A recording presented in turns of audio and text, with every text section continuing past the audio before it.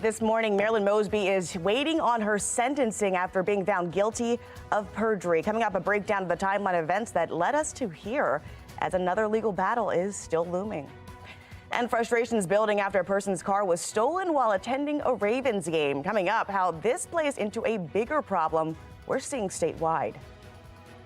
And I'm Wyatt. Ever heard a little rain on the radar this morning and much chillier temps on the way today. We'll have those details coming up. Live from WBFF in Baltimore, this is Fox 45 Early Edition. Good Friday morning to you. It is early 4:30 here on November 10th. I'm Taylor Stewart. Let's go ahead and jump right into your forecast. Meteorologist Wyatt Everhart with a look at what we're working with this Friday. Hey, Taylor, how are you this morning? Hey, it's a Friday, not a Saturday or Sunday, but we're both here. How about that? A little radar, a little action on the radar. So you see these showers out there, mainly southern Maryland, western Maryland now. We have the chance for on and off rain today. And these numbers that are in the 50s out there now, these are going to just stay where they are all day long under the clouds. We're talking about cool and cloudy weather.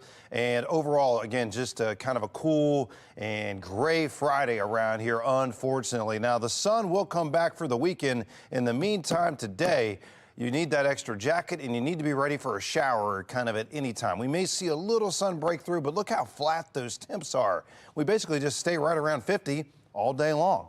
We'll talk about how things shape up into your Saturday and Sunday coming up. All right. This morning, former City State's Attorney Marilyn Mosby is waiting to learn her sentence after a jury found her guilty of 2 counts of perjury. Mosby was indicted in January of last year on 4 federal charges. She is still waiting on a trial for the 2 counts of making false statements on a loan application. Fox 45 News has covered every step of this case since the news of the indictment broke. And this morning, our coverage continues. Coming up at 5 o'clock, Shana Lilly is going to be live with a deeper look at Mosby's trial and what's next for the former City State's attorney.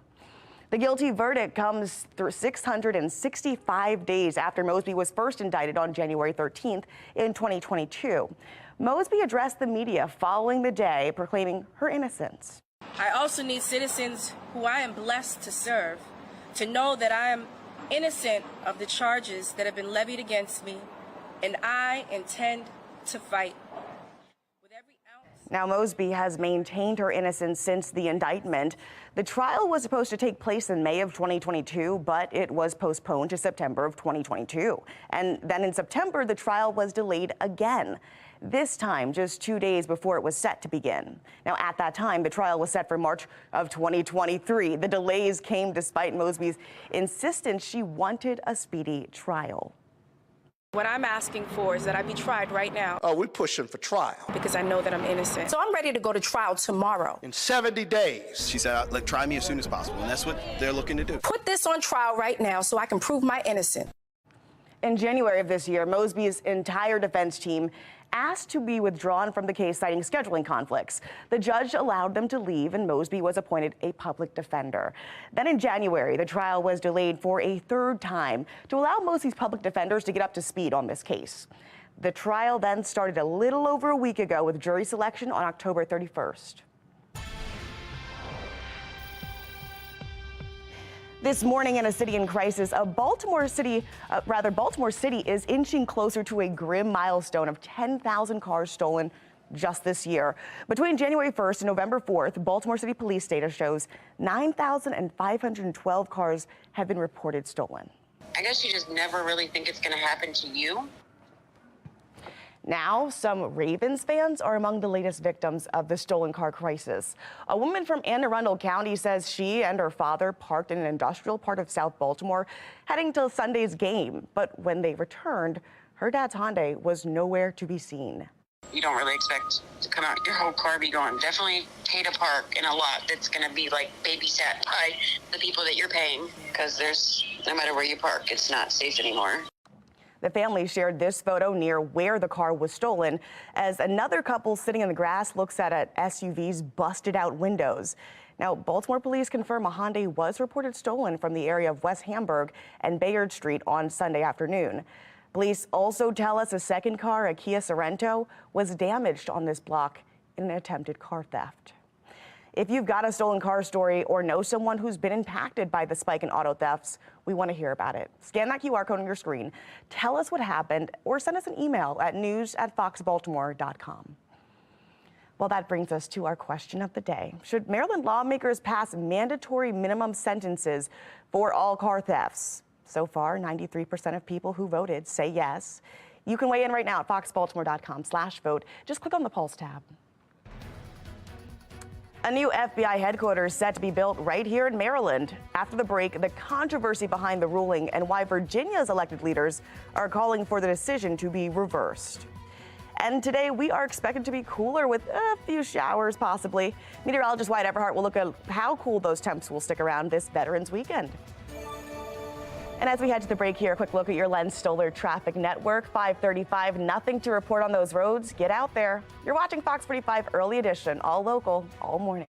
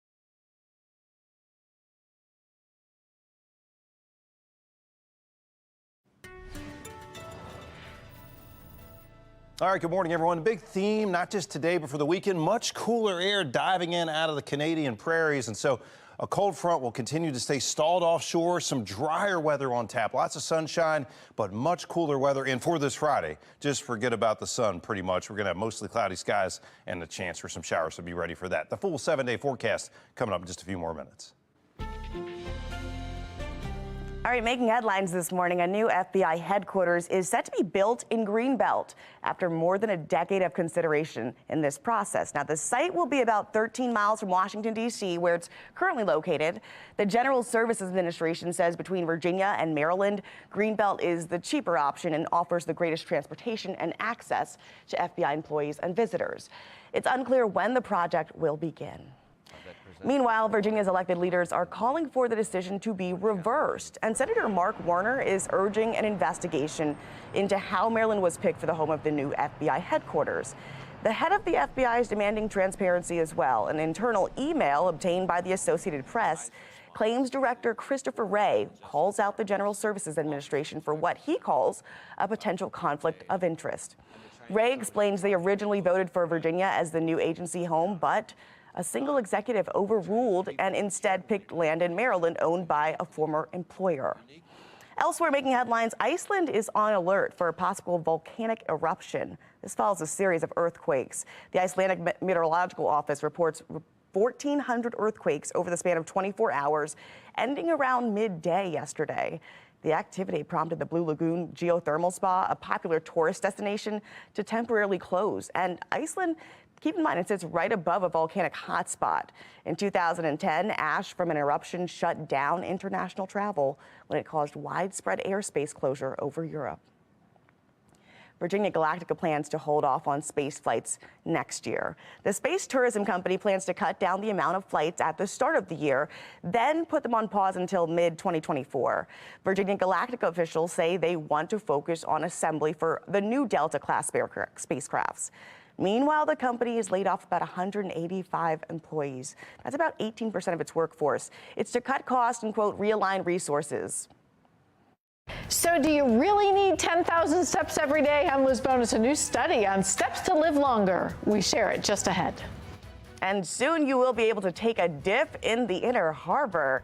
Still to come, how an event coming to Baltimore is working to make the harbor swimmable for the public. All right, here's what's ahead this morning on the National Desk. I'm Jan Jeff Coat. Tomorrow morning on the National Desk, the IRS spending your money on guns and ammunition for themselves. What's the deal? That's tomorrow on the National Desk. America's News Now, weekday mornings. You can watch the National Desk on our sister station, CW Baltimore, weekdays 6 to 9 a.m. But you're watching Fox 45 Early Edition, all local, all morning.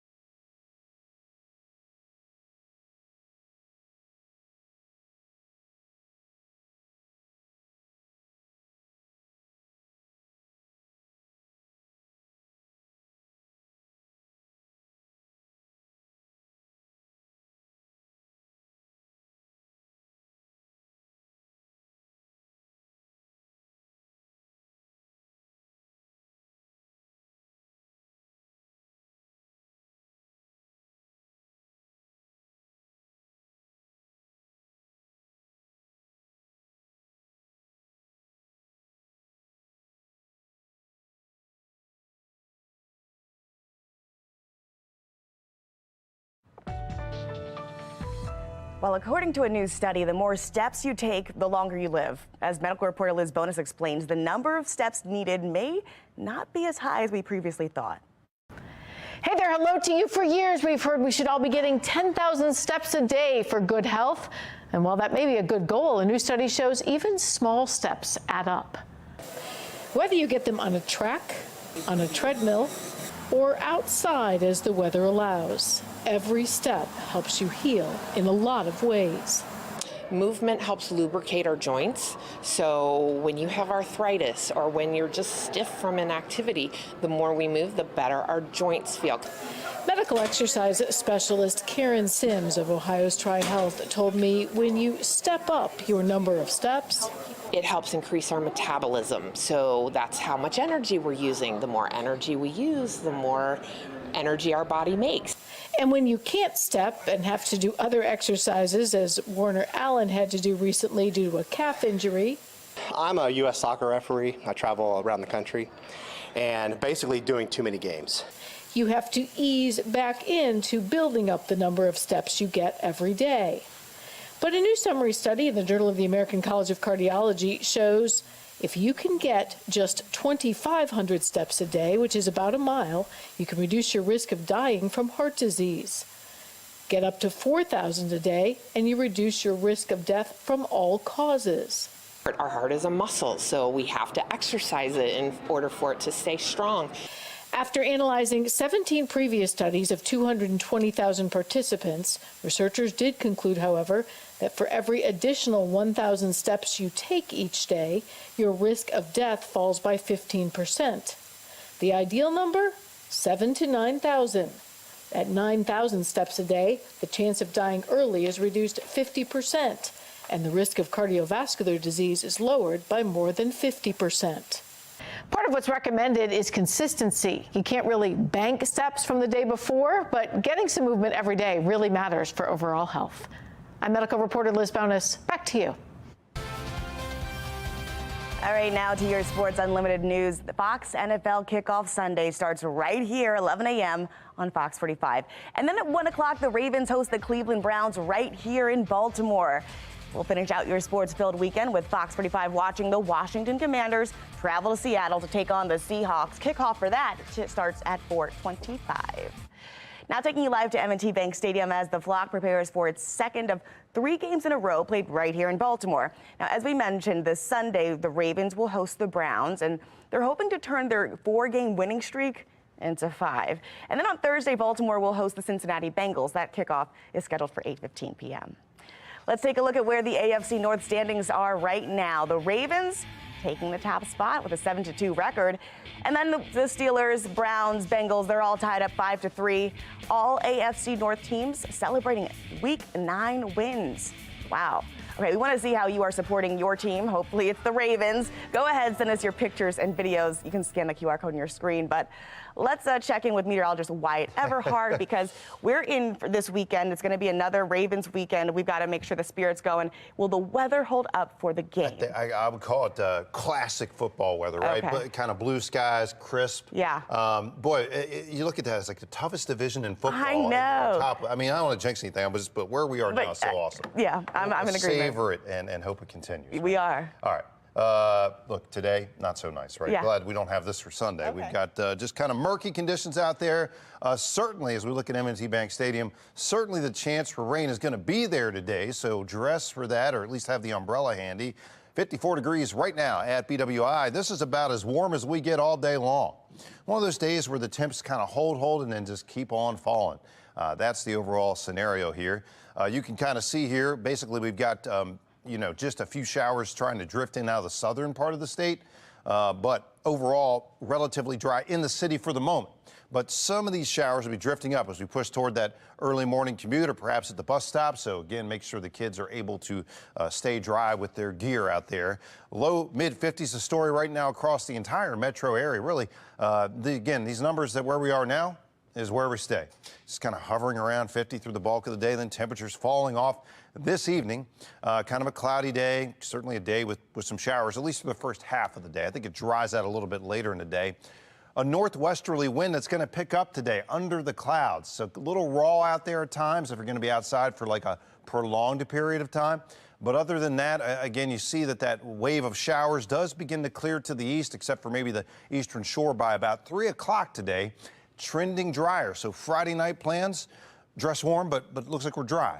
And it looks like that dry weather is going to hold up, not just for our Friday night and Saturday, but right into game day Sunday. So we're looking good, clear, and dry, just feeling much more November-like out there.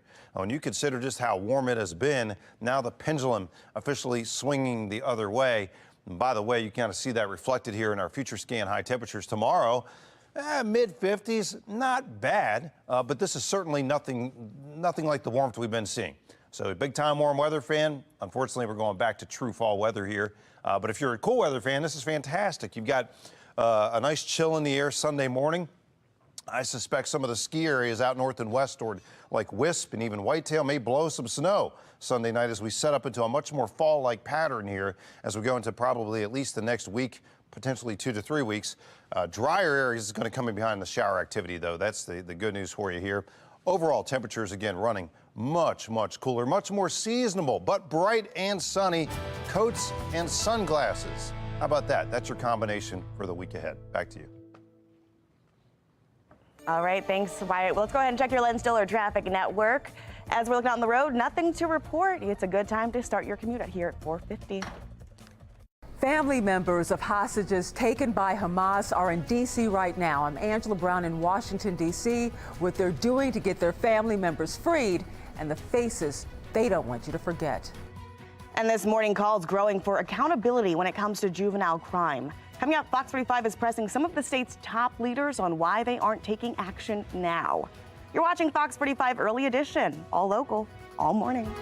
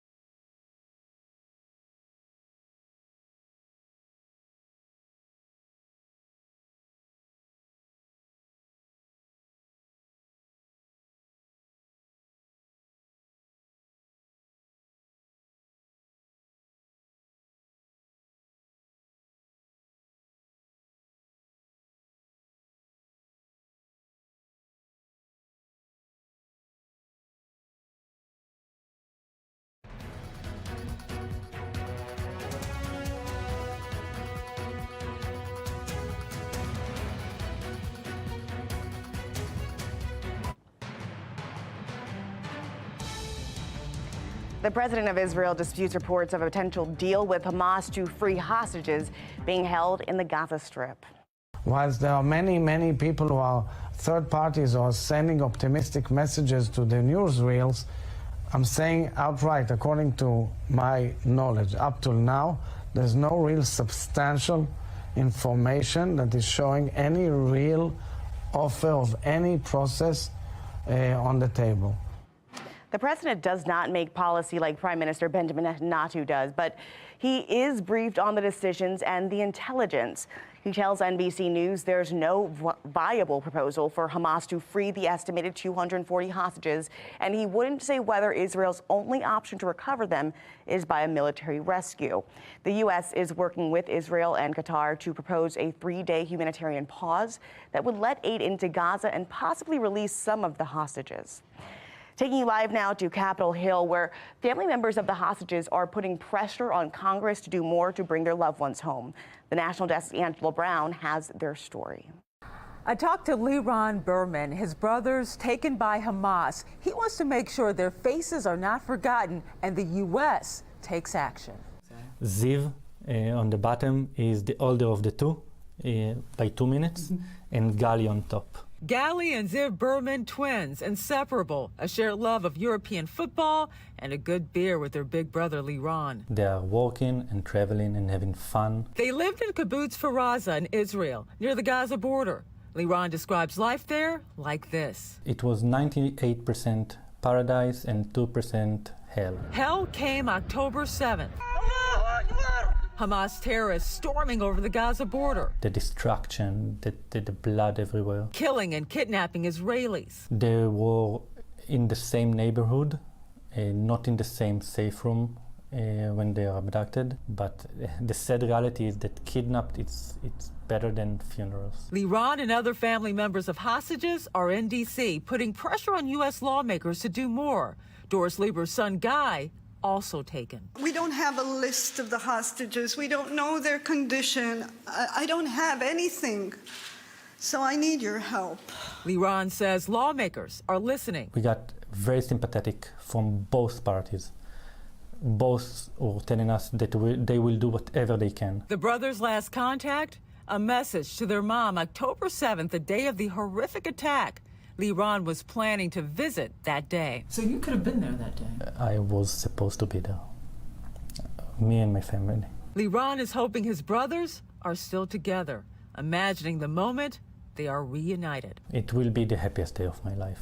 More than my wedding, more than the birth of my kids. It's like seeing them alive and together again. It will be the happiest day of my life. Some families want the U.S. to put more pressure on Middle Eastern countries to release the hostages. Keep in mind, over 200 people were taken over 30 days ago.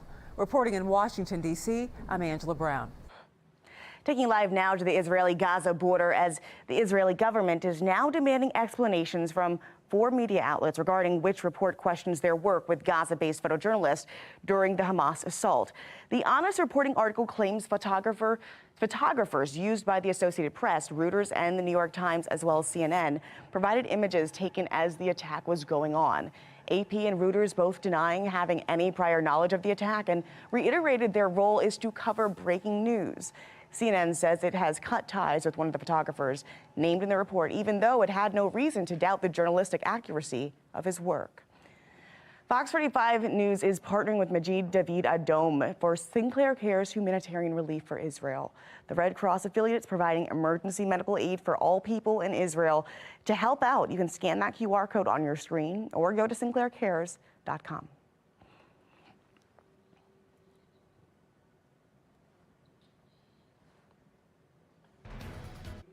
This morning, Governor Wes Moore and Mayor Brandon Scott addressing the importance of holding young people accountable. Coming up, FOX45 is demanding action and answers from top state leaders when it comes to addressing juvenile crime.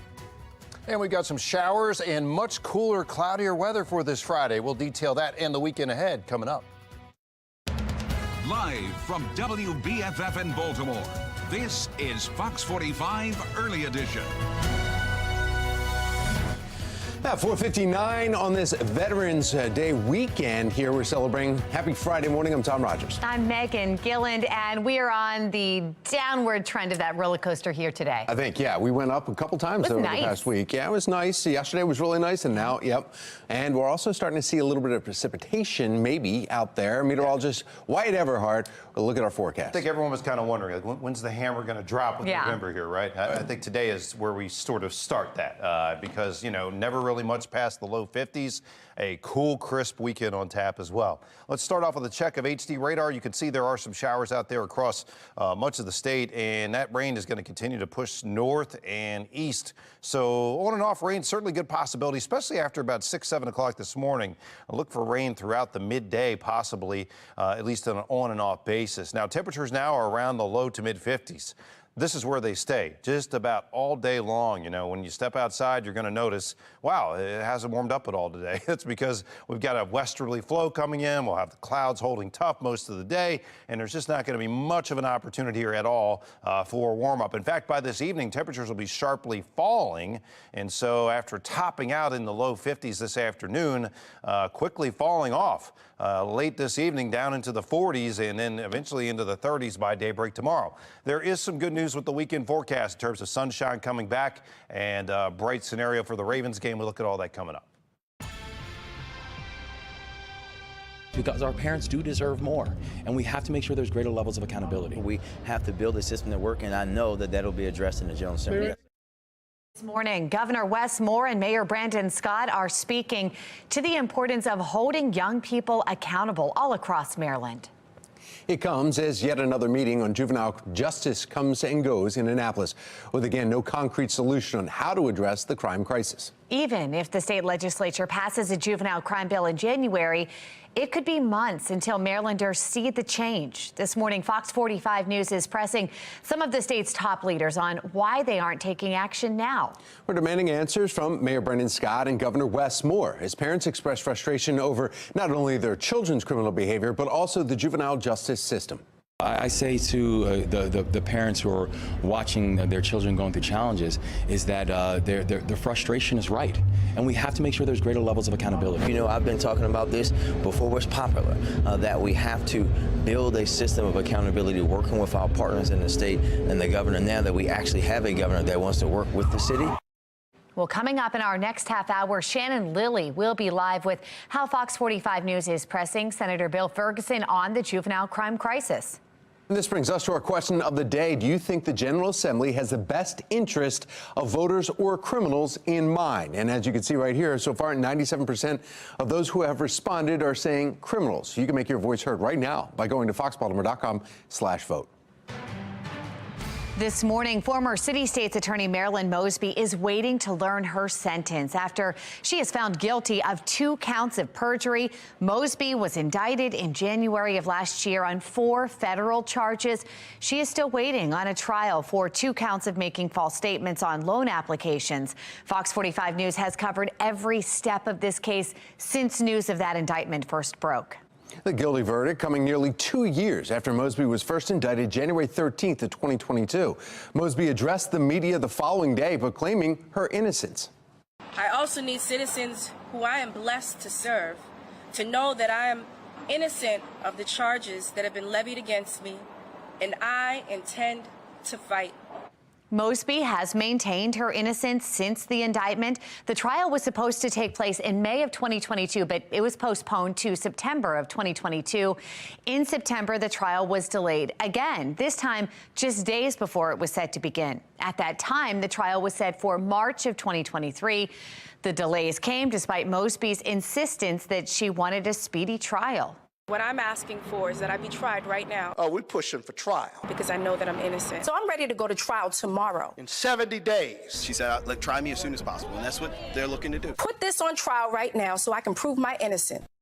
Well, in January this year, Mosby's entire defense team asked to withdraw from her case, citing scheduling conflicts. The judge allowed them to leave, and Mosby was appointed public defenders. Now, in February, the trial was delayed for a 3rd time to allow Mosby's public defenders to get up to speed on this case. Trial started a little over a week ago with jury selection October 31st. Well, Shannon Lilly is joining us live now with what is next for the former City State's attorney. Shannon. Well, Megan, after Marilyn Mosby was found guilty of 2 counts of perjury, she now awaits sentencing, and she could face up to 5 years for each perjury charge. Keep in mind, though, her legal troubles are not over. She still faces 2 mortgage fraud charges stemming from those Florida vacation homes. Now, that trial has yet to be scheduled, but we did speak with defense attorney Jeremy Eldridge, who's not associated with this case, and he weighed in on just how that could play out. Take a listen. The real question, I think, is will we see a superseding indictment? Are we going to see a new set of charges relating to some of the tax issues that she wasn't even charged with? So is the current state of the indictment that she's facing in the second trial, is that character of that going to change? Secondly, now we know she didn't testify in the first trial where she said she was going to testify, and in fact, that's why the trials were severed. So are we going to see Marilyn testify in this trial? Are we going to see the government change its case a little bit now that they know how she plans to present some of the evidence against her? And lastly, are we going to see the city council president, Nick Mosby, charged? And will that affect his choice to testify if he's called in a witness in the second case? All interesting questions there, and we will certainly be watching for those. In the meantime, you'll remember Mosby's perjury charges in this case hinged on her travel business Mahogany Elite. She claimed to have suffered a financial hardship and withdrew money from her city retirement account without paying a penalty. An FBI forensic accountant detailed Mosby's financial records, telling the jury Mosby made more money in 2020 when she claimed financial hardship than she did in 2019. On the third day of trial, Mosby elected not to testify, while her defense team tried to argue that the pandemic crashed her plans to launch the travel business, but the jury didn't buy it. They convicted former City State's Attorney Marilyn Mosby of those perjury charges, and her sentencing, Megan, has yet to be scheduled. Shannon, did we hear anything from Mosby or her team after that conviction? We really didn't hear much, Megan. Mosby actually walked out of the courtroom, and she reiterated a familiar phrase that we've been hearing throughout this trial, saying simply, quote, "I'm blessed." Her team didn't say anything at all.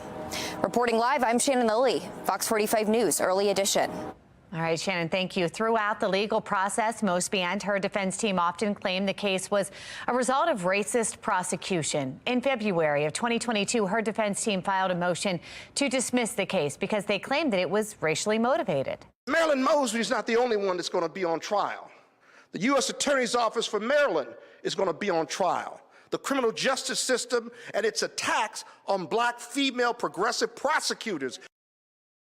As we mentioned earlier, Fox 45 Late Edition spoke with former prosecutor and now defense attorney Jeremy Eldridge. He also weighed in on what the verdict means for Mosby's claims the case was racially motivated. The claims of whether it was targeted, whether it was racist, or selective prosecution, I think those arguments fell on deaf ears. And it's really one very simple reason. Marilyn Mosby created pre-trial, whether it tainted the jury or not, this idea that she was going to come in, she was going to prove her innocence. And that led a lot of people, whether they're attorneys, members of the public, and possibly the jurors, to think that she was going to testify. Albeit it's a constitutional right to not testify. When you create this persona publicly of let me get into court, let me say my piece, and let me prove my innocence, not only are you shifting the burden away from the prosecution, which is her fault, but I think that the jurors wanted to hear her testify, and she chose not to.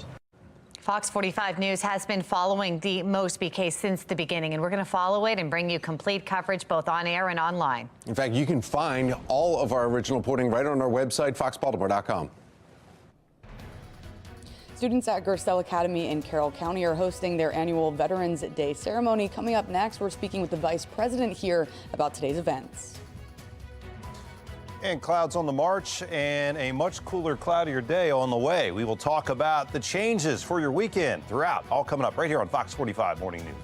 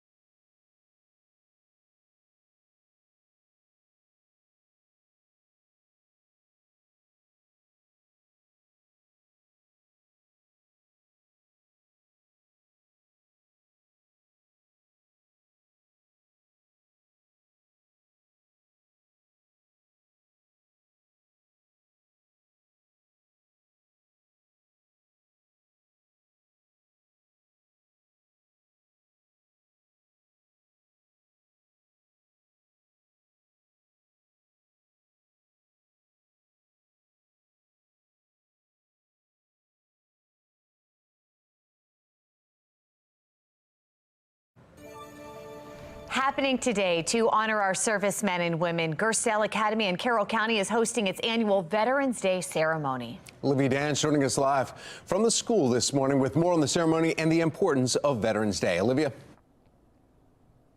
Well, good morning, Megan and Tom. Gerstell Academy hosts this ceremony every year to honor all of our servicemen and women. They host it around Veterans Day every year, and right now we're inside the alumni house here on campus. We're going to be speaking with students and staff all morning, but right now I want to go ahead and bring in Mary Luke, who is the vice president here. Good morning, Mary. Good morning. How are you? I'm doing good. Thanks for being here so bright and early with us, before the sun even comes up, actually. I know that you play a big role in putting this event together every year, so what can you tell us about today's ceremony and the events?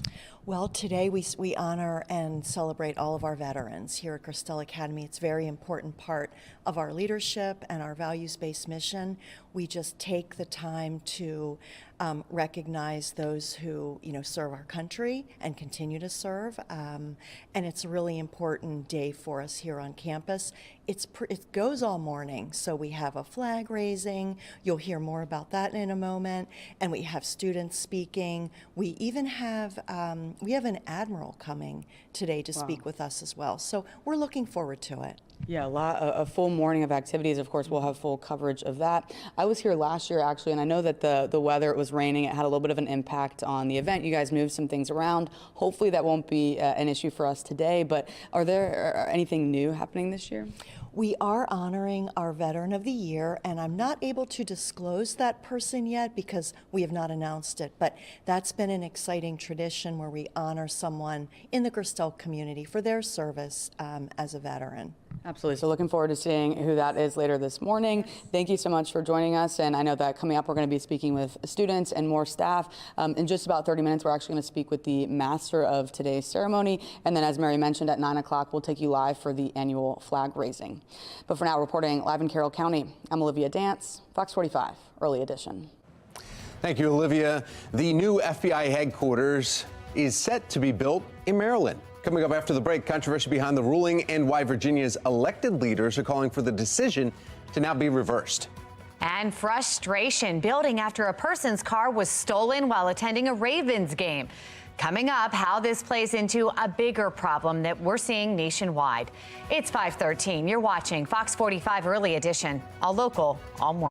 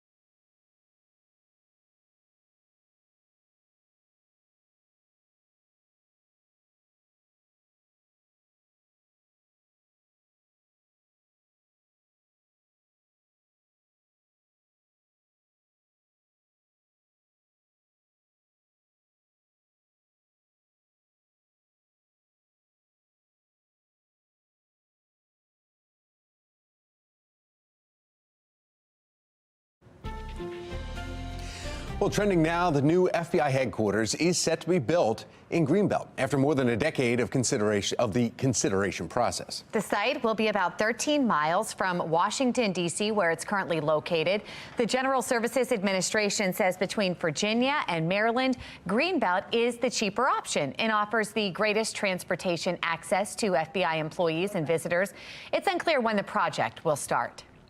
Meanwhile, Virginia's elected leaders are calling for the decision to be reversed, and Senator Mark Warner is urging an investigation into how Maryland was picked as a home for the new FBI headquarters.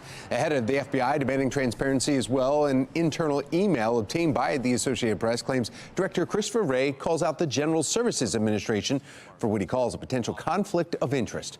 Wray explains they originally voted for Virginia as the agency's new home, but a single executive overruled and instead picked land in Maryland owned by a former employer. Now here in Baltimore, next year you could be able to swim in the Inner Harbor as part of the event named Harbor Splash. It's an event where people 18 and up can take a dip in the Inner Harbor while being supervised by water safety experts. The harbor is not ready for everyday activities, but organizers say this event is a massive step towards a swimmable Baltimore harbor. After generations of neglecting our streams and harbor, we expect a healthy amount of skepticism too. But this is just the beginning. We want to see other events like triathlons, swim meets, stand-up paddleboard races. We're so excited to see in the renderings for the new harbor place, they included a wave pool in the Inner Harbor. And one day we may even see a beach. Well, the Waterfront Partnership also highlighting data from its annual report card. The report found a 97% reduction in sewage flowing into the harbor over the past 5 years. That's great. Good to know. Trash wheel garbage collected increased, also good, and the harbor's bacteria scores have improved. Health harbor leaders are now say that these are all indicators that the city is on its way to a swimmable harbor, but did not provide an estimate as to when exactly that would happen. Well, it would have been swimmable weather yesterday, but today a little bit different. Yeah, we've had kind of the Indian summer effect, right? It's been nice for the warm weather fans out there. This is all changing now. So November, is there going to be another little upturn, though? Maybe by like next weekend, okay. A little bump up, but I don't know the 80-degree. Pushing 80, that might be record-breaking. We might be looking at March for that again. We'll see. You never know. You think of New Year's Day last year, we were out in T-shirts, so it can happen, but we'll see. Take a look right now, M&T Bank Stadium. It's pretty quiet on the range right now, so to speak. But these numbers are not going to move today. The clouds have already rolled in. The showers will be moving in. They already have here in southern Maryland. There's a few showers out west toward Cumberland. If your travels take you west on 70 to 68, you'll find some rain that way. Most of us really looking at, just a dreary day, kind of a cloudy day.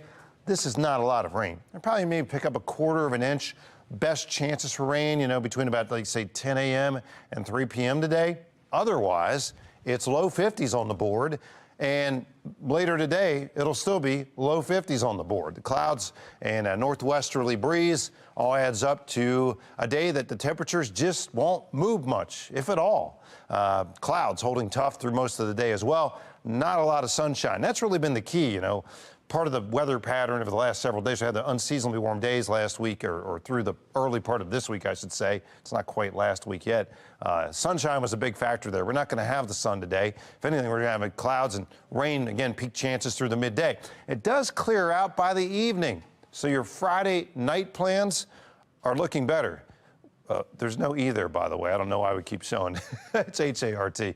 Anyway, partly cloudy skies. That will continue to clear out from west to east. And we're barely looking at basically just an overall dry scenario Saturday and Sunday. So true November is arriving, no question about that. The rain does clear for the weekend. So it's a bright scenario. Sunglasses and jacket scenario. How about that? Saturday, Sunday, even in the next week. The front is already kind of edged through, but the overrunning moisture will be around through the bulk of the day. The dry air, that big high pressure bubble to the west, that's our next weather maker, and that really settles in for the weekend into the early part of next week. Look at the big picture map.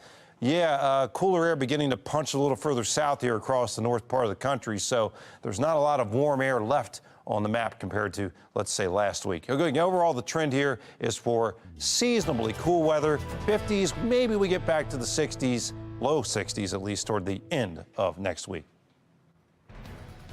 Calls for a ceasefire fail. The latest on negotiations with the Israel-Hamas war as airstrikes continue. Well, this morning, calls are growing for accountability when it comes to the juvenile crime crisis. Coming up, Fox 45 is pressing some of the state's top leaders on why they are not taking action now. 521, you're watching Fox 45's Early Edition. We're all local.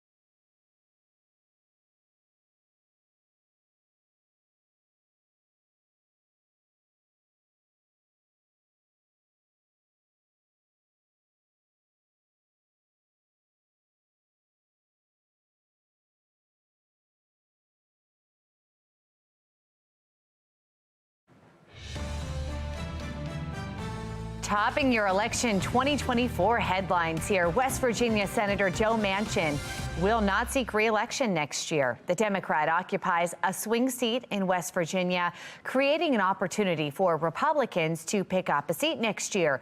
Democrats currently have a 51-49 majority. Manchin says he'll travel the country to gauge interest in a movement to bring moderate Americans together. He's also considering a third-party presidential run. Two-time Green Party presidential nominee Jill Stein announces she plans to seek the party's nomination for the White House in 2024. Stein made that surprise announcement in a video posted to social media just yesterday. She was the Green Party nominee for president in 2012 and 2016. Her last candidacy drew criticism from Democrats who blamed her for drawing Democratic voters away from Hillary Clinton. Stein's announcements come amid growing questions about the strength of President Joe Biden's re-election campaign. Recent CNN poll showing former President Donald Trump narrowly leading Biden in a hypothetical rematch. Hey, Tosh. I'm not gonna be home, all right? But what about the keys? I can't get in. Look, it ain't like that, all right? When are you coming back? You're in charge right now, Tasha. I don't understand. Just feed my birds for me, all right? Later, Tasha. T. Tasha, will you come with me, please? An emotional gun violence public service announcement is now playing on TVs and phones all across Maryland. PSA aims to show the impact that violence can have on young people and their families. U.S. Attorney for Maryland Eric Barron made that PSA in collaboration with ROCA, a nonprofit offering wraparound services for at-risk youth. You don't get to say goodbye to your loved ones if they are murdered. We need to really get a deeper understanding of what violence looks like. One murder is too many. The more we raise awareness of how this impacts, the greater chance we have to bring change. You can find a link to the video in its entirety right now on our website, foxbaltimore.com. The attack in Butchers Hill is reigniting the frustration over the juvenile justice system. Coming up, we press Senate President Bill Ferguson for what he's doing to address the issue. Today, we will see some showers if you're not seeing them already, and tomorrow temperatures will be back in the 50s. Coming up, meteorologist Wyatt Everhart tracking your Ravens game forecast. 527, you're watching Fox 45's Early Edition.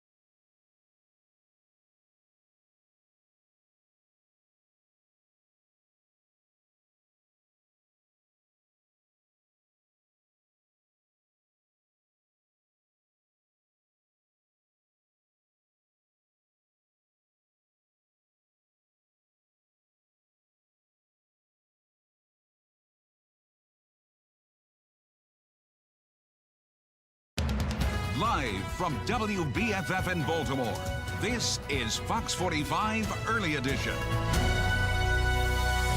Welcome back to Fox 45 Early Edition. It's Friday, November 10th. I'm Megan Gilland. I'm Tom Rogers, and we need to find out exactly what the weekend has in store, especially when we're looking at the forecast. Yeah, meteorologist Wyatt Everhart is here with a look. Hey, Tom, Megan, yeah, changes in the air, no question about that. We're going to continue to see the clouds roll in and then the showers coming in behind that cloud cover shield. So it's great to start the day. What can we say? And chance for showers is going to be there this Friday. Make sure you have the umbrella handy. Right now, most of the rain still southern Maryland, western Maryland, but the immediate Baltimore area from Annapolis up, you know, the odds of rain go up through the course of the morning. Only low 50s out there right now. And these numbers are just not going to move much today because, well, we're not going to see much sun, and we're going to continue to see that westerly cool breeze out there. So, yes, kind of a murky gray Friday, one of those November days. There's a famous Guns N' Roses song, right, about the November rain. And not that cold of a November rain, but we'll see it today. The sunshine back for the weekend big time. We'll look at your weekend forecast in detail coming up in just a couple more minutes.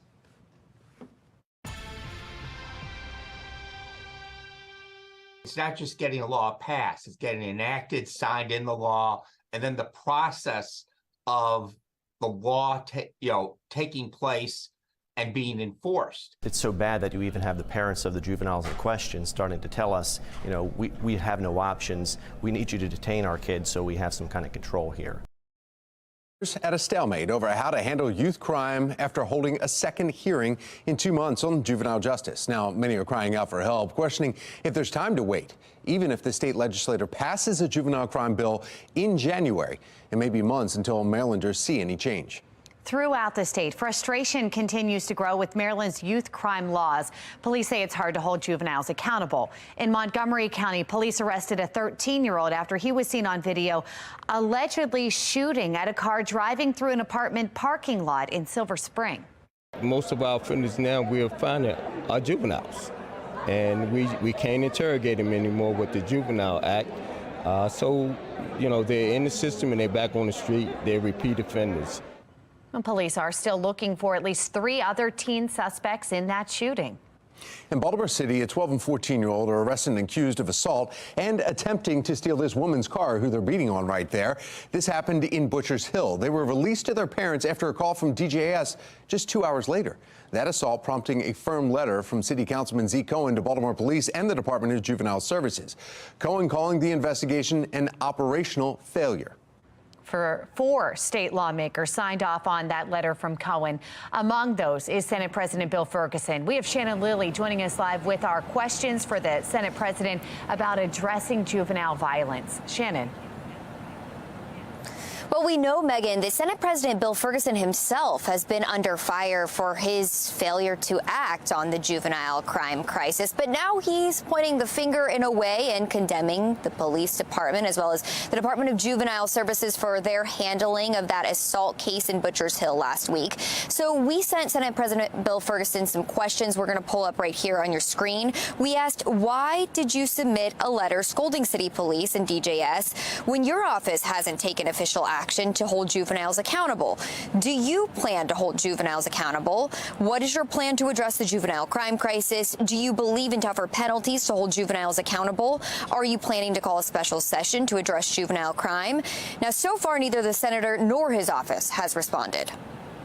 They all run away because the political capital to roll up your sleeves and confront the problem is vast, and it has to do with problem solving. This is unacceptable. We would have had a hearing and brought the Secretary of the Department of Juvenile Services in, okay? We all would have called for it and said, explain this, explain how he got let out, and explain the 14-year-old, and explain how this isn't going to happen again. So this week, former Senator Jim Brochin there was critical of the state's seemingly passive approach toward reforming the broken system. Brochin sat on the Senate's Judicial Proceedings Committee for 14 years, and he says when the legislature opens back up for session in January, it is possible to fast-track emergency legislation having to do with juvenile justice, have it signed and put in place before the session ends in April. Reporting live, I'm Shannon Lilly, Fox 45 News, Early Edition. Thank you, Shannon. For more of our coverage surrounding the juvenile crime crisis, including concerns coming from police, prosecutors, and a former state senator, just head over to our website, foxbaltimore.com. This morning in a city in crisis, Baltimore City is inching closer to a grim milestone of 10,000 cars stolen so far this year. That's not including the carjackings. Between January 1st and November 4th, police data shows 9,512 cars reported stolen citywide. I guess you just never really think it's going to happen to you. Now, some Ravens fans are among the latest victims of the city's stolen car crisis. A woman from Anne Arundel County says that she and her father had parked in an industrial part of South Baltimore to go to the last Sunday's game. But when they returned, her dad's Hyundai was nowhere to be seen. You don't really expect to come out your whole car be gone. Definitely pay to park in a lot that's going to be like babysat by the people that you're paying, because there's no matter where you park, it's not safe anymore. The family shared this photo near where the car was stolen as another couple sitting in the grass looks at an SUV's busted out window. Baltimore police confirmed a Hyundai was reported stolen from the area of West Hamburg and Bayard Streets on Sunday afternoon. Police also tell us a second car, a Kia Sorento, was damaged on this block in an attempted car theft. If you have a stolen car story, or if you know someone who's been impacted by the spike in auto thefts, we want to hear about it. You can scan the QR code that you see there on your screen, tell us what happened, or send an email to news@foxbaltimore.com. New this morning, no ceasefire. That is the word from officials as Israel continues to take out strikes on Hamas targets in Gaza. Taylor Stewart is in our live center this morning with the latest negotiations for a pause in the Israel-Hamas war. Taylor? That's right. That is the word from Prime Minister Benjamin Netanyahu overnight.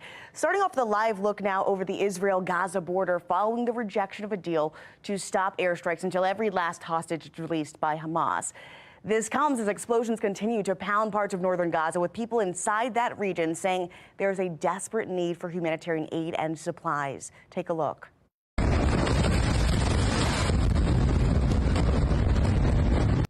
Overnight airstrikes landing in the vicinity of 2 hospitals in northern Gaza, injuring 10 people and damaging hospital vehicles and infrastructure. Netanyahu did agree to a 4-hour pauses in the war, just long enough to get civilians time to travel north to south to get more aid. Now, according to Israeli officials, more than 80,000 people have fled northern Gaza through an evacuation corridor on Thursday. 50,000 fled the day before. A live look over Capitol Hill now, where early next week, lawmakers are set to update their efforts on the war. This as we also get the chance to witness 43 minutes of footage from the deadly October 7th Hamas attack. They're going to have dash cam, body camera footage, and surveillance video, as well as phone video. We'll keep our eyes on that and bring you the latest here at the Live Center. Back to you. Students at Gerstell Academy in Carroll County are hosting their annual Veterans Day ceremony. Coming up next, we're speaking with the director of the ceremony about the significance of today's events. Cooler temperatures today with a chance of rain. Coming up, meteorologist Wyatt Everhart timing things out for your Veterans Day weekend. It is 5:38 and you're watching Fox 45 Early Edition, all local, all morning.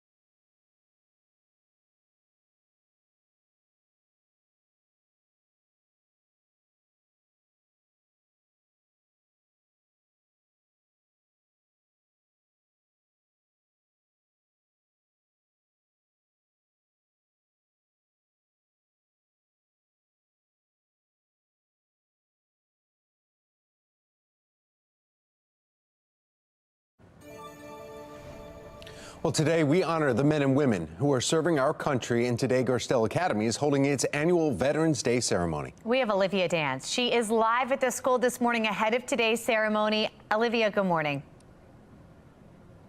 Good morning, Megan and Tom. Gerstell Academy hosts this ceremony every year right around Veterans Day to honor all of the men and women who have served our country.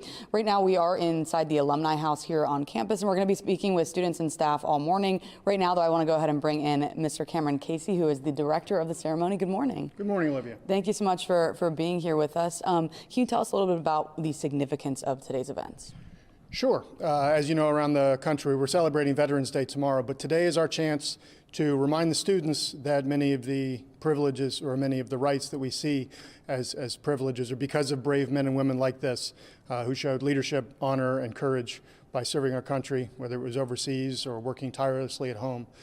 Everything we enjoy is because of men and women like these.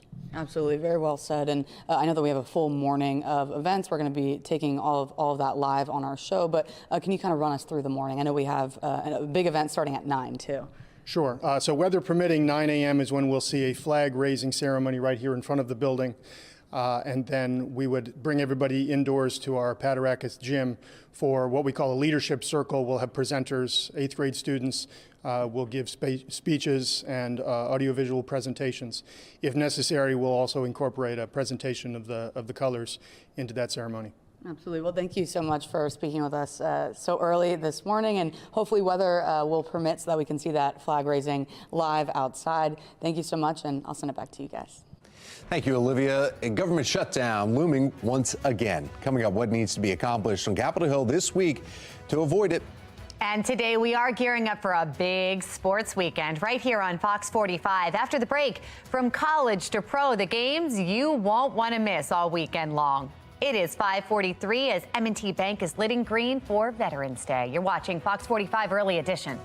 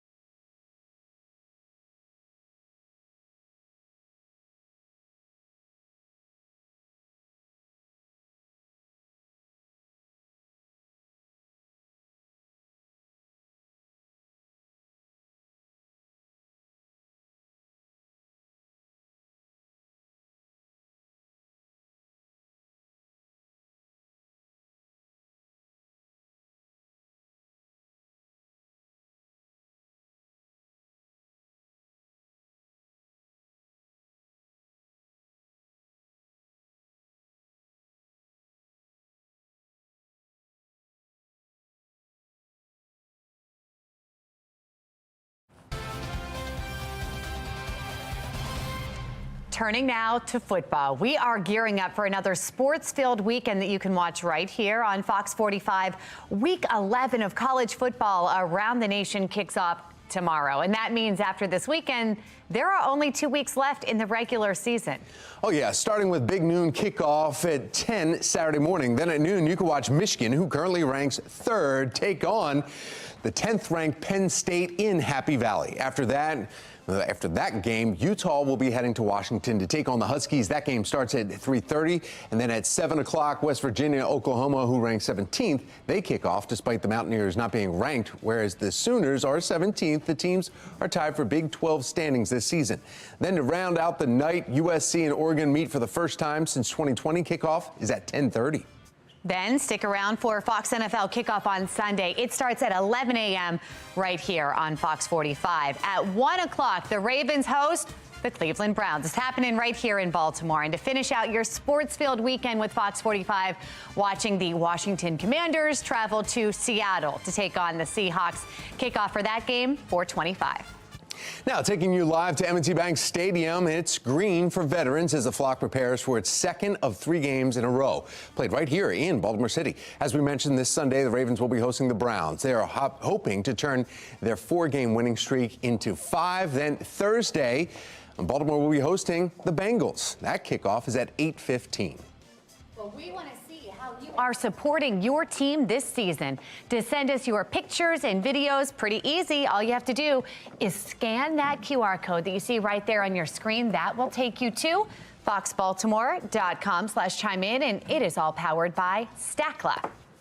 My entire day is surrounded and based off of that Penn State-Michigan game at noon, of how we're going to plan our whole weekend is how do we get to the TV at that time? You are, but are Penn State? No, not Penn. No, we aren't. No, I know. That's every week.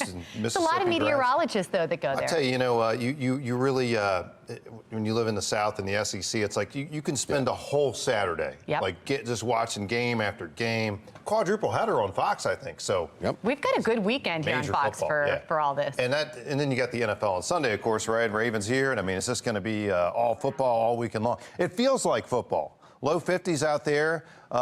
We've got some rain moving in, but by the time we're playing the games tomorrow and Sunday, of course, we're looking dry. But not today. Today we got the rain to deal with. Showers on and off for your Friday, at least through about 3-4 o'clock today, I think. And, we're already seeing a little bit of rain edging its way out Waldorf, up into southern Anne Arundel County, and then all the way back west. If your travels take you out toward Cumberland this morning, you're going to find some rain on 70 west out to 68. Overall, this is not going to be a lot of rain. But, probably pick up about 1/4 of an inch or so by the time it's all said and done by around 3 o'clock or so this afternoon.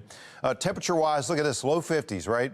If you like the low 50s, you're going to love this Friday because this is like we could check the map at 11 a.m., 2 p.m., 4 o'clock. It's going to be low 50s all day long. Temperature's just not going to move much, kind of staying level here. In fact, if anything, dropping off into the evening. Once that rain's out, even cooler air arrives overnight tonight. So, yeah, November has come. People are saying, when is the hammer going to drop in terms of real November weather? I think today is the beginning of that. And, again, you look at the entire mid-Atlantic region under the clouds, so just not much sunshine to be found out there at all today. Overall, though, again, the rain will be a relatively narrow window of time, really just through, 9 o'clock through about 3 o'clock this afternoon. Rain ejects off to the east, and behind it, drier air becomes the story tonight, Saturday, Sunday. Dry, pleasant by afternoons, but the nights will be cold. True November weather arriving, we'll say that. And the rain clearing out for the weekend, that is the good news. Long-term, sunny, but seasonably cool weather holds up. There's the front that has come through and really begun to bring in some cooler air. The drier air moves in again tonight into Saturday and Sunday. High pressure bubble, that's our next weather maker, and you can see the results temperature-wise here back to much more seasonable level. In fact, below seasonable levels.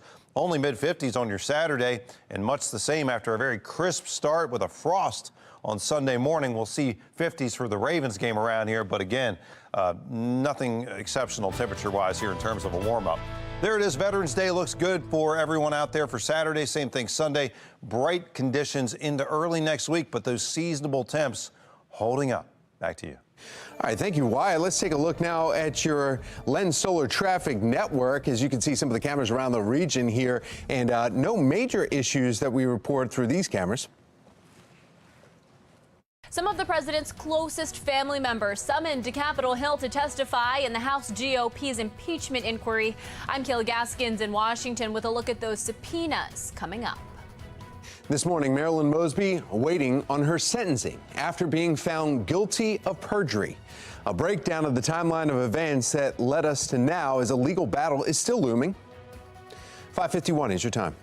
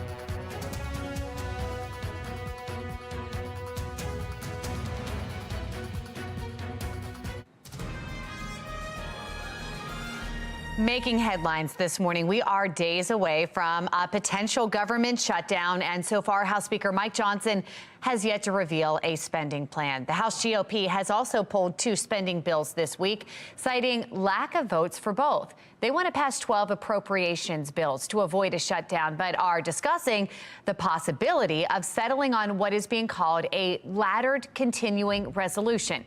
It is an idea that Democrats say is convoluted and a non-starter. Most members of the House Republican Conference have no idea what a laddered CR means, what it represents, or how it would possibly be implemented, let alone the American people. The key thing you got to realize is that we're trying to get to is to pass a dadgum budget. Jody Arrington chairs the Budget Committee. And man, I'm telling you, this country is hungry for that. Well, the GOP's laddered CR effectively creates a cascade of shutdowns for individual spending bills. Some Republicans worry Johnson wasted time this past week weighing options moving forward instead of rolling out a plan. Majority of Americans are not on board the House GOP's plan to pay for the $14 billion in aid to Israel by slashing funds to the IRS. Kind of. That's according to a new YouGov poll, which shows 32% of Americans support the idea, while 49% oppose. 19% of those surveyed say they are not sure. The Treasury Secretary says going this route would be physically irresponsible. House GOP disagrees. Playing politics with IRS funding is unacceptable. Cutting it would be damaging and irresponsible. We have obligations and we have commitments, and we want to protect and help and assist our friend Israel, but we have to keep our own house in order as well. Budget experts warn slashing IRS funds would blow a larger hole in the budget deficit, making it more difficult to raise funds needed to pay down the debt. The U.S. Senate blocked that bill. Well, the House GOP is issuing subpoenas for the president's son and brother as they escalate their impeachment inquiry into Joe Biden. Sinclair national correspondent Kayla Gaskins joins us from Capitol Hill. Some of the president's closest family members now preparing to make their way to Capitol Hill. I think we're at the point now where we can connect the dots. To face questions from GOP lawmakers digging into the legality and legitimacy of the family's international business deals amid allegations they sold access to Joe Biden for millions. We understand what the scheme was. We understand who the people were who were wiring the money. We believe we know why, but we want to hear from the Bidens. On Wednesday, a flurry of subpoenas sent out for the president's son, Hunter Biden, his brother James, and a close associate, Rob Walker. Voluntary requests going out for James's wife and Beau Biden's widow. As for evidence tied directly to Joe Biden, Chairman James Comer offering 2 checks sent to the president from his family, totaling close to $250,000. Comer says this money came from the profits of deals the family did with Chinese companies while Joe Biden was vice president. When it comes to issues like corruption and personal enrichment, it's pretty clear cut. Either you got money and you didn't. Either you had meetings and you didn't. Democrats in Congress insist the probe is a waste of time. The loans they're talking about were perfectly lawful loans that Joe Biden, as a private citizen, made to his brother. And somehow we're supposed to construe from that some kind of crime or an impeachable offense. Hunter Biden's attorney calling the subpoena a political stunt, and James Biden's attorney saying there's no justification for his subpoena. White House spokesperson Ian Sams says Republicans are harassing the president's family in their long-running political smear campaign against him. The first to testify will be Biden family business associate Rob Walker at the end of this month. Then in early December, the president's brother James Biden will testify.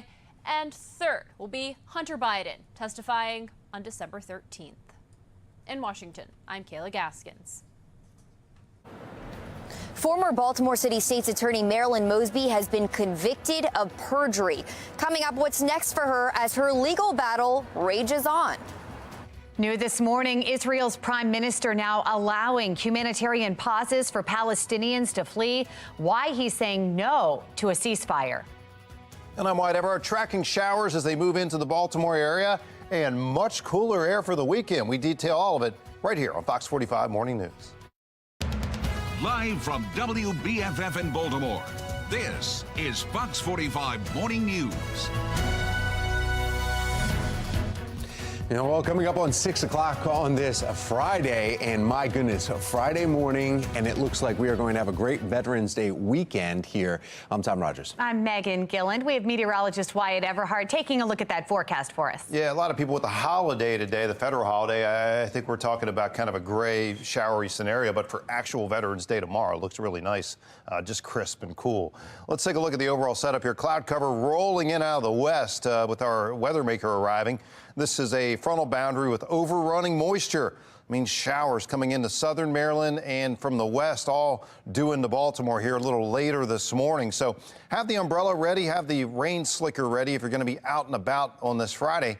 Right now, mid to upper 50s out there, and these numbers are just not going to move much today. Where we are is kind of where we stay all day long, low 50s for the most part. That is the trend, and you can see temperatures, if anything, falling off late in the day, but at least the rain also clearing out late today as well.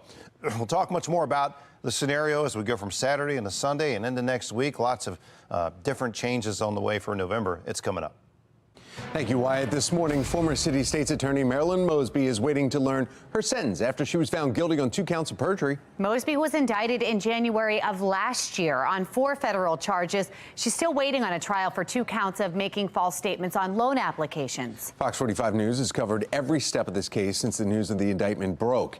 Shannon Lilly is joining us live this morning with what's next for the former city state's attorney Mosby. Shannon? Well, that verdict, Tom and Megan, came in less than 24 hours ago after being convicted of 2 counts of perjury. Now comes the sentencing phase of this, and Mosby faces up to 5 years in prison for each count of perjury. But keep in mind, her legal battles aren't over. She still faces 2 mortgage fraud charges stemming from those Florida vacation homes. Now, that trial has not been set, but we did speak with defense attorney Jeremy Eldridge, who's not associated with this case, and he weighs in on how that could play out. The real question, I think, is will we see a superseding indictment? Are we going to see a new set of charges relating to some of the tax issues that she wasn't even charged with? So is the current state of the indictment that she's facing in the second trial, is that character of that going to change? Secondly, now we know she didn't testify in the first trial where she said she was going to testify, and in fact, that's why the trials were severed. So are we going to see Marilyn testify in this trial? Are we going to see the government change its case a little bit now that they know how she plans to present some of the evidence against her? And lastly, are we going to see the city council president, Nick Mosby, charged? And will that affect his choice to testify if he's called in a witness in the second case? All interesting questions we'll certainly be watching out for. In the meantime, you'll remember Mosby's perjury charges in this case. They hinged on her travel business, Mahogany Elite. She claimed to have suffered a financial hardship, and she withdrew money from her city retirement account without paying a penalty. Now, an FBI forensic accountant detailed Mosby's financial records, telling the jury Mosby made more money in 2020 when she claimed financial hardship than she did in 2019. On the 3rd day of trial, Mosby elected not to testify. While her defense team tried to argue the pandemic crushed her plans to launch the travel business, the jury just didn't buy it, and they convicted Marilyn Mosby, the former city state's attorney, of perjury with less than a day of deliberations. The sentencing phase of this has not yet been set. Megan, Tom. Well, Shannon, did we hear anything from Mosby or even her team following this announcement and her conviction? We heard very little, Tom. In fact, as she was walking out of the courtroom, Mosby just reiterated the same phrase that we have heard her say throughout this trial, just simply saying, quote, "I'm blessed." Her attorney didn't say anything at all.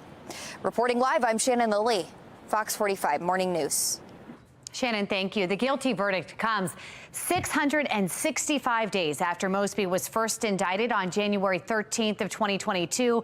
Mosby addressed the media the following day proclaiming her innocence. I also need citizens who I am blessed to serve to know that I am innocent of the charges that have been levied against me, and I intend to fight.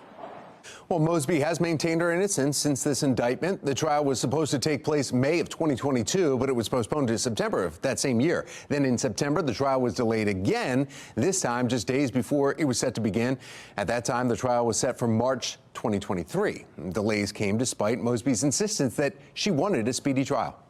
What I'm asking for is that I be tried right now. Oh, we're pushing for trial. Because I know that I'm innocent. So I'm ready to go to trial tomorrow. In 70 days. She said, like, try me as soon as possible, and that's what they're looking to do. Put this on trial right now so I can prove my innocence. In January of this year, Mosby's entire defense team asked to withdraw from her case, citing scheduling conflicts. The judge allowed them to leave, and Mosby was appointed public defenders. In February, the trial was delayed for a 3rd time to allow Mosby's public defenders to get up to speed on the case. The trial started a little over a week ago with jury selection on October 31st. Throughout the legal process, Mosby and her defense team often claimed this case was a result of racist prosecution. In February 2022, her defense team even filed a motion to try and dismiss the case because they claimed it was racially motivated. Marilyn Mosby is not the only one that's going to be on trial. The U.S. Attorney's Office for Maryland is going to be on trial. The criminal justice system and its attacks on black female progressive prosecutors. As we mentioned earlier, Fox 45 News Late Edition spoke with defense attorney Jeremy Eldridge. He also weighed in on what the verdict means for Mosby's claims that the case was racially motivated.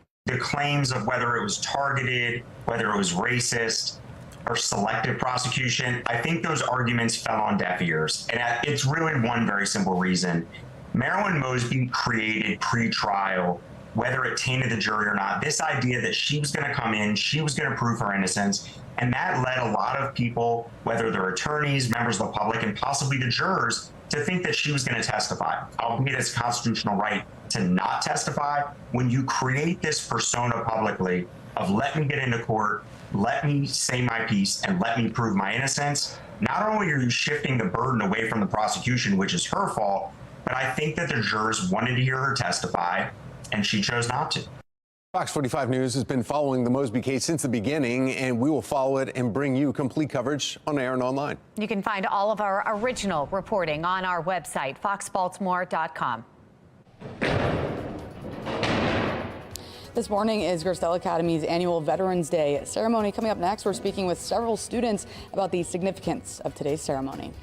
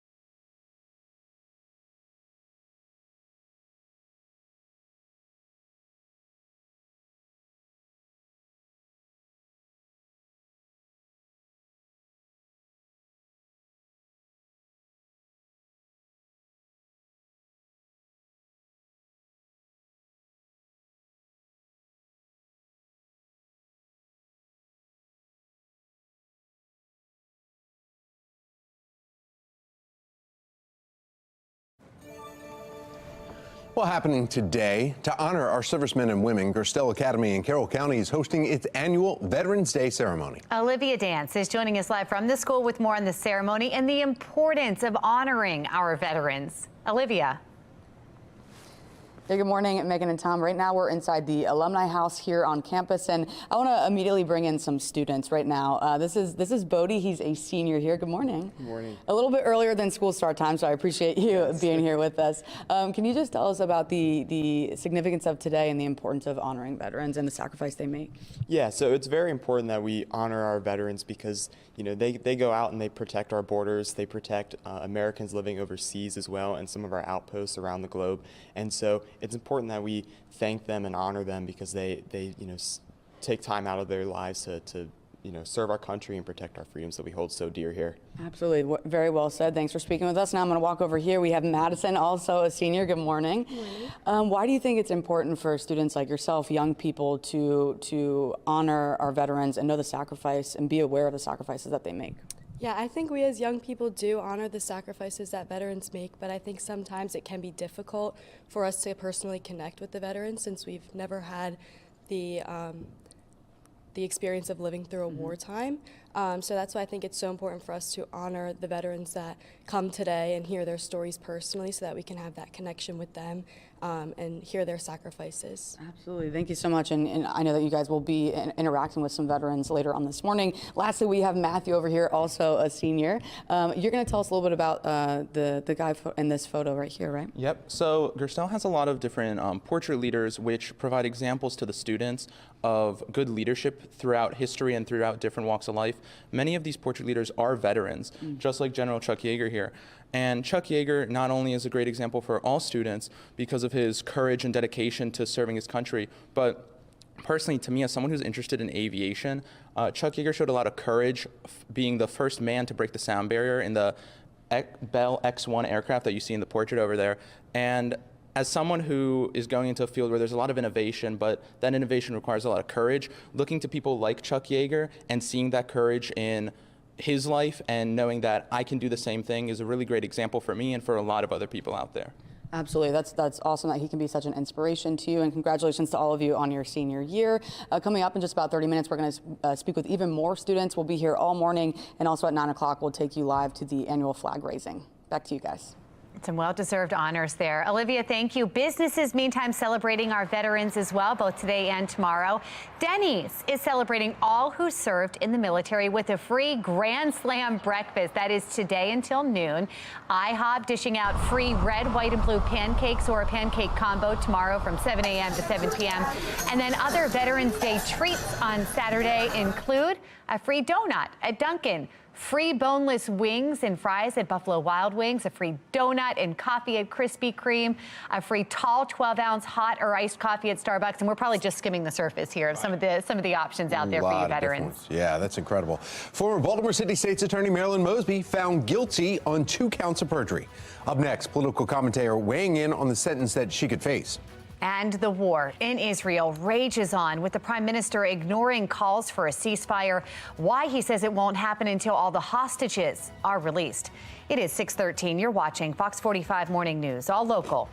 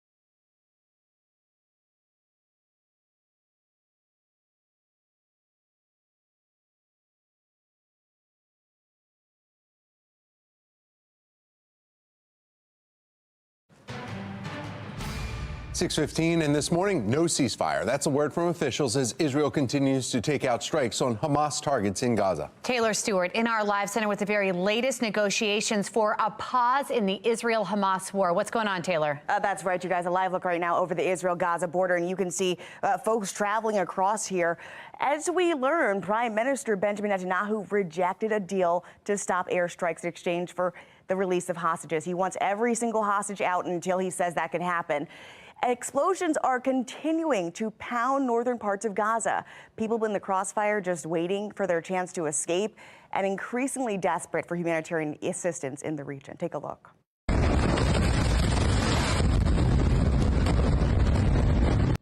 Strikes landing in the vicinity of 2 separate hospitals in northern Gaza, injuring 10 people and damaging hospital vehicles and infrastructure. Just look at that.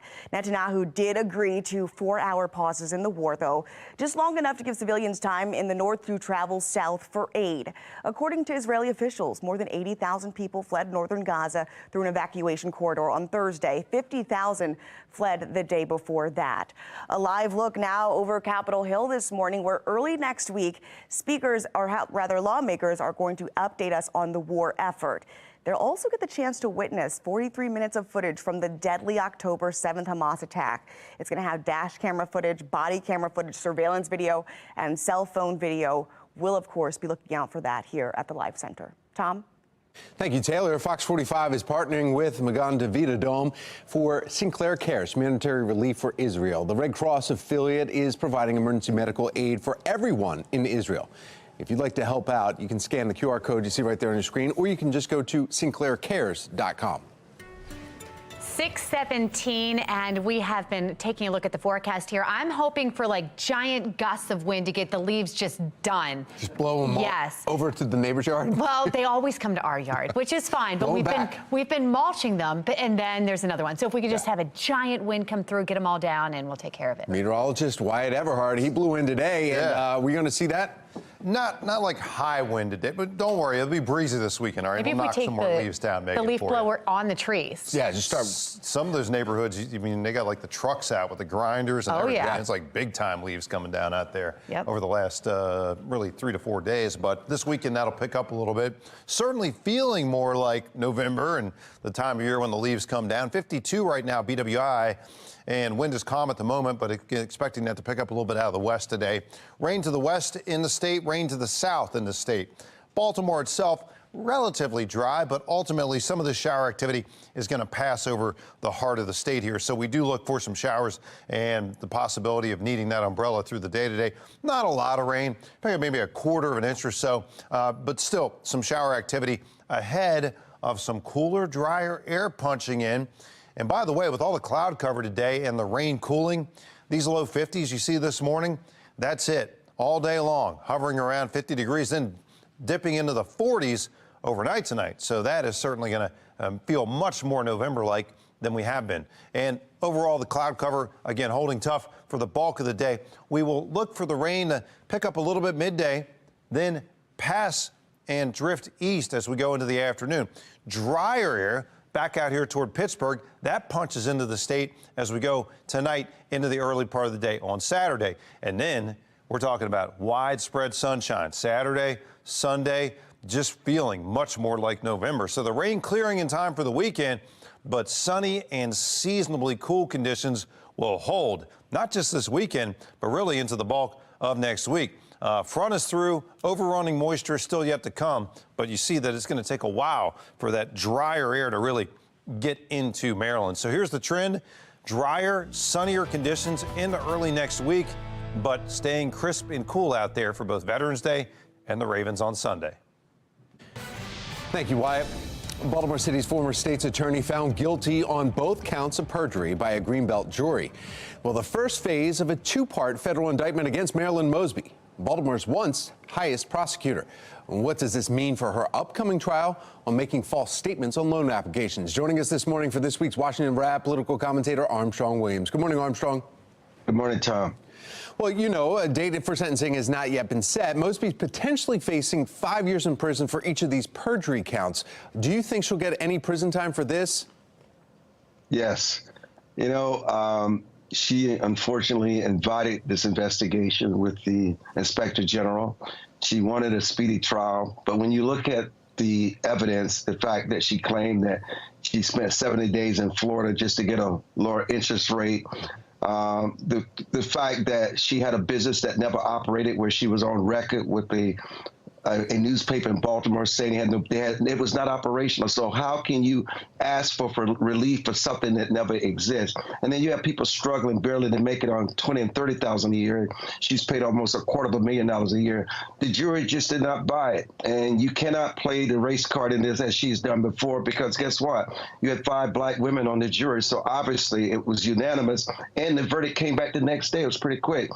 You know, I feel sorry for children, but you know, and it's just someone else that's in jail. But you know, men are in jail every day for the same kinds of crimes, and women want to have equality, and so Marilyn Mosby is going to have to pay the price. It's so unfortunate, but this is what she asked for, and the jury has decided beyond a shadow of a doubt. And what she would probably do with the mortgage charges, Tom, she would plead. She's not. I would be shocked if she allows this to go forward, because these were the tougher charges. Right. This is the higher bar right here with the Florida homes. The mortgage case is pretty cut and dry. I can't imagine her allowing that, lawyers allowing her to let that go forward. Well, but you look back at the lawyers and what happened. She had defense lawyers. That was going on. They dropped out. She has now, she has a media crew, her own, following her. There's 2 people that follow her around, almost like this is she may take the martyr theory here. It's saying, like, look what happened, this other part, look at what they've done to me, make money off of that. If the prosecutor was saying in this case, this was all about greed, as she tried claiming confusion, she was trying to claim confusion over the CARES Act. And when you look at that, she's the top prosecutor. If she's doing that in this case, do you think she'll try and do that in the next one? I got to challenge you. This is not about greed. This is about arrogance. Her ego just got the best of her. I mean, she thought that she was untouchable. It's no different than what we see in Donald Trump. No one is above the law. And the bottom line is that there was no humility. And when I saw her leaving the courtroom yesterday, and she said she's blessed, I saw a person who's very devastated, in a state of shock, depressed. And I just think she's dealing with a lot of emotional issues right now. I don't think she showed any moment of strength. This is a person who had to face the reality that she was just found guilty on both charges. Armstrong Williams, thank you. Thank you, Tom. Some Ravens fans are the latest victims of car theft around the city. How one family's car got stolen while they were at the game. 6:23, you're watching Fox 45 Morning News, all local, all morning.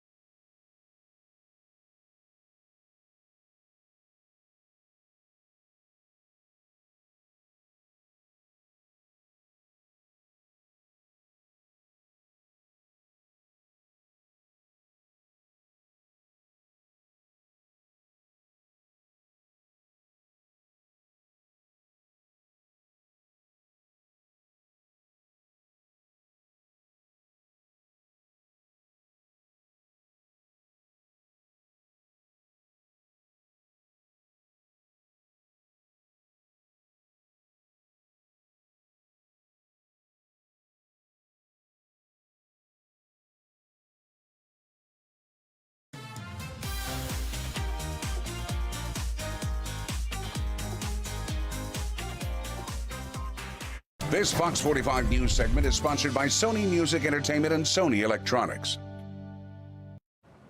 The Vinyl Collection Volume 2 is out now, and to celebrate, Fox 45 Morning News has your chance to win a daily prize pack. If you win a prize pack, you could win a trip to see Billy Joel live in New York City for one of his final residency shows at Madison Square Garden. Just make sure you're watching Fox 45 Morning News all next week and wait until you see the song of the day from that artist. And that's when you can call in. The first caller with the correct song will win the daily prize and will be in the running for the grand prize. Good luck. 13-year-old was taken into custody after allegedly shooting at a car in a parking lot in Silver Spring. Why police are saying it's difficult to hold juveniles accountable for those crimes. Senate President Bill Ferguson now under fire for failing to act on the juvenile crime crisis. Why he's now condemning police for their response to the recent assault in Butchers Hill. It's 6:27. You're watching Fox 45 Morning News, all local, all morning.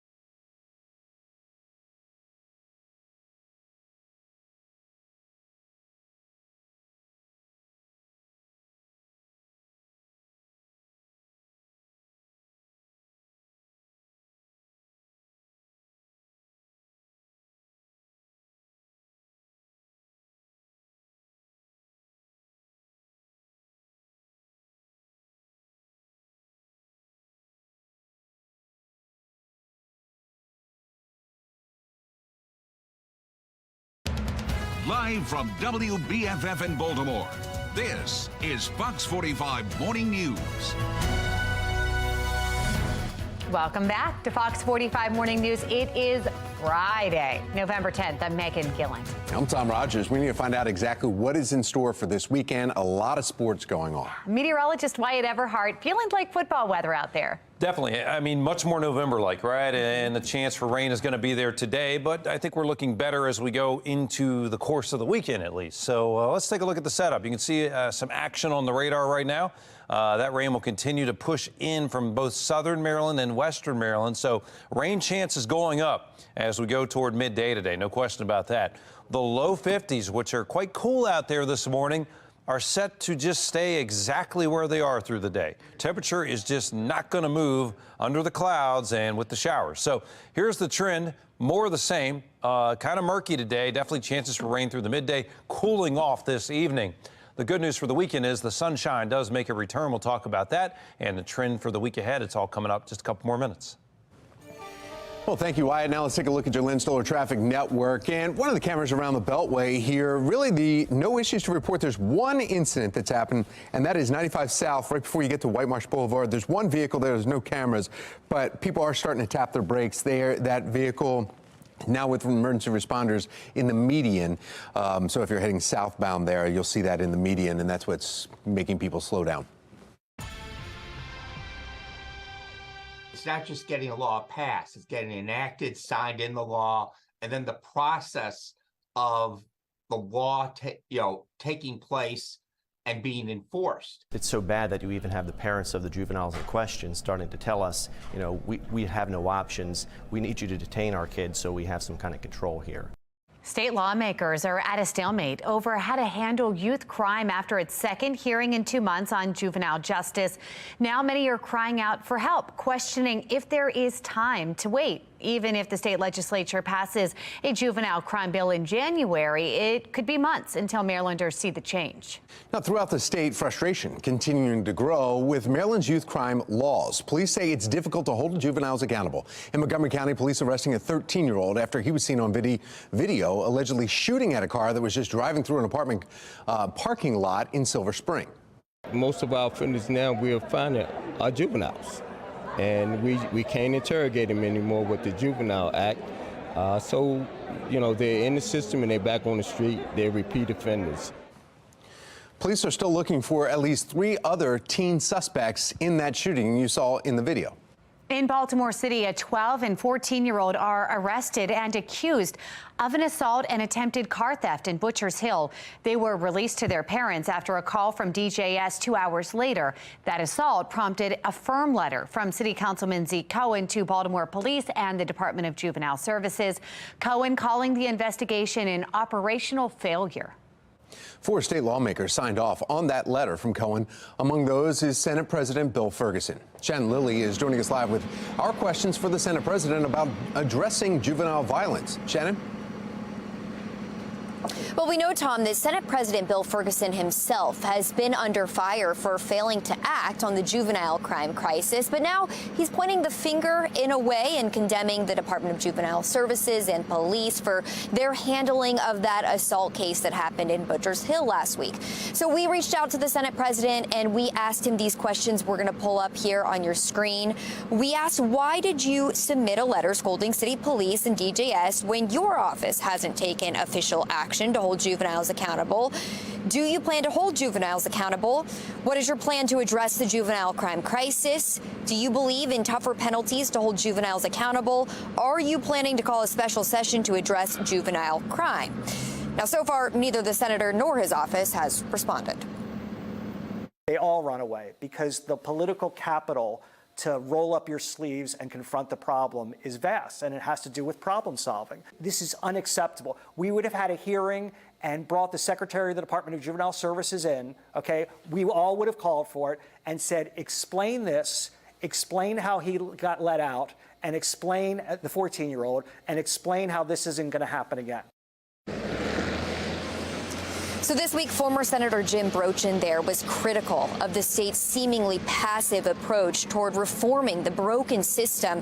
Brochin sat on the Senate Judicial Proceedings Committee for 14 years. Now, he says when the legislature opens back up for session in January, it is possible to fast-track emergency legislation dealing with juvenile justice, have it signed and in effect all before the session ends in April.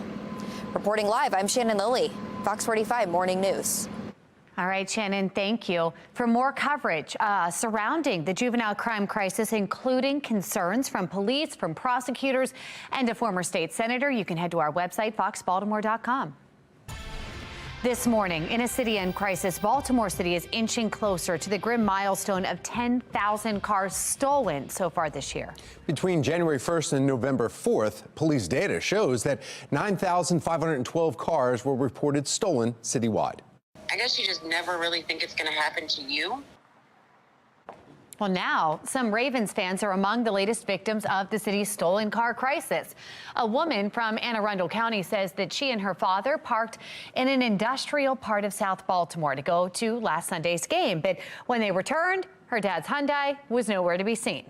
you don't really expect to come out your whole car be gone. Definitely pay to park in a lot that's going to be like babysat by the people that you're paying, because there's, no matter where you park, it's not safe anymore. The family shared this photo near where the car was stolen as another couple sitting in the grass there looks at an SUV's busted out window.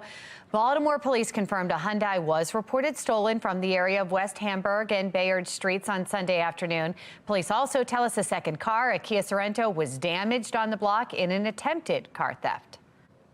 Now, if you have a stolen car story or know someone who's been impacted by the spike in auto thefts, we want to hear about it. Scan that QR code you see on your screen. Tell us what happened to her. If you don't like QR codes, you can send us an email to news@foxbaltimore.com.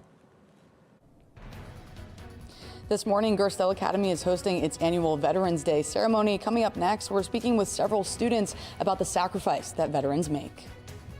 We are in for a cooler day, but with some showers possible later. Meteorologist Wyatt Everhard letting us know when you will need to grab your umbrella. 6:37, you're watching Fox 45 Morning News, all local, all morning. Weather Window, presented by the National Weather Desk. While Rhode Island had a somewhat gloomy Thursday, it was the first seasonal snowfall for southern and central Maine, where some snow-loving pets got to play a little frisbee. And this photographer shared images from a final fall trip up Utah's Mirror Lake Highway before it closes. It's among the state's collection of roads that shut down during the winter. For more content like this, like the National Weather Desk on Facebook.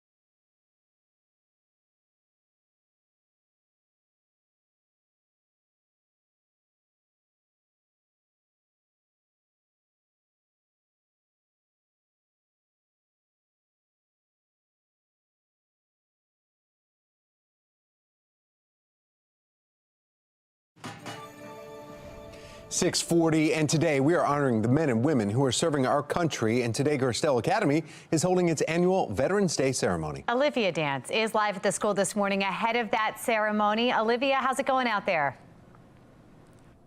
Hey, good morning, Megan and Tom. Right now we are inside the Alumni House here on Gerstell's campus, and I want to go ahead and bring in some students. This actually is Lexi. She's a senior here. Good morning. Good morning. Thanks for being here with us bright and early. Can you tell us a little bit about the contributions of women veterans and how they've shaped you as a young lady yourself, but also society too? Yeah, sure. So women veterans are the fastest growing group in the veteran population, and they serve as inspiration for me with their courage and perseverance in serving our country. Absolutely. Thanks so much, Lexi. All right, and we're going to come over here. We have Asha, who is a freshman here. Very brave for doing this. Thanks so much for being with us.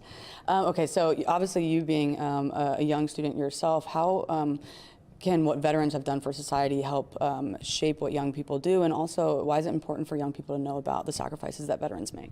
Yeah, so I believe my generation can learn honor and how to be courageous in the face of fear from the example our veterans have set from us. Lessons such as understanding the importance of hard work, putting others first, and pushing through adversities are things we can take away from our veterans who have sacrificed so much. Awesome. Thank you so much. And we also have Bronson, who's a sophomore here. Good morning. Good morning. Thank you for having us. Yeah, so we have the ceremony starts at 9, but this is a full morning of events. So how is Gerstell Academy going to be honoring veterans today? Yeah, Gerstell Academy honors our Veterans Day. We have a breakfast reception, flag raising, and recognition ceremony soon to be held this morning. Although it is an all-school event, our middle school students are tasked with planning and presentations that will be held later this morning. It is important to stop and thank our veterans for all the sacrifices they made and all they do for us. Absolutely. Thanks so much, all of you. And we'll be here all morning speaking with more students and staff. We'll also take you live to the annual flag raising that's happening just outside the Alumni House here at 9 o'clock. And also we will speak with veterans themselves who will be here for the ceremony. So a busy and full morning, and I'll send it back to you guys. Thank you, Olivia. Federal jury convicts Marilyn Mosby on 2 counts of perjury. After the break, we take a look at what's next for the former city state's attorney. And the Ravens are taking on the Cleveland Browns in their second of 3 games at home. We're going to have a preview of that matchup as the Flock stays on top of the AFC North. It is 6:42 as you take a live look over M&T Bank Stadium. You're watching Fox 45 Morning News, all local, all morning.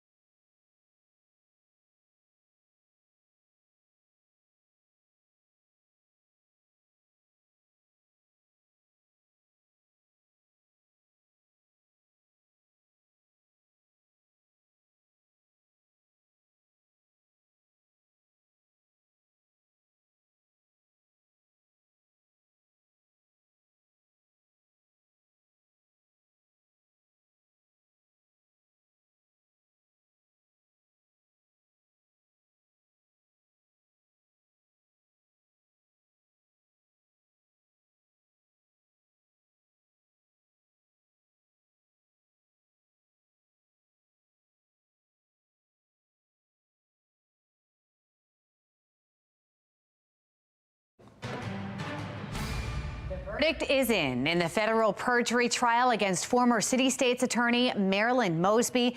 She was found guilty on both counts. We have Shannon Lilly joining us live this morning with what's ahead for her now. Shannon. Well, the sentencing phase, Megan, comes next in this case. We have yet to get a date on that. But keep in mind, Mosby's legal troubles and battles are far from over. In fact, she still faces those 2 mortgage fraud charges stemming from those Florida vacation homes. Now, a trial date for that has also yet to be set. But in this case, the jury found Mosby guilty of 2 counts of perjury. When she walked out of the courtroom yesterday, she really didn't say much, just reiterating the same phrase we've been hearing throughout the trial, just saying, quote, "I'm blessed, I'm blessed." So coming up in 15 minutes, I'm going to break down what happened in this trial. Plus, we're going to hear from a defense attorney what he thinks will happen moving forward. Now back to you. Thank you, Shannon. Yeah, 6:46 on this Friday morning. We have meteorologist Wyatt Everhart taking a look at our forecast here. Hey, Wyatt. Hey, guys. Yeah, I mean, November has arrived, right? I mean, officially, like weather-wise today. That's definitely the change we're seeing. And right now, as we take a look at M&T Bank Stadium, you know, gray, some moisture in the air for sure. The chance for showers going up over the next several hours into the midday. You can already see some rain down here toward D.C. This is drifting slowly north toward the immediate Baltimore area. So we will look for showers. Already seeing a little rain down toward Easton and a little additional rain back out toward Cumberland as well if your travels take you west. Not a ton of rain today, but like picking up a 1/4 of an inch, certainly not out of the question. Temperature-wise, the other part of the November arrival story, low 50s this morning. This is where we stay like all day long. Winds are already kind of turning to a west-northwesterly flow as opposed to those warm southerly breezes we had for much of the week. So 52 is really it for the high today. We just kind of hover in the low 50s.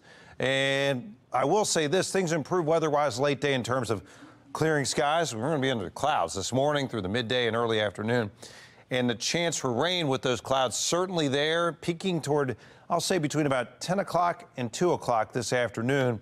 Once we get beyond 2, 3 o'clock, drying conditions, but cooler, drier air also punching into the state.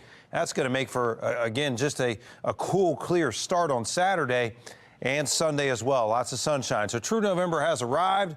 The big headlines really clearing out for the weekend, but staying dry and seasonably cool, not just for the weekend, but into the early part of next week. So that's the overall setup here. Again, cooler air on the march, drier conditions punching in for late week. Look how cold up in the northwest part of the country. So, yeah, definitely a pattern shift here, and you see the numbers reflecting that. In fact, tough to get back to 60 degrees. That probably doesn't happen until we get into the mid-late part of the week here. So a bit of a recovery maybe toward Thursday and Friday. In the meantime, cool and crisp for the weekend and early next week. All right, thank you, Wyatt. Yeah, and we've got that parade, Veterans Day parade tomorrow, starting at the Washington Monument here. Also, that starts at noon tomorrow, so good weather for that. Now, let's take a look at your Lynn Solar Traffic Network. The camera's not showing it, but there is a major slowdown now, 95 south, and it's because of one vehicle accident, and it's blocking the left lane southbound and the right shoulder or median right on the right side. So that is causing some delays, and everybody else, you're moving along in the green. Just that one vehicle accident, 95 south before you get to the White Marsh Boulevard at 43. Turning now to football, we're gearing up for another sports-filled weekend that you can watch right here on Fox 45. Week 11 of college football around the nation kicks off tomorrow, which means after this weekend, there's just 2 weeks left in the regular season.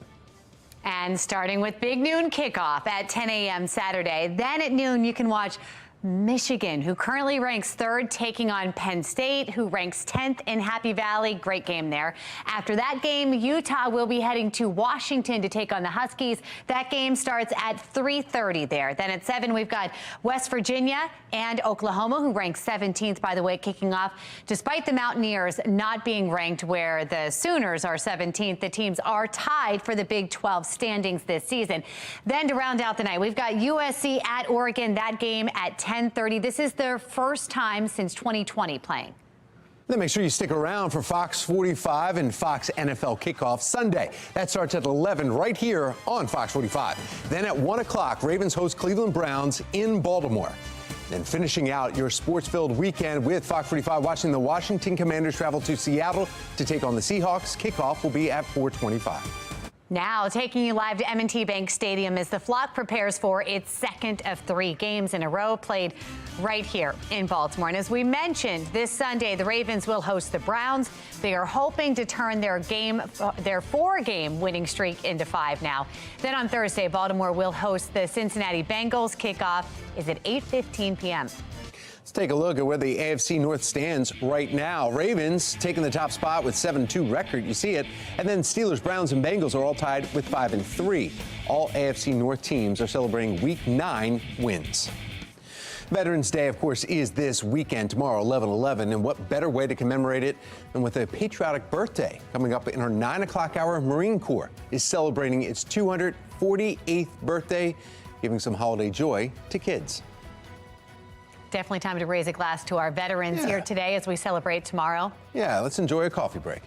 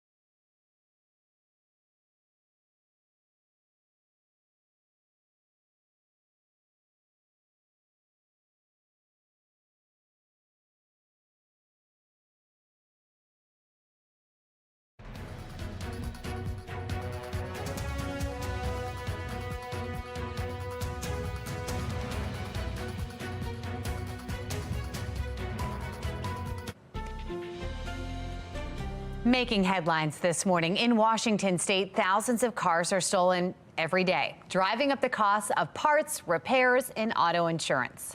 A Seattle man who was fed up with yet another crime spree shared his story with Denise Whitaker with our St. Clair sister station in Seattle, and she got some surprising answers about the impact of car thefts on the insurance coverage. Thieves destroyed Paul Petrie's Kia trying to steal it, along with other vehicles parked on his street in Seattle's Northgate neighborhood. It's just random and it happens here all the time. He's had 2 vehicles stolen in the last year, a Ford Focus and then a Ford E350 van in August. I bought that van several years ago for my wife for Mother's Day. Came out here one day and it was gone. Right like a week before we were supposed to go camping. A King County Sheriff's deputy eventually found it, the driver door missing, half painted white, and full of construction debris and other items. Yeah, I was totaled. Thieves could not get the Kia started in order to steal it, but they did do a lot of damage. It took 3 weeks for Petrie to find a place that could fix it.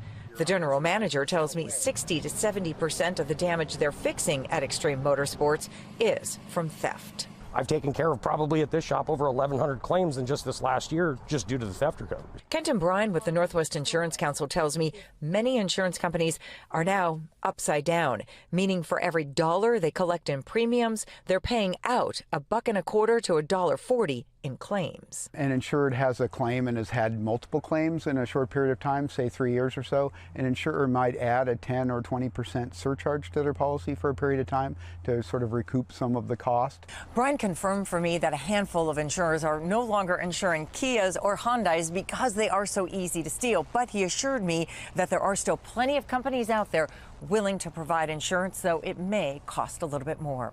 In Seattle, Denise Whitaker. Baltimore City is inching closer to the grim milestone of 10,000 vehicles stolen so far this year. If you add in carjacking, we're already there. Between January 1st and November 4th, police data shows 9,512 cars reported stolen citywide. I guess you just never really think it's going to happen to you. Now, some Ravens fans among the latest victims of the city's stolen vehicle crisis. A woman from Anne Arundel County says she and her father were parked in an industrial part of South Baltimore to go to last Sunday's game. When they returned, her dad's Hyundai was nowhere to be found.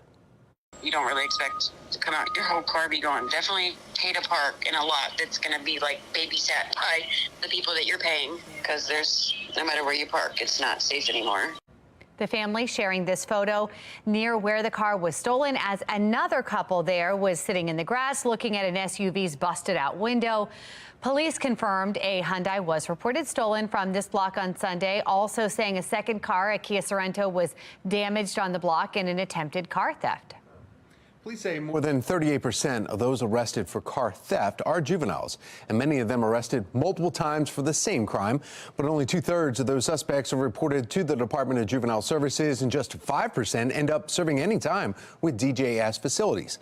Well, concerned Baltimore residents telling the council they fear for their safety. My community has been hit so hard from 2020 up until now with teenagers going crazy. And no one has done anything about them. My biggest fear is being carjacked with my children in the car. And what am I supposed to do when 6 to 8 youth surround my car? What am I supposed to do? I can't fight back. What if they shoot me? What if they hurt me? What are my children supposed to do? We need to stop this and hold these kids accountable.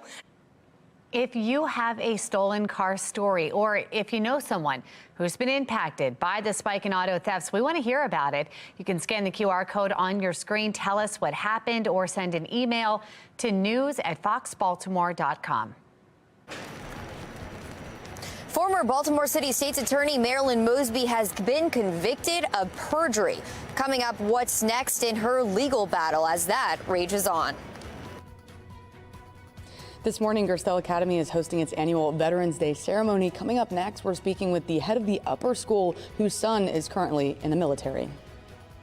And I'm Wyatt Everhart. Showers pushing into Baltimore as true November weather arrives. Live from WBFF in Baltimore, this is Fox 45 Morning News.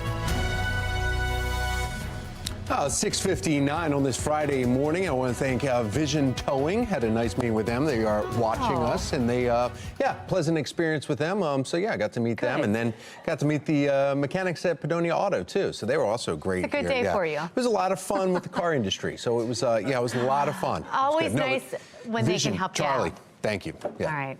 Good job, Charlie. Well, thanks for waking up with us. It's Friday. It's Friday. November 10th. I'm Megan Gilland. Yeah, I'm Tom Rogers, and let's go over to Wyatt Everhart, find out what's going on with the forecast. I mean, we have Veterans Day Parade tomorrow at noon. And you got the full perspective on the road there, but at least it wasn't raining, right? I mean, wasn't raining. No, it wasn't that. We do have rain out there right now, and it is edging its way in quickly here in the Baltimore. We also have quite a bit of cloud cover, so this is going to be kind of a gray Friday around here, no question about that. Hit and miss showers, the story. I do think that most of this action will be gone by 4 o'clock or so this afternoon, but in the meantime, have the rain gear handy. Showers possible at any time. Low 50s from Annapolis to Baltimore right now. Out in Western Maryland, down to 30s in Oakland. So that is some of the colder air that's edging its way into the state already. That's headed our way. for the weekend. In the meantime, over the next 8 hours or so, we're just going to kind of hover around 50 degrees, falling into the 40s tonight. Some sunshine on tap, though, for the weekend. We're going to detail that Saturday, Sunday forecast and beyond. It's all coming up right here. 7 o'clock now on your Len Stoller Traffic Network here on a Friday morning. The incident 95 South has been cleared. So taking a look now over Loch Raven Boulevard and the inner and outer loops, you see moving along fine. And that's the picture basically all around the inner and outer loop right now at 7:01. This morning, former City State's Attorney Marilyn Mosby is waiting to learn her sentence after she is found guilty of 2 counts of perjury. Yeah, Mosby was indicted in January of last year on 4 federal charges. She's still waiting on the trial for 2 counts of making false statements on loan applications. Fox 45 News has covered every step of this case since news of the indictment broke. And we have Shannon Lilly joining us live with what is next for Mosby here now. Shannon. Yeah, that verdict, Megan and Tom, came less than 24 hours ago after being found guilty on 2 perjury counts. Now comes the sentencing phase in this, and Mosby could face up to 5 years for each perjury count. And keep in mind, her legal battles are far from over. In fact, we know she still faces those 2 mortgage fraud charges stemming from her Florida vacation homes. Now, a trial date for that has yet to be set, but we did hear from defense attorney Jeremy Eldridge, who's not associated with this case, but he weighs in on how the rest of this could play out. The real question, I think, is will we see a superseding indictment? Are we going to see a new set of charges relating to some of the tax issues that she wasn't even charged with? So is the current state of the indictment that she's facing in the second trial, is that character of that going to change? Secondly, now we know she didn't testify in the first trial where she said she was going to testify. And in fact, that's why the trials were severed. So are we going to see Marilyn testify in this trial?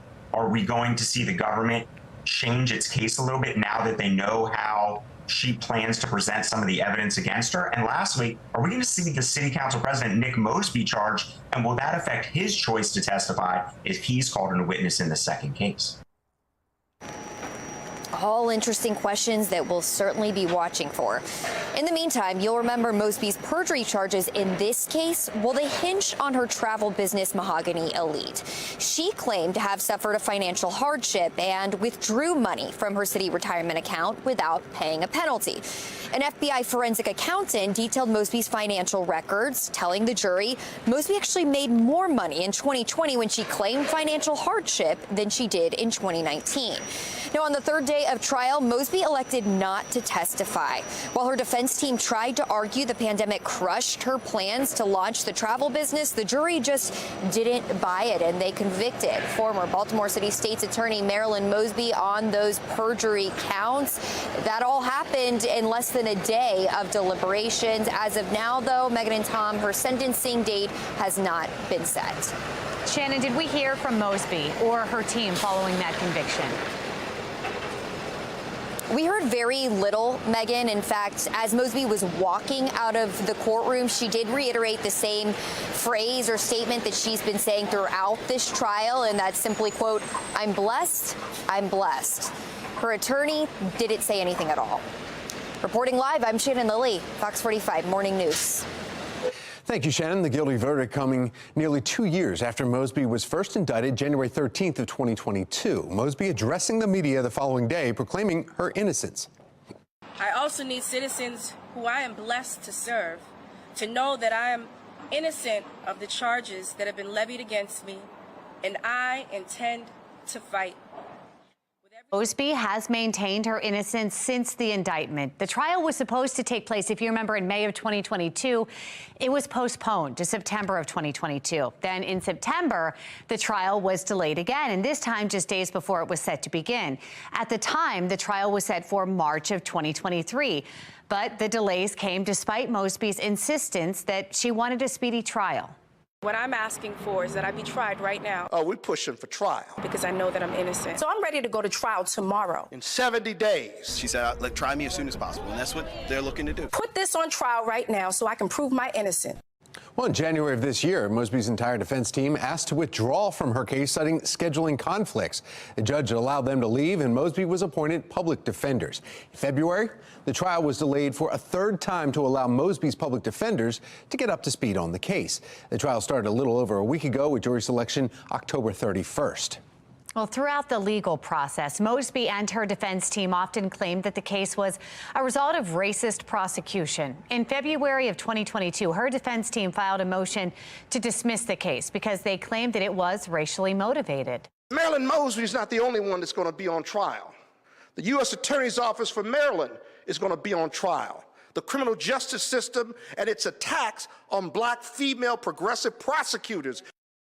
Well, as we mentioned earlier, Fox 45's Late Edition spoke with defense attorney Jeremy Eldridge. He also weighed in on what the verdict means for Mosby's claims that this case was racially motivated. The claims of whether it was targeted, whether it was racist, or selective prosecution, I think those arguments fell on deaf ears. And it's really one very simple reason. Marilyn Mosby created pre-trial, whether it tainted the jury or not, this idea that she was going to come in, she was going to prove her innocence. And that led a lot of people, whether they're attorneys, members of the public, and possibly the jurors, to think that she was going to testify. Albeit it's a constitutional right to not testify. When you create this persona publicly of let me get into court, let me say my piece, and let me prove my innocence, not only are you shifting the burden away from the prosecution, which is her fault, but I think that the jurors wanted to hear her testify, and she chose not to. Mosby's guilty verdict is sparking conversations across all social media platforms. Taylor Stewart joining us live here in studio with more on what people are saying. Taylor? A lot to say here. Some people are taking their comments straight to X, formerly known as Twitter. Some people are saying, oh, what's the punishment? That's what we know comes next after sentencing, to see how long she may potentially serve in jail. Other folks saying what she got charged with shouldn't even be a crime. This is nonsense. So some split opinions here. Other folks saying, deal, saying good, let this be a warning to other corrupt politicians in Baltimore. Other folks saying this, terrible way to exploit your power, your position of public trust, and throw away your career, and for what? Power, bon voyage. A lot coming in here on social media. We'll keep you updated as more tweets come in this morning. All right, Taylor, thank you. Fox 45 News has been following the Mosby case since the very beginning, and we're going to continue to follow it and bring you complete coverage both on air and online. And you can find all of our original reporting right now on our website, foxbaltimore.com. Because our parents do deserve more, and we have to make sure there's greater levels of accountability. We have to build a system that works, and I know that that'll be addressed in the General Assembly. This morning, Governor Wes Moore and Mayor Brandon Scott are speaking to the importance of holding young people accountable across Maryland.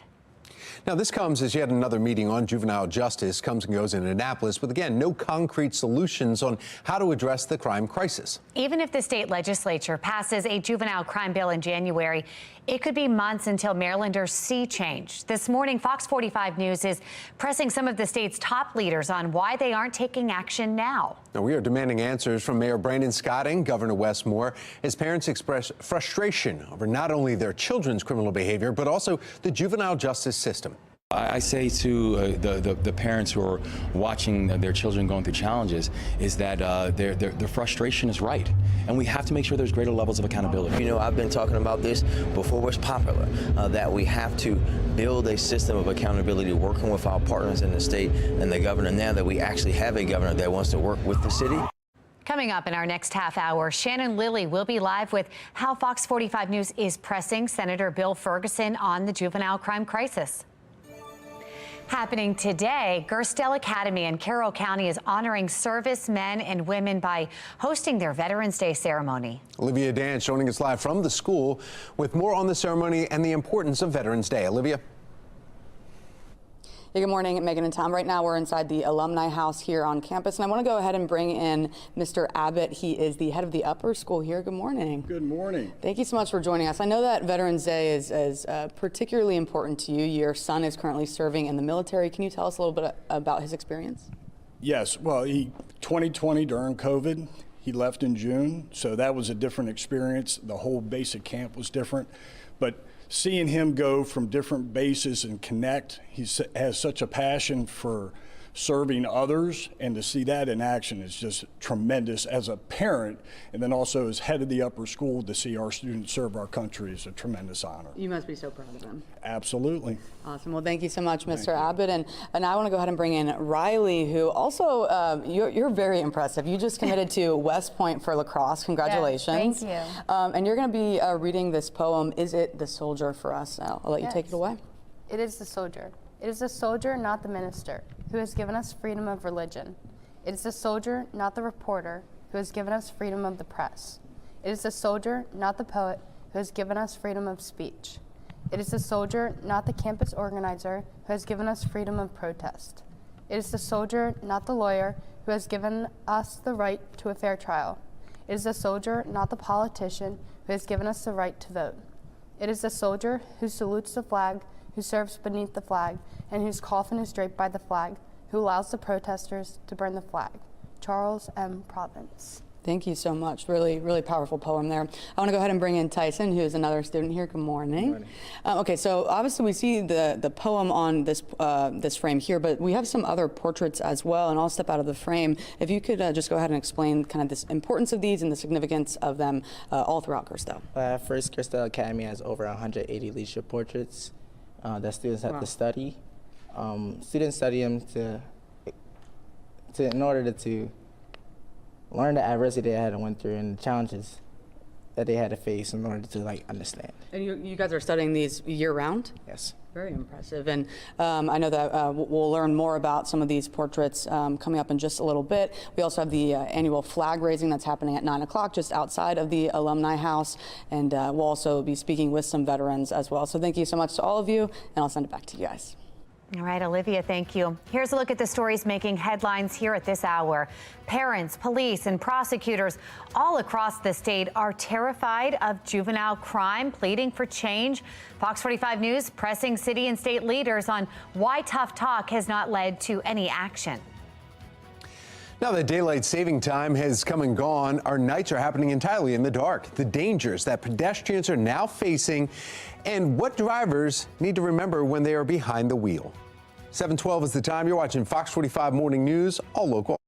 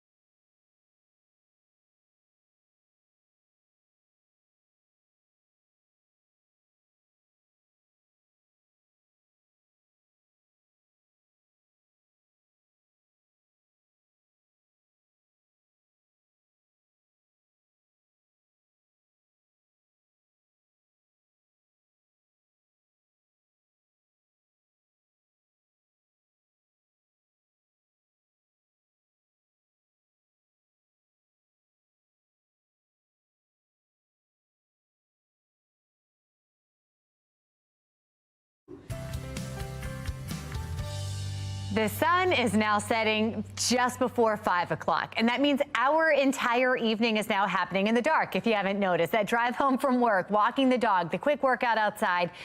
And as we know, this can be pretty dangerous. This morning, MDOT/MVA Administrator Chrissy Nizer, who also serves as Governor Westmore's highway safety representative, is joining us live to shed light on the safety concerns this time of year. Chrissy, good morning. Thanks for joining us. Morning. Thanks for having me. So what are you seeing this time of year? Are you really seeing this becoming a more dangerous time on the roads? We do see, last year we saw October and November, we saw more pedestrian crashes and unfortunately fatalities during those months.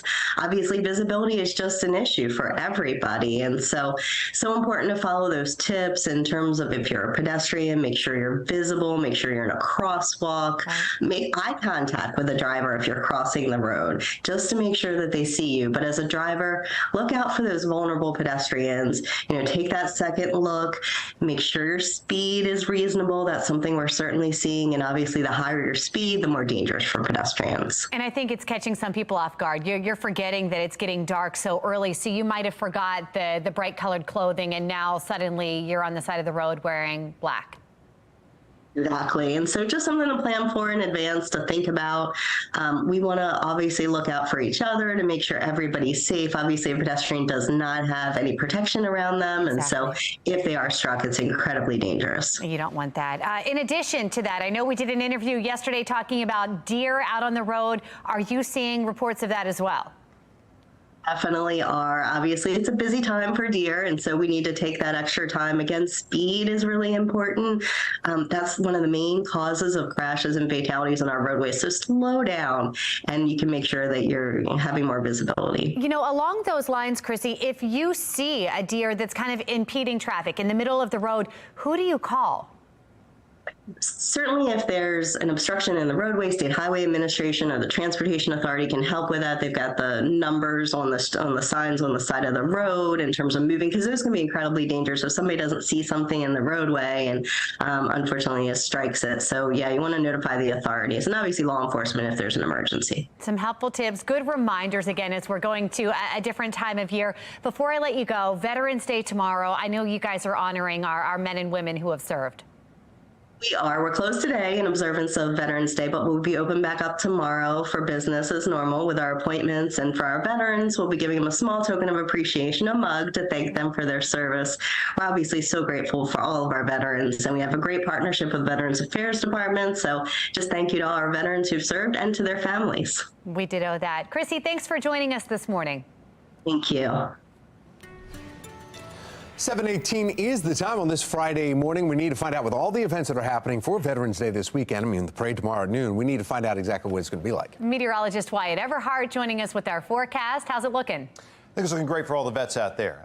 Thanks for everyone's service. And we're going to have clear skies for Saturday. Not so much today for a lot of the obviously federal holiday, that type of thing is today.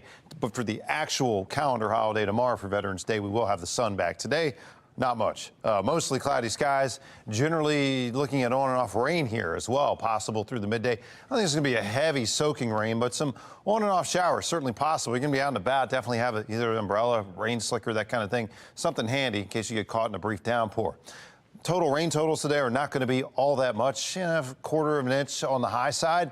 So again, light rain, but on and off rain, just enough to keep it even somewhat cooler out there. I say that's the other big story temperature-wise. We were pushing 80 yesterday. Today, we won't be pushing much above the low 50s all day long as we get more of a northerly and northwesterly wind flow in effect. That's going to basically allow temperatures to just stay where they are, just kind of hover around 50 through the midday into the afternoon and evening. So kind of a dreary Friday around here, but improving conditions for Saturday and Sunday. All the cloud cover we continue to see streaming in out of the west and southwest, that's going to be blowing out to the east through the course of the day. In the meantime, midday, we will see rain from those clouds, but by late day, late afternoon, early evening, that weather clearing to the east, and that brings in drier, cooler air for not just Saturday, but right into Ravens game day Sunday. So I'll call the main weather headline here, true November has finally arrived, and that rain clearing out for the weekend, but then just sort of a sunny and continued seasonably cool pattern. It's interesting, the front is already through, so temperatures have already dropped, but the moisture with the front overrunning the boundary It's going to take several more hours to get the rain out of here and even several more hours beyond that to clear the skies. But ultimately, our next weather maker, high pressure bubble, dry conditions for days to come once that slides in. But that is a Canadian air mass, and so the temperatures will be held down with that new air mass coming in out of the northwest. 40s tomorrow for the most part, although we'll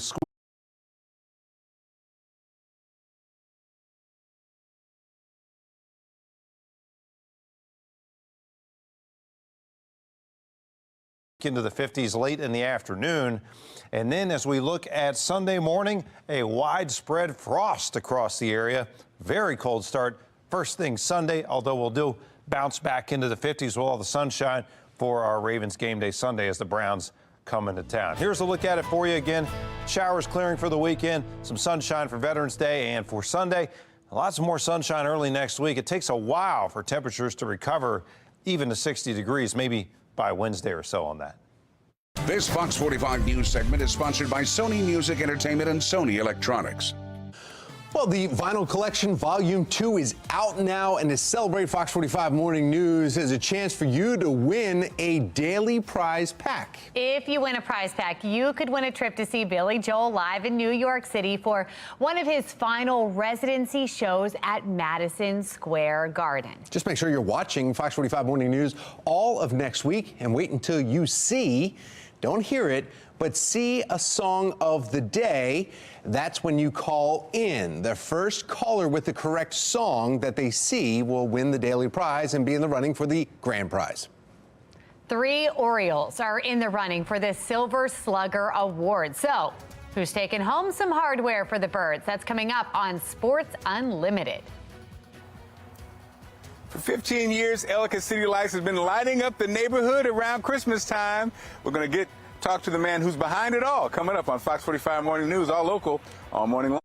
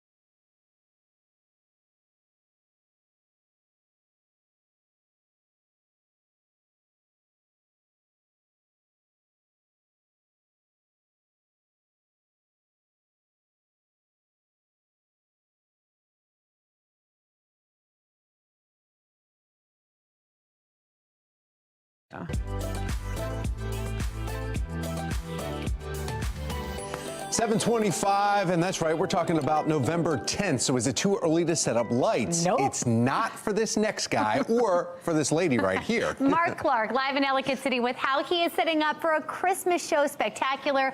And Mark, I mean, he's ready. He did that. He's the man. He's the light man. Brian has been doing this, guys. He looks like he's only like 21 years old. He's been doing it for 15 years. His kids are grown up. And so, Brian, wow. Let me just start with I was saying that. So now you're used to this. I mean, 15 years of doing it. I mean, when do you put out the lights? Because everybody wants to know, what's the date that you officially put the lights out? Yeah, so the official date this year will be December 8th. We'll run them every single night, weather dependent, December 8th through December 31st from 6 p.m. to 10 p.m. Okay, and then you're the expert.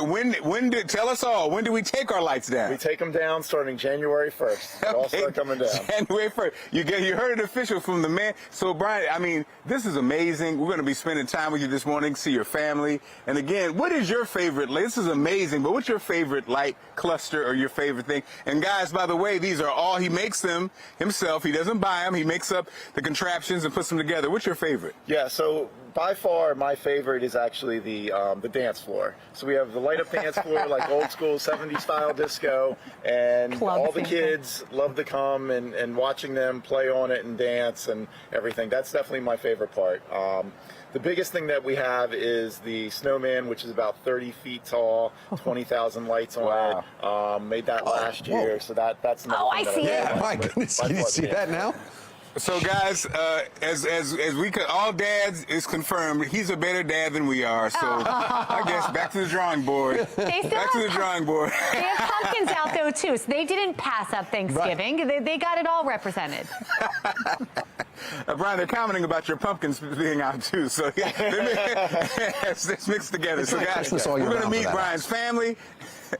That's right. That's right. We'll talk to Brian's family and more coming up. That's happiness. Yeah. If you want some more information about where you can go and see those EC lights and some more information about lighting up your house, go to foxbaltimore.com/newslinks.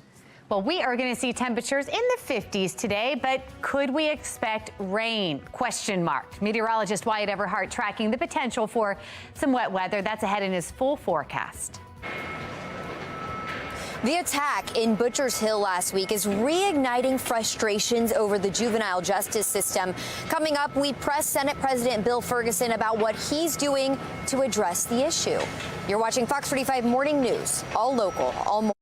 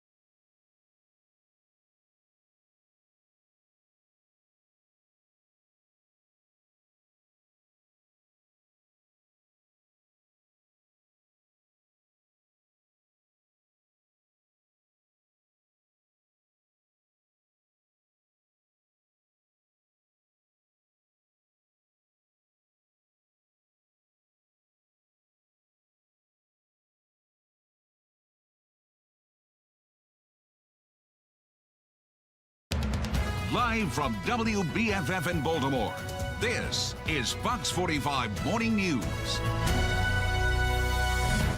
Welcome back to Fox 45 Morning News on a Friday, November 10th. I'm Megan Gilland. I'm Tom Rogers. He didn't start the fire, but we're going to need one this weekend. Meteorologist Wyatt Everhart with the cooling temperature trend. Yeah, I like the reference there. Yeah, I mean, look, November fully arrived in terms of what it feels like, and a little cold November rain to make another song reference. Let's take a look at the setup here on the radar pictures. You can see basically satellite pictures first. We are under the cloud deck, and we're going to be under the clouds most of the day until the tail end of the day. Rain coming with those clouds on and off. The rain chances increasing through the midday. So yeah, showers already. Make sure the kids have their slickers. As we look at the overall setup here, widespread low 50s. The city at 57. Most spots are cooler than that, and most spots are not going to move much today. We're going to hover around 50 degrees through the bulk of the day. Rain tapering off late, though. We'll talk about the trend for the weekend. The sunshine coming back for the vets and all the Ravens fans out there. That's the good news. We'll detail that coming up. It's not just getting a law passed, it's getting enacted, signed in the law, and then the process of the law taking place and being enforced. It's so bad that you even have the parents of the juveniles in question starting to tell us, we have no options. We need you to detain our kids so we have some kind of control here.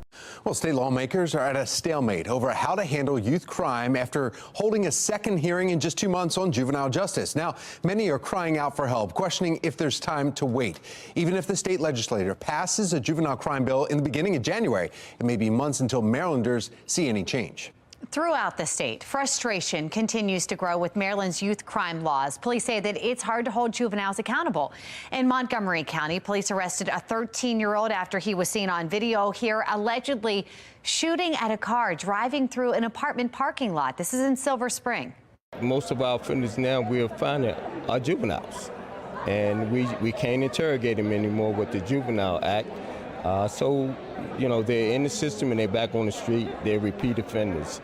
Police are still looking for at least 3 other teen suspects in that shooting. Throughout the state, frustration continues to grow with Maryland's youth crime laws. In Baltimore City, a 12 and 14-year-old, you see right here, actually tackling a woman, then beating her for her keys for her car. They were arrested and accused of assault and attempted car theft in Butcher Hill. They couldn't drive a stick. That's the only reason why they didn't get the car. They were released to their parents after a call from DJS. 2 hours later, that assault prompting a firm letter from City Councilman Z. Cohen to Baltimore Police and the Department of Juvenile Services. Cohen calling the investigation an operational failure. 4 state lawmakers signed off on that letter from Cohen. Among those is Senate President Bill Ferguson.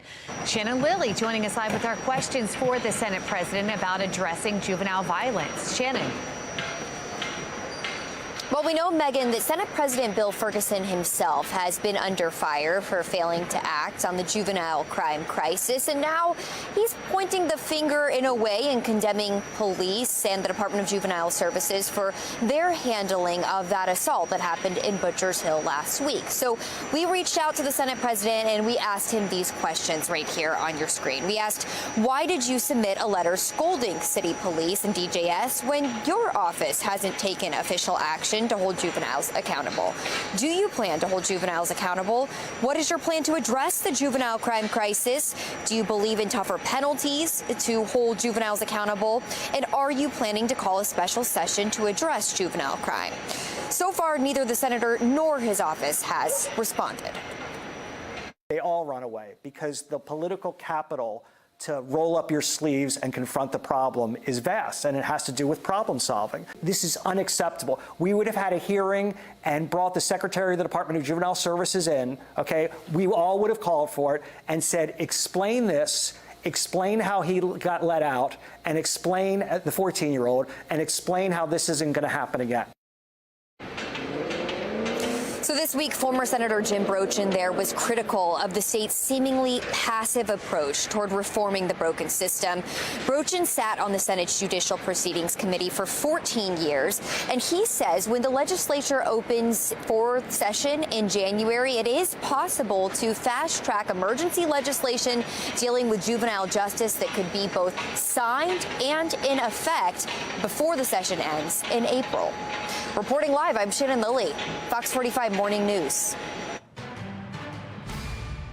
New this morning, no ceasefire. That is the word from officials as Israel continues to take out strikes on Hamas targets in Gaza. Taylor Stewart is in our live center now with the latest negotiations for a pause in the Israel-Hamas war. Taylor? That's right. That is the word from Prime Minister Benjamin Netanyahu, Megan Tom. Right now, a live look over the Israel-Gaza border as the fighting continues. Netanyahu just rejected a deal to stop those airstrikes until every single hostage is released by Hamas. It comes as explosions continue to pound parts of northern Gaza, with people in the region saying there's a desperate need for humanitarian aid. Take a look.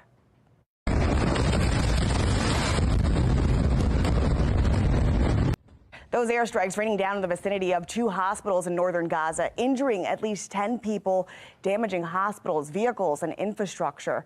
Netanyahu did agree to 4-hour pauses in the war, just long enough for civilians to get from the north to the south to get aid. According to Israeli officials, more than 80,000 people have fled northern Gaza through an evacuation corridor on Thursday. 50,000 fled before that the day prior. A live look now for Capitol Hill, where early next week, House lawmakers are set to get an update on the war efforts. They'll also get the chance to witness 43 minutes of footage from the deadly October 7th Hamas attack. It'll be made up of dash cam video, body camera footage, and cell phone video. We'll keep our eyes on that and keep you updated here at the Live Center. Back to you. I'm blessed. I have nothing else to say. A federal jury finds former City State's Attorney Marilyn Mosby guilty of perjury. We're going to take a look at the verdict, plus the other charges that she is still facing. This morning, Gerstell Academy in Carroll County is hosting its annual Veterans Day ceremony. Coming up next, we're speaking with several students about the importance of today. Temperatures in the 50s with a chance for rain, and we've got Wyatt in for Justin Chambers this morning, tracking the next weather maker in the full forecast. 7:37, you're watching Fox 45 Morning News. We're all local, all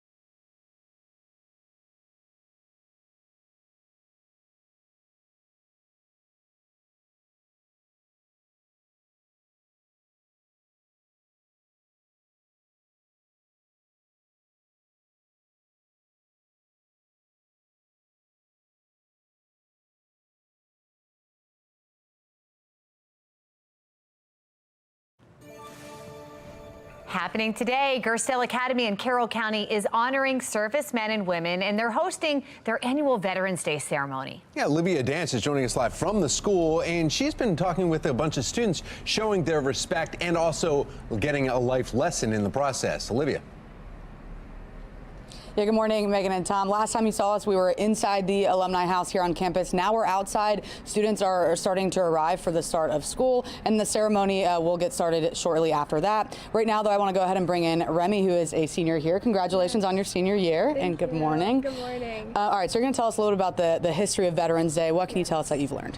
Veterans Day was established after World War I to honor America's veterans for their patriotism and their willingness to serve and sacrifice for the greater good. It was originally referred to as Armistice Day and is celebrated on the 11th hour of the 11th day of the 11th month, regardless of which day of the week it occurs. Very cool. Very good memory, too, learning all of that. Thank you so much. All right, now we're going to talk with Amari, who is a junior here, so we're going down one class level here. Thank you so much for joining us. Why is it so important for everyone to stop and pause, just take a moment to realize the sacrifice that veterans make and take a moment to thank them as well? It is important for us as a nation to stop and celebrate Veterans Day because it gives us a chance to think about what we can do for our veterans. Today in America, there are over 60,000 homeless veterans, which is 10% of our U.S. homeless population. During Veterans Day, we all have a chance to stop and think about how we can help the selfless individuals who took action to help us first.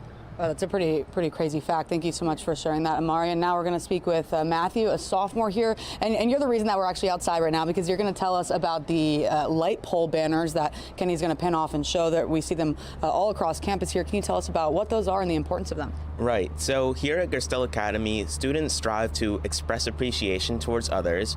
And across our campus, we feature banners expressing our appreciation towards our alumni who are currently serving or have previously served in the armed forces, as well as our alumni who are currently attending a military academy. Awesome. Well, thank you so much to all of you. And we're going to be speaking with more students coming up in just a little bit. And also at 9 o'clock, we're going to come back outside the alumni house here for the annual flag raising. And then later on, we're also going to go to the ceremony where we're going to speak with some veterans and honor them as well. But for now, reporting live in Carroll County, I'm Olivia Dance, Fox 45 Morning News.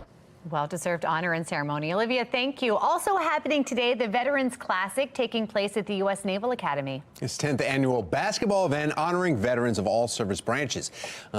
Duquesne is taking on the College of Charleston at 6, and then Temple will be taking on Navy at 8:30.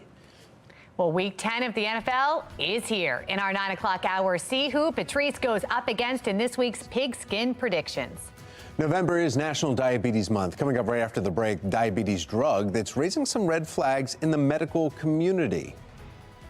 7:43 is the time. You're watching Fox 45 Morning News, all local, all morning.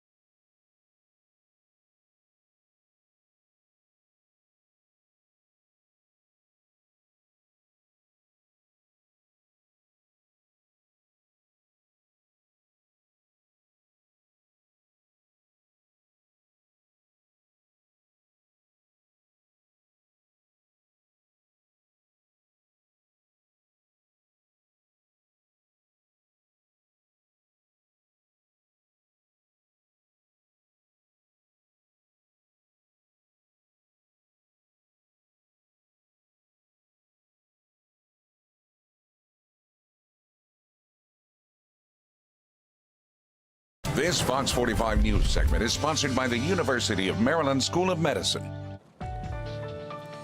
Well, addressing obesity is a core component of diabetes management and for improving health outcomes. The improvement benefits everyone financially and opens up more resources for patients in all areas of health. Joining us now at the University of Maryland School of Medicine, Associate Division Chief for Clinical Research, Division of Endocrinology, Diabetes and Nutrition, Dr. Rosalina McCoy. Dr. McCoy, thanks for joining us. Good morning. Thank you for having me.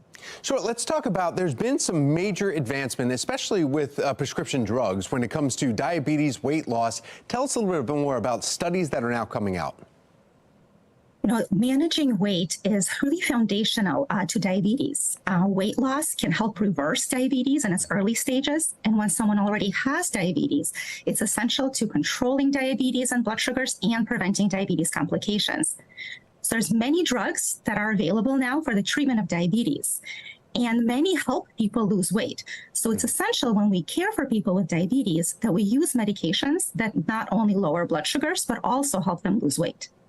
And when we're talking about diabetes, I mean, not type 1, this is mainly focused on type 2 diabetes, but the weight loss there, are there any concerns there that some people may have? I mean, you are losing weight, that's great, that's helping diabetes, but is there anything that may side effects hurt something in a secondary response? Absolutely. I think when we lose weight, it's important to make sure that we lose fat weight and not muscle mass or bone. So that's why weight loss is only part of the equation, and we have to make sure that patients stay physically active to make sure, again, that they lose the weight that is impacting their health, but they maintain or build muscle mass and bone mass. Okay, and then it also, I know that when you have diabetes management or weight loss management, the reason why they're saying management is because somebody's helping you along in that weight loss journey here and also helping with the health benefits or maybe changing your diet while you're also losing weight. Absolutely. I mean, managing diabetes is always a team effort. Our patients are not doing it alone. And we have a team of physicians, nurse practitioners, dietitians, educators, pharmacists. We're all there to support our patients on this journey. And it's essential that it's a journey because it's not something that happens overnight. This is a lifelong condition, and we need to do it together. Getting it quickly, too. Dr. McCoy, last question for you then. What about insurance concerns? How does that change somebody's maybe answer? Because, I mean, some things are covered, other things are not. That's a really important question because depending on someone's insurance, some medications may be covered. Others may be covered, but there's still a very high copay. So I think it's essential that our patients talk to us and let us know what kind of insurance they have. There's many things that we can do to help. There's assistance programs, there's savings cards, there's different medications within a single class. So I really urge patients to talk to their clinicians, talk to their pharmacists, because there's a lot that we can do to help our patients afford and be able to access the medications that they need to be healthy and to live well.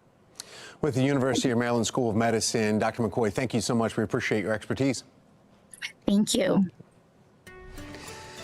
All right, checking on the, go. Oh, no, you go ahead. You got it. All right, that's what they told us. Coming straight to you, wife. Be ready. All right, check it out, Tom. 54 right now, BWI. And this is like about as warm as it's going to be all day under the clouds.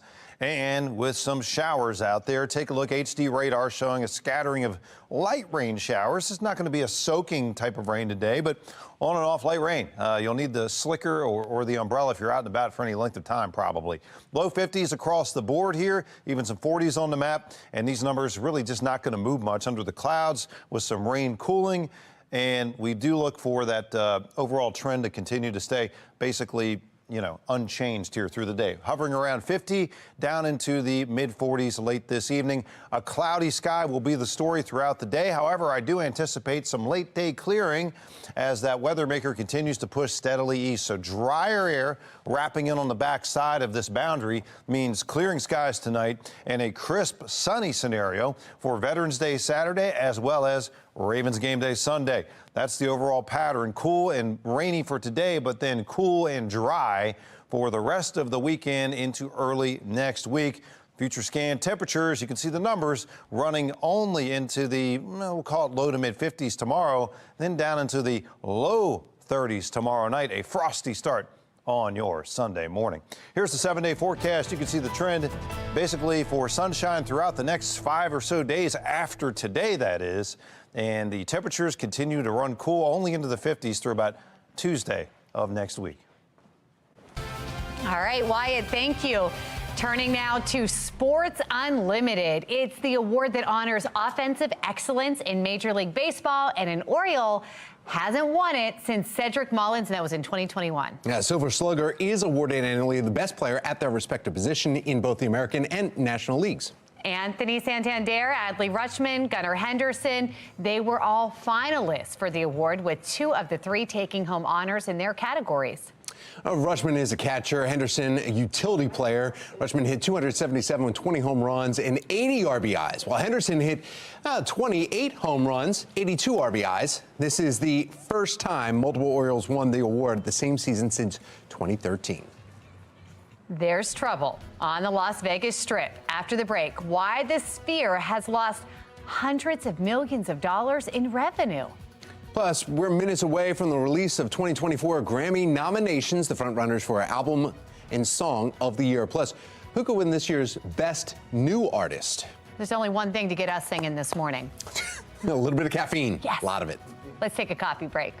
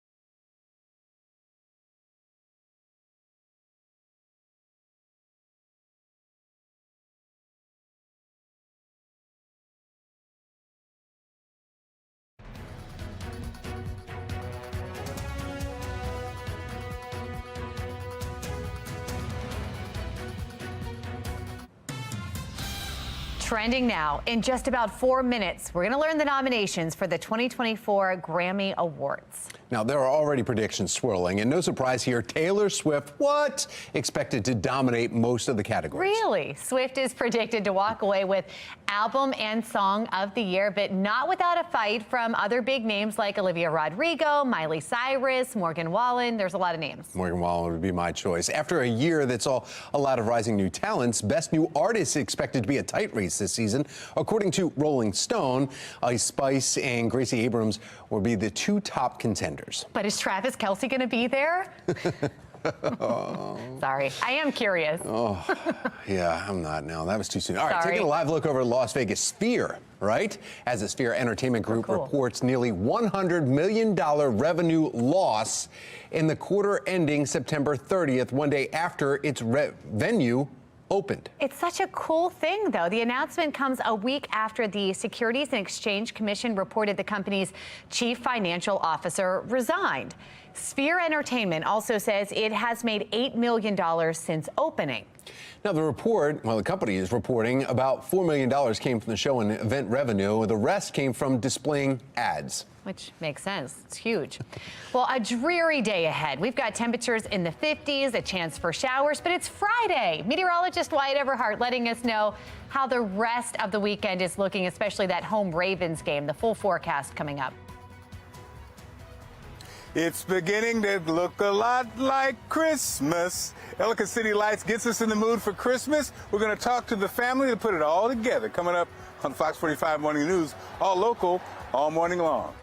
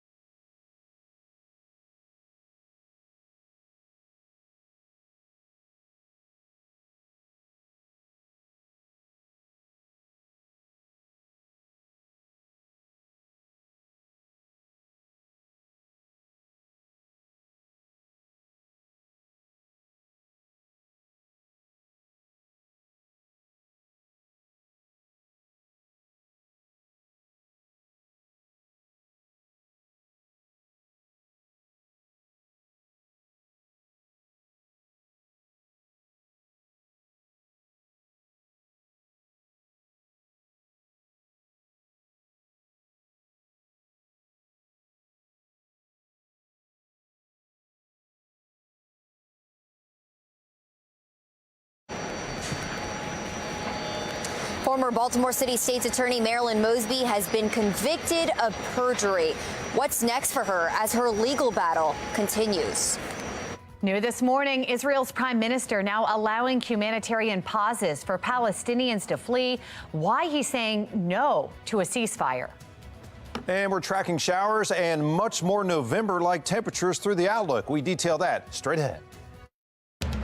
Live from WBFF in Baltimore, this is Fox 45 Morning News. Thank you for joining us on this Friday morning, November 10th. I'm Tom Rogers. I'm Megan Gilland, and we have Veterans Day being honored here today. A lot of events happening across the region. Oh, yeah. A lot of schools doing events this morning, too. In fact, we'll be going out to one of the schools in our area that is focused on veterans. Meteorologist Wyatt Everhart with a look at our forecast on how it's shaping for all of this fun. I think it works out pretty well. We kind of honor the vets over 2 days, right? And today is the kind of federal holiday. Tomorrow, the actual Veterans Day, and it's looking better for tomorrow, I will say, sunnier at least. Today, we've got rain showers, and we've got abundant cloud cover with those showers. So kind of a gray, murky November day. Temperatures much cooler than yesterday, pushing 80 degrees yesterday. Today, we're pushing 50. How's that? Nice 30-degree drop for you. But overall, I think we'll see steadily improving weather as we go through the course of the weekend. So a cool day today, kind of a dreary day, but as we trend into Saturday and Sunday, the sunshine makes a return. We'll talk about how the temperatures will trend, especially into the week ahead. Some changes there. They're coming up. Let's take a look at your Lens Solar Traffic Network, and here is some of the cameras around the outer loop, and that is right near where there's a slowdown. Now, if you look right behind the lenssolar.com traffic network, there's actually a delay there just south of that where that camera from Hartford Road is covering up, and that's from a one-vehicle accident southbound 95 that's still causing delays in that scene. That's right before you get to 43, and that's been going on for a couple hours now. This morning, former City State's Attorney Marilyn Mosby waiting to learn her sentence after she is found guilty on 2 counts of perjury. Mosby was indicted in January of last year on 4 federal charges. She is still waiting on a trial for 2 counts of making false statements on loan applications. Fox 45 News has covered every step of this case since news of the indictment broke. Shannon Lilly joining us live this morning with what's next for the City State's Attorney. Shannon.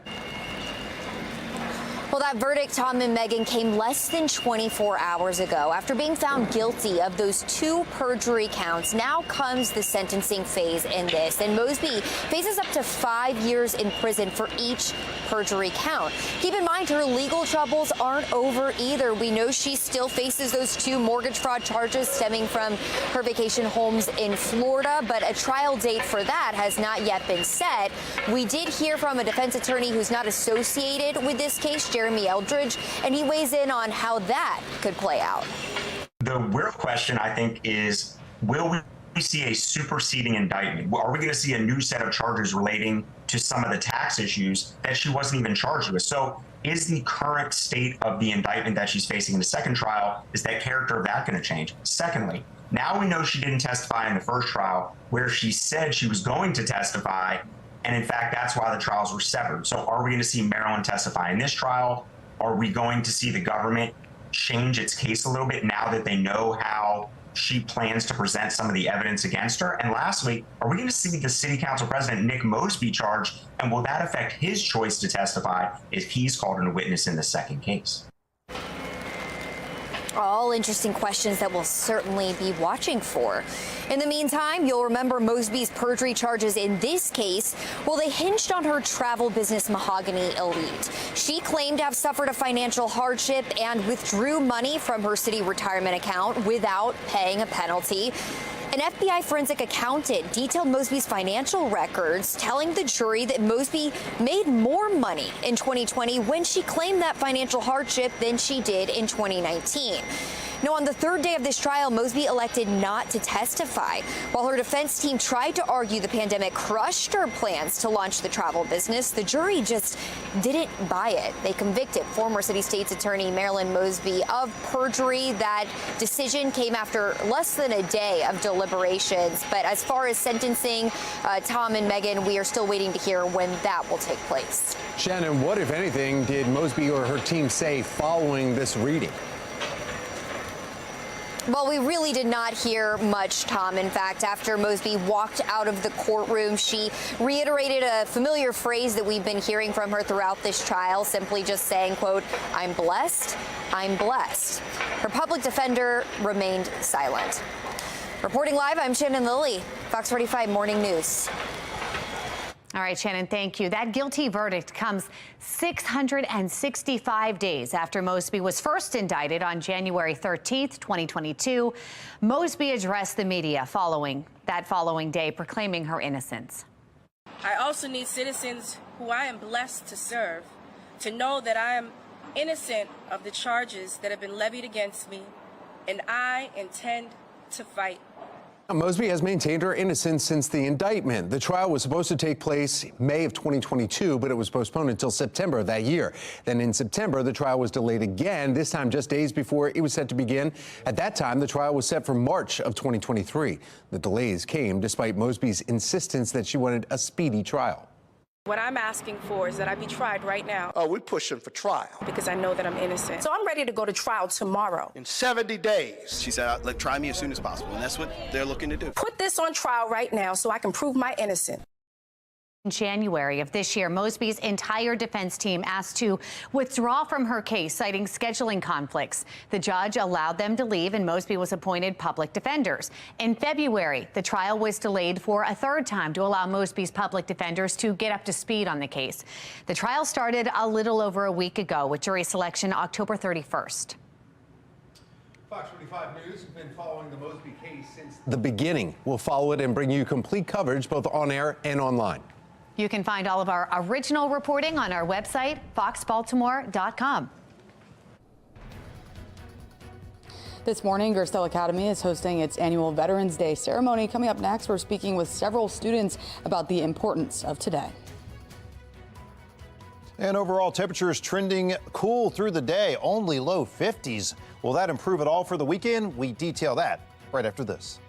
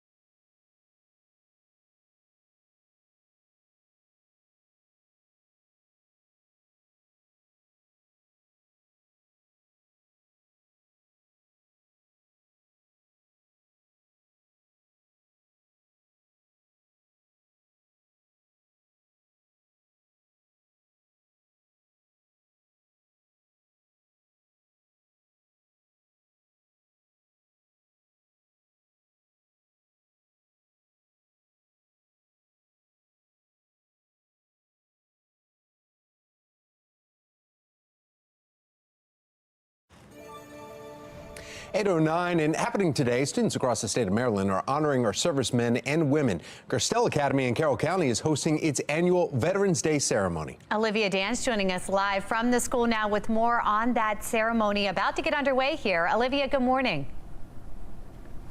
Hey, good morning, Megan and Tom. Last time you saw us, we were outside of the Alumni House here on campus. Now we're back inside, and I'm joined by several students again. Right now, I want to go ahead and bring in Taylor. Good morning. Good morning. Thank you for joining us. We're getting close to the start of the ceremony, but can you just tell us a little bit about the history of Veterans Day and how that came about?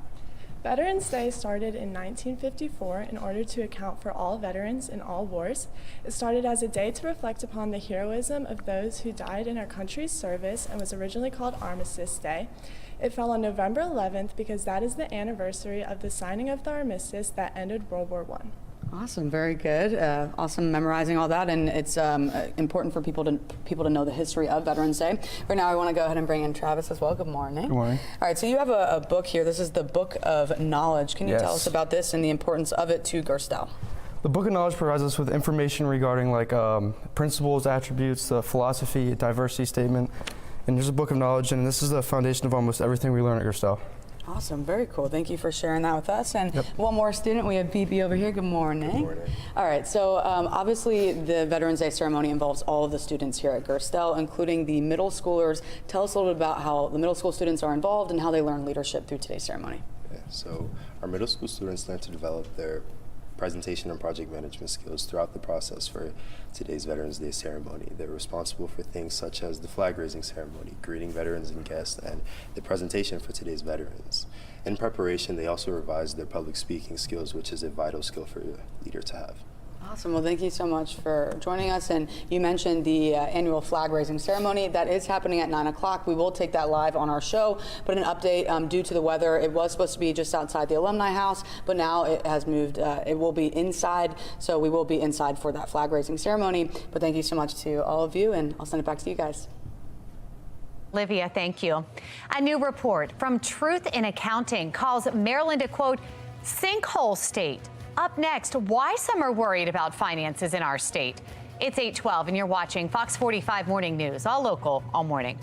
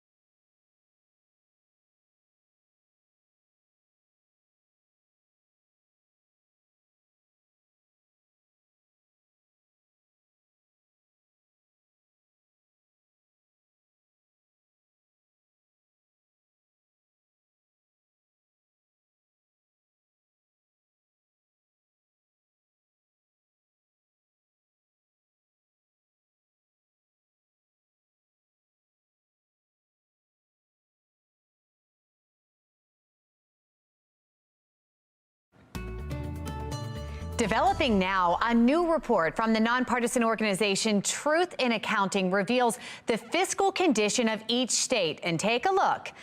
It has Maryland as a, quote, sinkhole state, grade D. Joining us live to break this all down for us, CEO of OpenTheBooks.com, Adam Andrzejewski. Adam, that sounds bad. What does that mean, a sinkhole state? Well, it means that you owe more than what you have. So every single taxpayer in the state of Maryland has to cover $25 billion of debt. So there's $25 billion that is owed that you actually don't have as a state. So each taxpayer actually owes, if you break that down, $11,400 apiece. What happened? You know, I guess we should start with, how is that allowed to happen? How are we able to spend more money than you're bringing in? So this goes to governance at all levels in the state, but specifically to the state legislature and the governor. And they've been promising public employees on salary and retirement benefits more than what they've been funding. So the entire state liability is in regard to those programs. They're making promises that they're not funding. Those two programs, public pensions and healthcare, are upside down by $30 billion. So nearly everything that you owe on a taxpayer basis is to a public employee once they retire. And that breaks down and has local implications here. You and I were talking in commercial break about what that means for Baltimore City. Well, what it means is if you take a look at the payroll head counts, for example, at the Department of Public Works within the city, they were higher 10 years ago than what they're today because each worker costs a lot more money. Payroll costs have ballooned from about $80 million of payroll for DPW up to over $141 million in payroll every single year. Right. So again, there's a lot being promised to public employees. That's driving these massive payouts when they retire, and those payouts are not funded. But this can be done. You know, this report showing there are states like Tennessee that have surpluses. This can happen. Yeah, so your peer states, you know, Tennessee's one of them. For instance, Virginia, Wisconsin, they're surplus states. In Tennessee, rather than owing 11 grand per taxpayer, they're actually, every taxpayer has positive surplus balance of 10,000. In Virginia, it's 5,000. But look, Megan, you're not as bad. You're not as bad as Massachusetts. They're upside down 27,000 per taxpayer. And in New Jersey, it's double that. It's 54 grand per taxpayer. And this can turn around quickly, though. You know, at one point, Maryland did have a surplus under the Hogan administration. We can see quick turnarounds. Yeah, look, I think you need three things to turn this around fast in the state of Maryland. One is radical transparency. Taxpayers, when you're upside down, you deserve to see where every dime is spent of your money. The second thing is everything needs an audit. We encourage forensic audits at every level. It's evidentiary. It follows the money. It holds up in court, and it roots out waste, fraud, corruption, and taxpayer abuse. And here's the third thing. Open records. The Open Records Act in Maryland, if you request something, you got to wait 30 days, much too long. Even in Illinois, that's 5 days. If you want to address your public meeting, you have to ask permission. That needs to be changed. Every citizen should have a voice at a public meeting. Very interesting. All right, Adam, as always, we thank you for shining a light on this. Thank you. Thank you. All right, temperatures a little upside down on the weather front compared to yesterday, right? We were pushing 80. Today we'll be lucky to push the low to mid 50s for the most part. West-northwest wind kicks in under the showers, under the clouds, and all that ultimately means just a much more November-like day. 53 now in Towson, 51 in Essex, still 40s north and west. And that northwesterly breeze just working to keep things cool today, kind of just hovering around 50 degrees or so through the midday. I do think we'll see some drying conditions by the latter part of the day. In the early part of the day, we're under the clouds. And the peak chances for rain occurring really between now and about 2 o'clock this afternoon. So definitely if you're headed out for lunch, make sure you got the slicker, the umbrella, whatever you need. Just be prepared for a brief downpour. Otherwise, we'll look for clearing conditions tonight into the day Saturday, and this will hold up into the day for Ravens game day Sunday. So basically, the feel of true November has arrived and will continue to hold up temperature-wise at least, but we do clear things out for the weekend. The front is through the area, but we have overrunning moisture behind the front, low pressure sliding to our south. That keeps the rain chance around. Drier weather coming in behind that system, but again, it takes until tonight to really get in here. And you see the cold air on the march coming out of the Pacific Northwest and the Mountain West, and that cooler air invading the east as we go into the next several days. Nighttime lows down in the 30s, highs only into the low to mid 50s. I do think we have a chance to get back at least to 60 plus by Wednesday and Thursday. Let's take a look at your Lynn Solar Traffic Network, another look at 95. That's where there was a backup, one vehicle backup that happened hours ago, and that's still causing some issues. They moved the car out of the way, but there was some residual traffic there, and that was right before you, southbound 95, right before you got to 43's exit. Everyone else, you're moving along pretty well. There's one incident right now that the camera isn't showing anything, and so on 395, 95 northbound, south of the city, right before Cal Ripken Way. No information yet, and no delays, it looks like, in that area, so that's some good news there. New this morning, no ceasefire. That's the word from officials as Israel continues to take out Hamas targets in Gaza. Taylor Stewart in our live center with the latest negotiations for a pause in the Israel-Hamas war. Taylor. That's right. We're starting off with a live look over the Israel-Gaza border this morning. And you heard those words from Prime Minister Benjamin Netanyahu. No ceasefire. He rejected a deal to stop airstrikes in exchange for the release of the hostages being held by Hamas. Explosions are continuing to pound parts of northern Gaza, with people caught in the crossfire, waiting for their chance to escape, an increasingly desperate situation and the need for humanitarian aid and assistance in the region.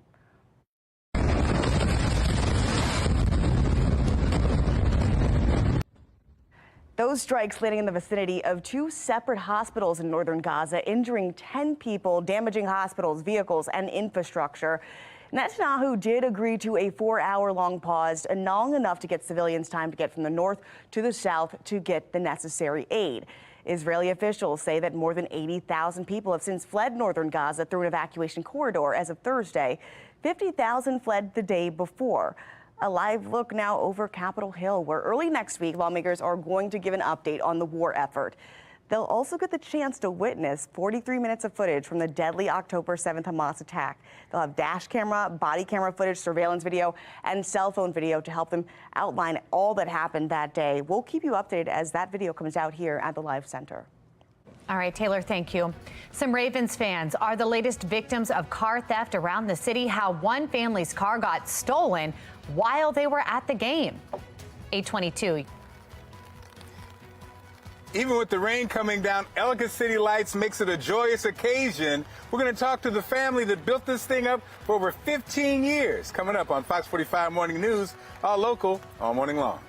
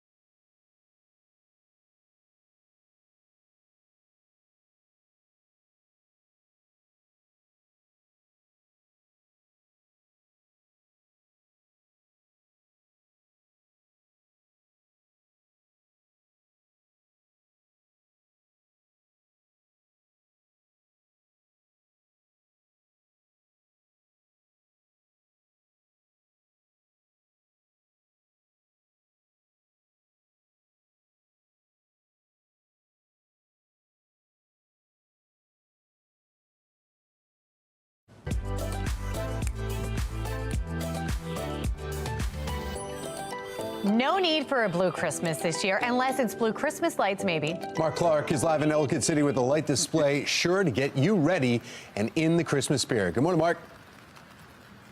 Good morning, guys. The family that did it all. We have Angie, Bryn, and Brian. Bryn, this has been going on for 15 years, so you were a baby when this started. How does it feel?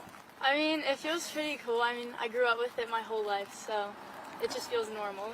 Dad says she's the one. This is going to be your empire. So, Angie, when he started on this with a tree, what were your thoughts 15 years ago? I should have known it was going to grow into something pretty extraordinary over the years, but it's definitely a lot of fun, and it brings everyone together, the family, the community. It's a lot of fun. And you said, I asked yesterday, when you guys were dating, did you ever think, and you said, well, he was always creative. He's always been creative, and he's always gone over the top with things. So, yes, I should have known years later that we would have something like this going on. So, look, I'm going to ask a basic question. Now, I can't keep lights for 2 years. Do you get new lights every year? Or what happens? Break it down. Yes. And what's the light bill looking like? So the light bill's not that bad. Luckily, everything's LEDs, so it's nothing crazy, but it's constant replacing. Don't replace everything every year, but things constantly go wrong. Have to fix them, have to replace light strands, replace bulbs. Yeah, that's the worst part about it. And so, Angie, how do you manage? Because I'm sure you get all the questions. I mean, I'm sure there's tens of thousands of people that come every year. When you're at the store shopping, just getting some vegetables, people roll up to you. What are the questions they ask you, and what do they want to talk about when they see you? A lot of times they ask when we start. Everyone's always interested to know when we start, when do we take it down, what do we do with all the stuff, where do we store it? Because all of the stuff breaks down into lots of little pieces to put away. So every year it's a rebuilding process, and I have to say Brian does just about all of it all himself. Wow. Well, let me tell you something. You guys are amazing. Thank you, thank you, thank you. As I mentioned, guys, tens of thousands of people come and make this a part of their tradition, and over 15 years they've been doing that. So thank you, thank you, thank you. And Bryn, keep it going. I know Dad's going to try. Dad's going to try to bail out soon. Keep it going. And it's just fun. Bryn can't move. Yeah, she's going to have to stay there and help her parents. There you go. We're going to put information on how you can get out and enjoy foxbaltimore.com/newslinks. 13-year-old was taken into custody after allegedly shooting at a car in a parking lot in Silver Spring. Why police are saying it's difficult to hold juveniles accountable for their crimes. Senate President Bill Ferguson now under fire for failing to act on the juvenile crime crisis. Why he's now condemning police for their response to the recent assault in Butchers Hill. It is 8:28 now, and you're watching Fox 45 Morning News, all local, all morning.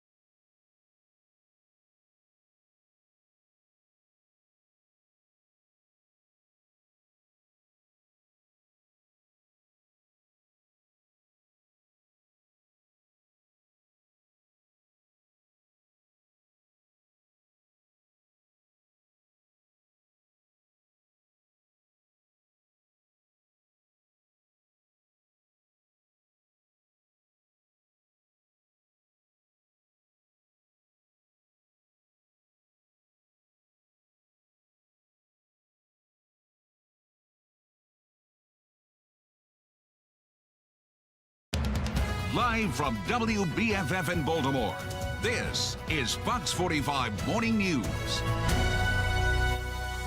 Good morning to you on this Friday, November 10th. I'm Taylor Stewart.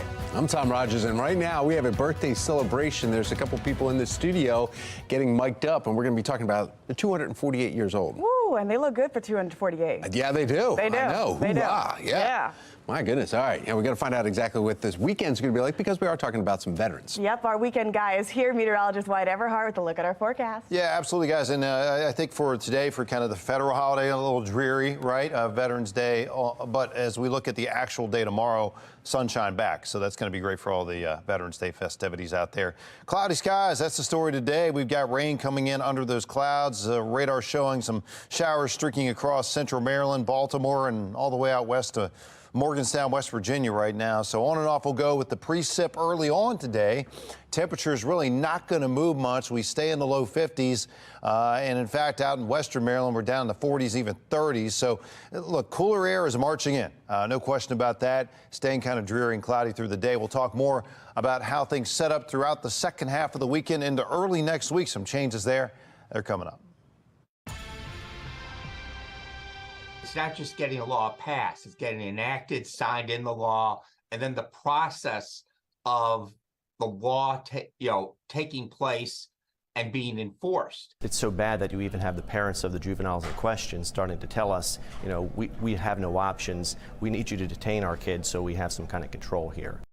State lawmakers are at a stalemate over how to handle youth crime after a second juvenile hearing on justice. Now many are just questioning if the state can afford to wait until the next legislative session.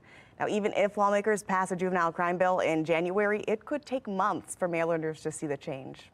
Throughout the state, frustration continues to grow with Maryland's youth crime laws. Police say it's very difficult to hold juveniles accountable. Look at that one. He just had a gun right there in Montgomery County. Police arresting a 13-year-old after he was seen on video, highlighted in the red circle there, allegedly shooting at a car driving through an apartment complex. So that's another shooter, and then there's two other suspects there. This is all happening in Silver Spring. Most of our offenders now we're finding are juveniles, and we can't interrogate them anymore with the Juvenile Act. So, they're in the system and they're back on the street. They're repeat offenders. Well, police are still looking for at least 3 other teen suspects that you saw in that video. In Baltimore City, a 12 and 14-year-old arrested accused of attempted assault and car theft. This is happening in Butchers Hill, and they were released to their parents just after a call from DJS 2 hours later. That assault prompted a firm letter from City Council Zeke Cohen to Baltimore City Police and the Department of Juvenile Services. Cohen calling the investigation an operational failure. 4 state lawmakers signing off on that letter from Cohen. Among those is Senate President Bill Ferguson. Shannon Lilly is joining us live with our questions for the Senate President about addressing juvenile violence. Shannon? Well, we know, Tom, Senate President Bill Ferguson himself has been under fire for his handling or failure to act when it comes to the juvenile crime crisis. But now he's kind of pointing a finger in a way and condemning the Department of Juvenile Services and police for their handling of that assault case in Butchers Hill last week. So we sent a list of questions to the Senate President that we're going to pull up right here on your screen. We asked, why did you submit a letter scolding city police and DJS when your office hasn't taken official action to hold juveniles accountable? Do you plan to hold juveniles accountable? What is your plan to address the juvenile crime crisis? Do you believe in tougher penalties to hold juveniles accountable? And are you planning to call a special session to address juvenile crime? Well, so far, neither the senator nor his office has responded. They all run away because the political capital to roll up your sleeves and confront the problem is vast, and it has to do with problem solving. This is unacceptable. We would have had a hearing and brought the Secretary of the Department of Juvenile Services in, okay? We all would have called for it and said, explain this, explain how he got let out, and explain the 14-year-old, and explain how this isn't going to happen again. Well, this week, former Senator Jim Brochin there was critical of the state's seemingly passive approach toward reforming the broken system. Brochin sat on the Senate's Judicial Proceedings Committee for 14 years, and he says when the legislature opens back up for session in January, it is possible to fast-track emergency legislation dealing with juvenile justice and have that legislation both signed and put into effect before the session even ends in April. Reporting live, I'm Shannon Lilly, Fox 45 Morning News. All right, thanks, Shannon. For more of our coverage surrounding the juvenile crime crisis, including concerns from police, prosecutors, and a former state senator, head to our website, foxbaltimore.com. This morning in a city in crisis, Baltimore is inching closer to a grim milestone, 10,000 cars stolen so far this year. And between January 1st and November 4th, police data is showing that 9,512 were stolen citywide. I guess you just never really think it's going to happen to you. Now, some Ravens fans are among the latest victims of the city's stolen car crisis. An Anne Arundel County woman says she and her father parked in an industrial lot in South Baltimore. They were heading to last Sunday's game, but when they returned, her dad's Hyundai was nowhere to be seen. You don't really expect to come out your whole car be gone. Definitely pay to park in a lot that's going to be like babysat by the people that you're paying, because there's no matter where you park, it's not safe anymore. The family shared this photo taken near the intersection where the car was stolen, and in it you can see people staring at what looks like an SUV with busted out windows. Baltimore police confirmed a Hyundai was reported stolen along West Hamburg and Bayard Street Sunday afternoon. Police also tell us a second SUV, a Kia Sorento, was damaged in an attempted car theft. Now, if you have a stolen car story or know someone who's been impacted by the spike in auto thefts, we want to hear about it. Scan the QR code you see right there on your screen and tell us what happened. If you don't like QR codes, just send us an email to news@foxbaltimore.com. We're in for a cooler day today. Yeah, make sure you have your umbrella now because there are some showers and then there may be some more possibly later. Meteorologist Wyatt Everhard letting us know when you'll need to keep that umbrella, how long, and will you need it over the weekend. You're watching Fox 45 Morning News, all local, all morning.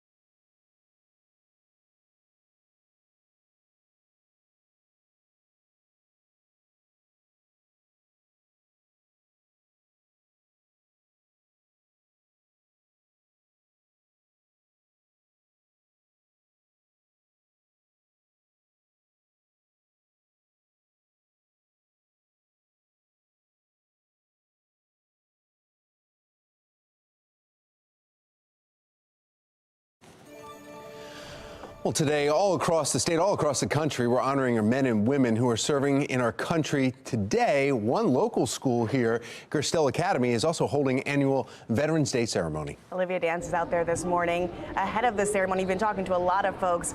Tell us more about the significance of this tribute, Olivia.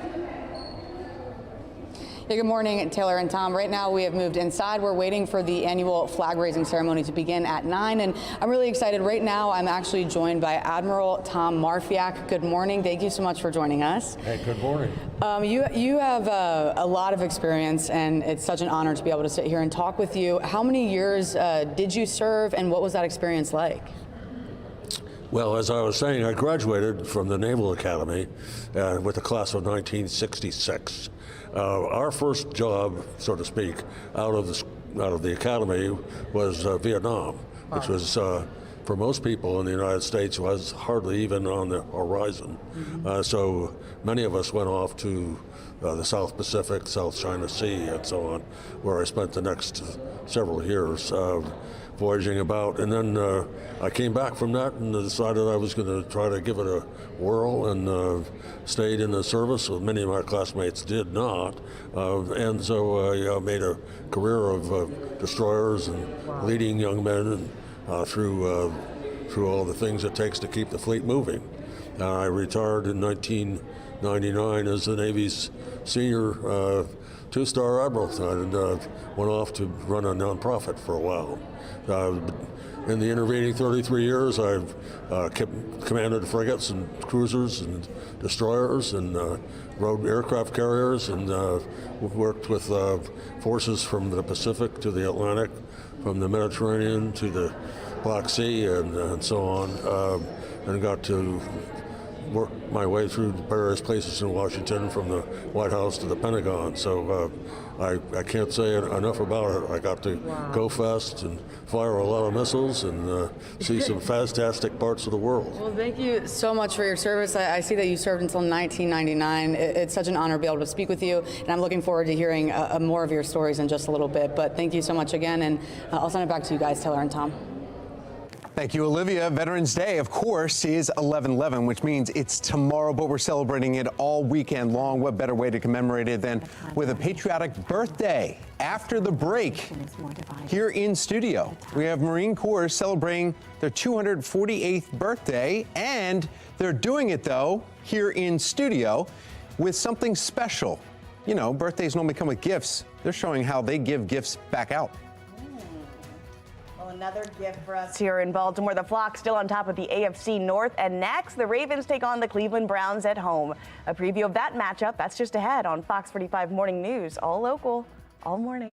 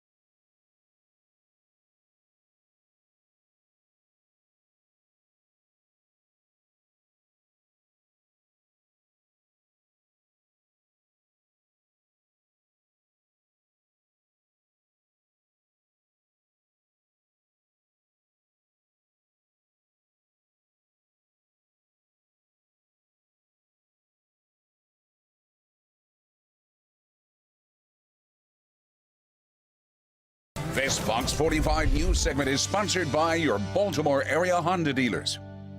Today marks the 248th birthday of the United States Marine Corps and is also the launch of the 76th year of the Marines' Toy for Tots service. Joining us this morning from the United States Marine, Gunnery Sergeant Isaac Quiroz, and then First Sergeant Richard Galuzzo, along with President of the Baltimore area Honda dealers, Jeff Miller, at the end there. So, gentlemen, thank you. First of all, thank you very much for your service. Yes, sir. Thank you. Our pleasure. Great day today. Happy birthday, Marines. Thank you. Thank you. 248-year tradition right here as a birthday, but you guys are giving back to the communities. You're not just saying, okay, well, you know, it is about the Marines at the start of that and what you do, but you're also saying we can help with the community. How do you do that? Well, we do that in numerous different ways outside of our regular duties. This being our 76th year with our Toys for Tots program. Yeah. This is where we actually donate toys, or excuse me, we collect toys to distribute to the less fortunate out in the communities. Yeah. And it's a tremendous honor and privilege to be able to give back to the communities in this caliber. And you're local, though, so Sergeant, tell us about what you do every day, Monday through Friday. Yeah, we're positioned over in Parkville, Maryland. Yeah. And we're tasked as a unit to train the Marine Corps Forces Reserve, also to be a force in readiness. Mm-hmm. And we also work a lot of community outreach, i.e. Toys for Tots, funeral honors, and notifications to fallen Marines families. Always staying up on with training too, also, and helping everyone in here that wants to maybe possibly go into the armed services too. You're here locally too, as a representation. Absolutely. Yeah, that's great. And of course, we bring in, you know, local businesses here to kind of partner with this. It's such a big undertaking. Toys for Tots. So Jeff Miller, with all the Honda dealers around here, how are you helping out and what do you do? And is this your first year? So this is our first year participating, and we couldn't really be more excited or more honored and proud to partner up with this great organization. As a group individually, we all have our own local charities that we like to participate with and support. But we get together and pool our resources for things like advertising to try to get the word out about all the great Honda products that are out there. We thought, you know, we really ought to get together and pool our resources to support one single charity, and really couldn't have picked a better one to partner up with the Marine Toys for Tots and also have Fox 45's partnership as well. Yeah, I mean, we are very privileged to be able to join with the Toys for Tots. I mean, we love it every year. The boxes are the big symbol, though. You can see these throughout the community. Now, whenever you go into an Anderson Honda, what happens? What do you see? Will you see a box there? Yeah, absolutely. So there's 11 Honda dealers throughout the Baltimore area. Okay. We've all got boxes. We're all set up as collection centers, and we all have a few vehicles there. We have some Honda Ridgeline pickup trucks that certainly can be filled up with lots and lots of toys. So we're hoping to really make this the biggest Toys for Tots that Baltimore's ever had. And Gunnery Sergeant, I mean, toys that are coming out there, anything in need of specifically older kids' toys, younger kids, what do we need? And can they be gently used? Absolutely not. So the toys that come to us, they need to be newly and unwrapped. Okay. The areas that we do need the most support in are the infant to the teenagers ones. Okay. So those are the two areas that we usually have a infant and teenagers, because teenagers don't normally, I mean, I don't know if you have any children yourselves there, Sergeant, but they're not cheap when they become teenagers, so that's the one that really seems to be lacking those toys, because it's a little bit pricier. Yeah. Well, thank you so much, Sergeant, Gunnery Sergeant, and Jeff, thank you so much for coming in. We appreciate that, and happy birthdays, Marine. Can I get a hoorah? Hoorah. Hoorah. There we go, right there. All right, in fact, this weekend, there's a lot of events that are going on. We have the Veterans Parade, and if you are heading out to one of the Honda dealers to drop off at Toys for Tots, you may want to grab the umbrella. Is that right there, Wyatt? I think so. Hey, great to have the double dogs on the set, right? All right. Hey, take a look at the overall setup here. We see basically a misty gray setup for the federal holiday today for Veterans Day, but for the actual day tomorrow on the 11th, we're talking about some sunshine coming back, so that'll be good news for all the Veterans Day activities tomorrow on Saturday. Rain, no, for our Friday, and quite a bit of it at times. Not particularly heavy rain, but kind of steady drizzle, on and off, light showers, and low 50s out there. So this is a cool weather scenario, no question about that. The northwesterly breeze kicking in a little bit too, helping to hold those temperatures down. Feeling like real November all of a sudden, right after all the unseasonable warmth earlier this week. So 50 or so through the day today. Temperatures just not moving much. And cloudy conditions will continue to be the story, at least through, we'll call it mid to late afternoon. Fairly quick moving weather system, but it takes most of the day to get the rain off to the east. And then a little later into the afternoon, say past 3, 4, 5 o'clock, we'll clear the skies. That'll make for a cooler, drier evening on the way for you. So clearing things out. Overall, the pattern here, basically true November showing up finally. Rain does clear out for the weekend, though. That's the great news. And after that, it's just going to be kind of a seasonably cool pattern. You do see the shower activity with low pressure to our south, kind of overrunning moisture behind that cold frontal boundary, but drier, cooler air. This big high pressure cell is going to come in, really make for several days of quiet weather this weekend into the early part of next week. So again, cold weather really moving in across the country and arriving into the East Coast. That's the 7-day forecast trend. Lots of 50s, some 30s by night, some frosty mornings, including Sunday morning. But I think by the time we kick off at Ravens Stadium Sunday afternoon, we'll be a little bit above 50 degrees there. Thank you, Wyatt. Turning now to football. Come on, right? He was just talking about Sunday and the stadium. We're gearing up for another sports-filled weekend. Even before we get to Sunday, you can watch it all right here on Fox 45. Week 11 of college football around the nation kicks off tomorrow, which means after this weekend, there are just 2 weeks left in the regular season. And that's right, starting off with big noon kickoff at 10 a.m. Saturday. Then at noon, you can watch Michigan, who currently ranks 3rd, taking on Penn State, who ranks 10th right now in Happy Valley. After that game, Utah's going to be heading to Washington State to take on the Huskies. That game starts at 3:30. And then at 7 o'clock, West Virginia and Oklahoma, who rank 17th, they kick off. Now, despite the Mountaineers not being ranked as the Sooners are 17th, the teams are tied for the Big 12 standings this season. Then to round out the night, USC and Oregon meet for the first time since 2020. Kickoff there scheduled for 10:30 p.m. Stick around for Fox 45 or Fox NFL Kickoff Sunday. I say Fox 45 because it's right here on Fox 45 starting at 11.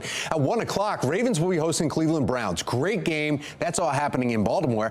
Then finishing out your sports-filled weekend with Fox 45, watching the Washington Commanders travel to Seattle to take on the Seahawks. Kickoff will be at 4:25. And as the playoffs approach with all the great matchups on Sunday, who will come out on top? In our next half hour, Patrice Sanders is back with her pigskin predictions. Even in bad weather, Ellicott City Lights makes you feel like having fun. We'll tell you all about it when it starts, coming up on Fox 45 Morning News, all local, all morning long. I don't even think I think that's natural. I don't think he needs caffeine. I don't even think I think those moves are uncaffeinated. You know what? Imagine if he was caffeinated. Right. I think we need to get some caffeine to get going like that. Get the little dance move, the Mark Clark move right there. Umbrella in hand, too. Time for a coffee break.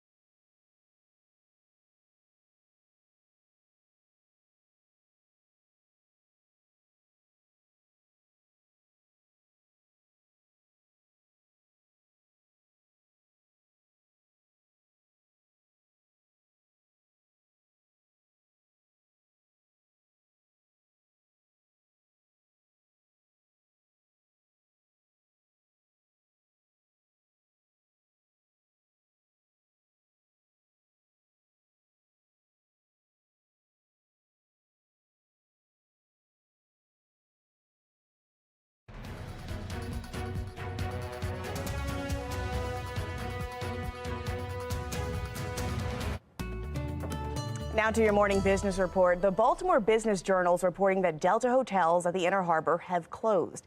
This is the second Marriott International hotel to close this year, and it comes amid other downtown hotels being converted into apartment buildings. According to data from CoStar Group, the closure should not have a large impact on the economy with the recent opening of a Comfort Inn on East Lombard Street. Demolition is underway at the old Baltimore Sun printing plant in Newsroom. The Sun downsized last year, moving to St. Paul Place. That's downtown. Since then, the Baltimore Police Department has leased that vacant building. The structure is now set to be torn down, but no word on what may be going up after the dust settles. Meantime, the status of the gallery at Harbor Place remains up in the air. The space has been vacant for 2 years now, and a mural was recently painted to improve the outside. Yet the inside remains empty. Just last week, plans were announced to revitalize and redevelop Harbor Place. The status of this particular property, however, remains a mystery as the owner's yet to respond to questions about the space. All right, let's get over to America's Steals and Deals. The following segment is sponsored by Knocking. We all get earwax. Ugh, but it's really nothing to be embarrassed about. And you like to use those cotton swabs, but they really don't work because they just push the wax deeper into your ear. The Whoosh Powered Ear Cleaner is really going to help you break up that wax. I'm going to show you how it works. It's really easy. I already have some water. You add warm water, has to be warm. You can use this inside the shower or out of the shower. I'll show you right here. You have this little cup and you put the cup up to your ear. You stick the whoosh inside and turn it on, and it just starts to break up that wax. And there are 3 different levels, so if you want to go lighter so you don't have a big rush of water in your ear, that works as well. The buildup of wax in your ear can lead to irritation, hearing loss, and the Whoosh is really going to help break down that wax and help you feel better. The other thing I like about it, if you have a bunch of people in the house, your kids, your spouse, there are 6 different attachments. So you can use these, and not everybody's using the same thing to break up the wax in their ears. So this is just going to help you feel a little bit better about yourself and relieve that wax in your ear. Right now, we're offering 35% off the Whoosh Powered Ear Cleaner.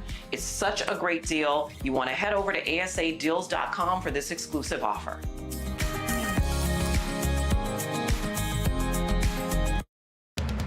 Live from WBFF in Baltimore, this is Fox 45 Good Day Baltimore. We are taking you live to Gerstell Academy's Veterans Ceremony, where they are getting ready right now to raise the flag. Gerstell does this annually to honor all the men and women who've served our country. Olivia Dance has been there all morning long, and after that flag raising, we're going to be checking back in with her and the students and why this day, this honor is so important to remember. Thanks for waking up with us on this Friday, November 10th. I'm Megan Gilland. I'm Taylor Stewart, and kind of the day where you're going to need that umbrella, pretty handy. Off and on. Meteorologist Wyatt Everhart joining us with a look at what we can expect out there for today, and then tomorrow, the official Veterans Day. Exactly. Megan, Taylor, I mean, this is one of those scenarios where the holiday's on the weekend, so we kind of get a 2-day celebration here. For the federal holiday today, it's going to be kind of rainy, kind of a dreary day, but, you know, this is November finally kind of showing up, right? Because we certainly know that it's felt much more like September, if anything, over the last several days. We almost hit 80 degrees yesterday. None of that today. Rain coming through, cooler air punching in, and you're going to want to have the rain gear handy at least through midday today. Low 50s where we are right now. This is where we stay all day. The temperatures just don't move. They're going to be stuck in the low 50s thanks to the cloud cover and those on and off showers. However, there is some improving weather for Veterans Day itself tomorrow into Sunday as well. We'll detail that in just a couple more minutes. All right, let's go ahead and check your Lynn Stoller traffic network. A look over the Ruston Charles Street area. As you can see, the roads are moving smoothly, but they're a little bit wet out there. Give yourself some time. This morning, former City State's Attorney Marilyn Mosby is waiting to learn her sentence after she is found guilty of 2 counts of perjury. Mosby was indicted in January of last year on 4 federal charges. She is still waiting on a trial for 2 counts of making false statements on loan applications. Fox 45 News has covered every step of this case since news of the indictment broke. Shannon Lilly joining us now with the very latest. Shannon. Yeah, that verdict came less than 24 hours ago. After being found guilty on 2 perjury counts, now comes the sentencing phase in this.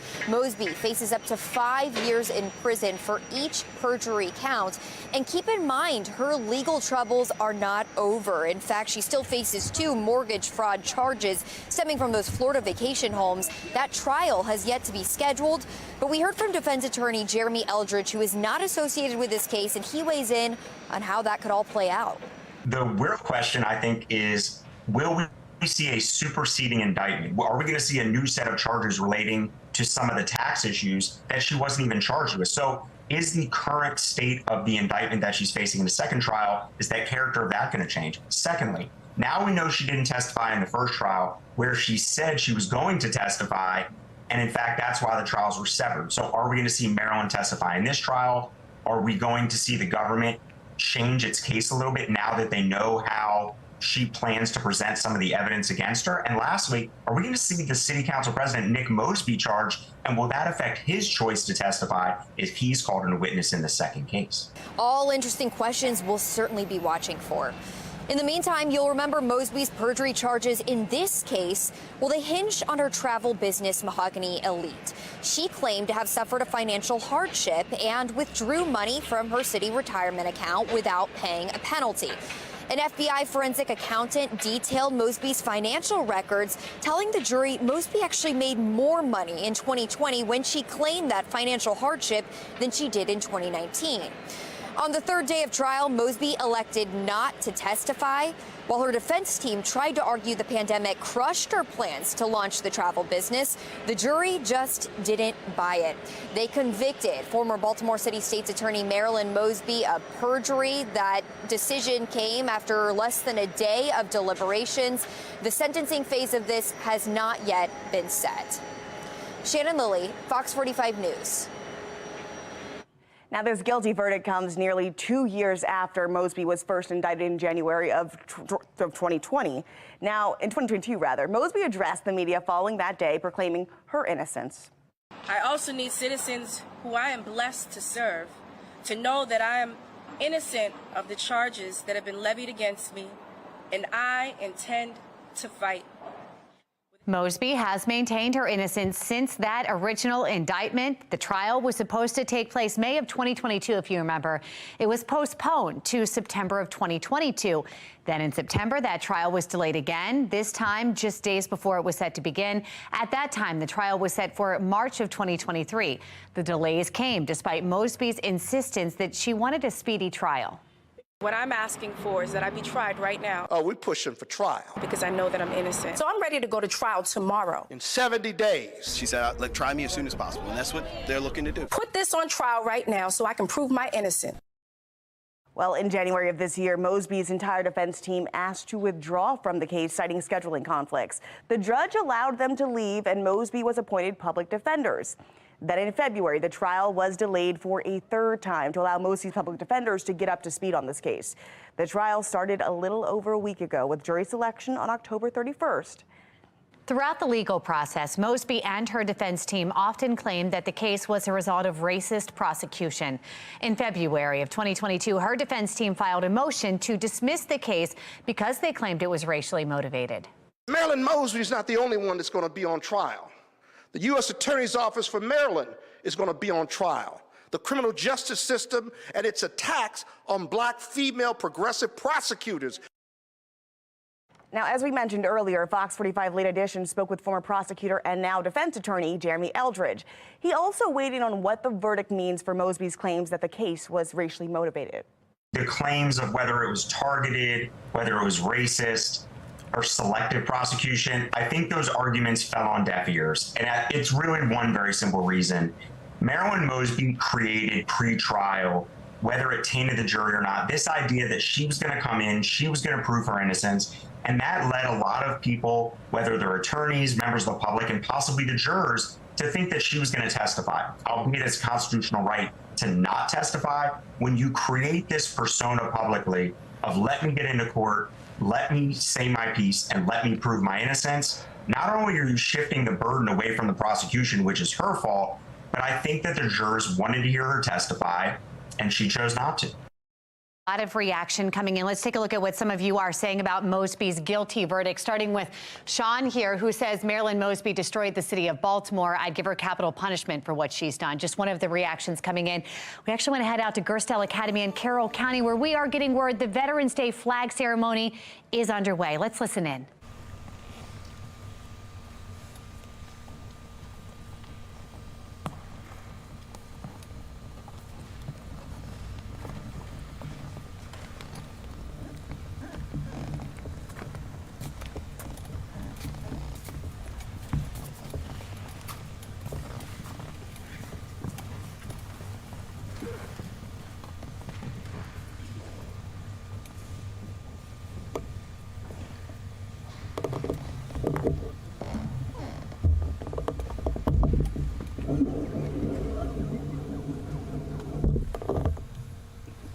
I pledge allegiance to the flag of the United States of America, and the republic for which it stands, one nation, under God, indivisible, with liberty and justice for all. Indivisible, with liberty and justice for all.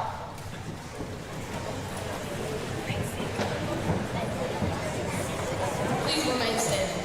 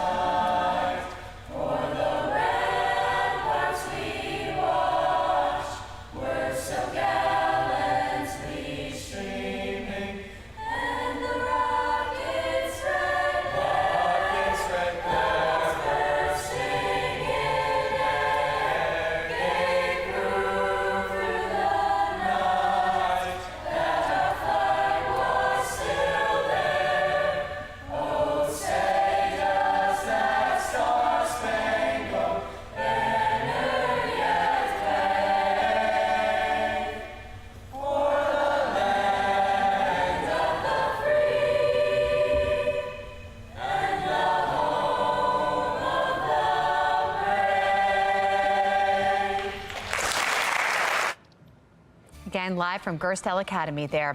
Well, as we celebrate Veterans Day here today and this weekend, how President Biden is cracking down on scams targeting those who used to serve. And we're looking at a cloudier, cooler day with a chance of some rain. After the break, you'll find out if you need to bundle up again this weekend. You're watching Fox 45. Good day, Baltimore.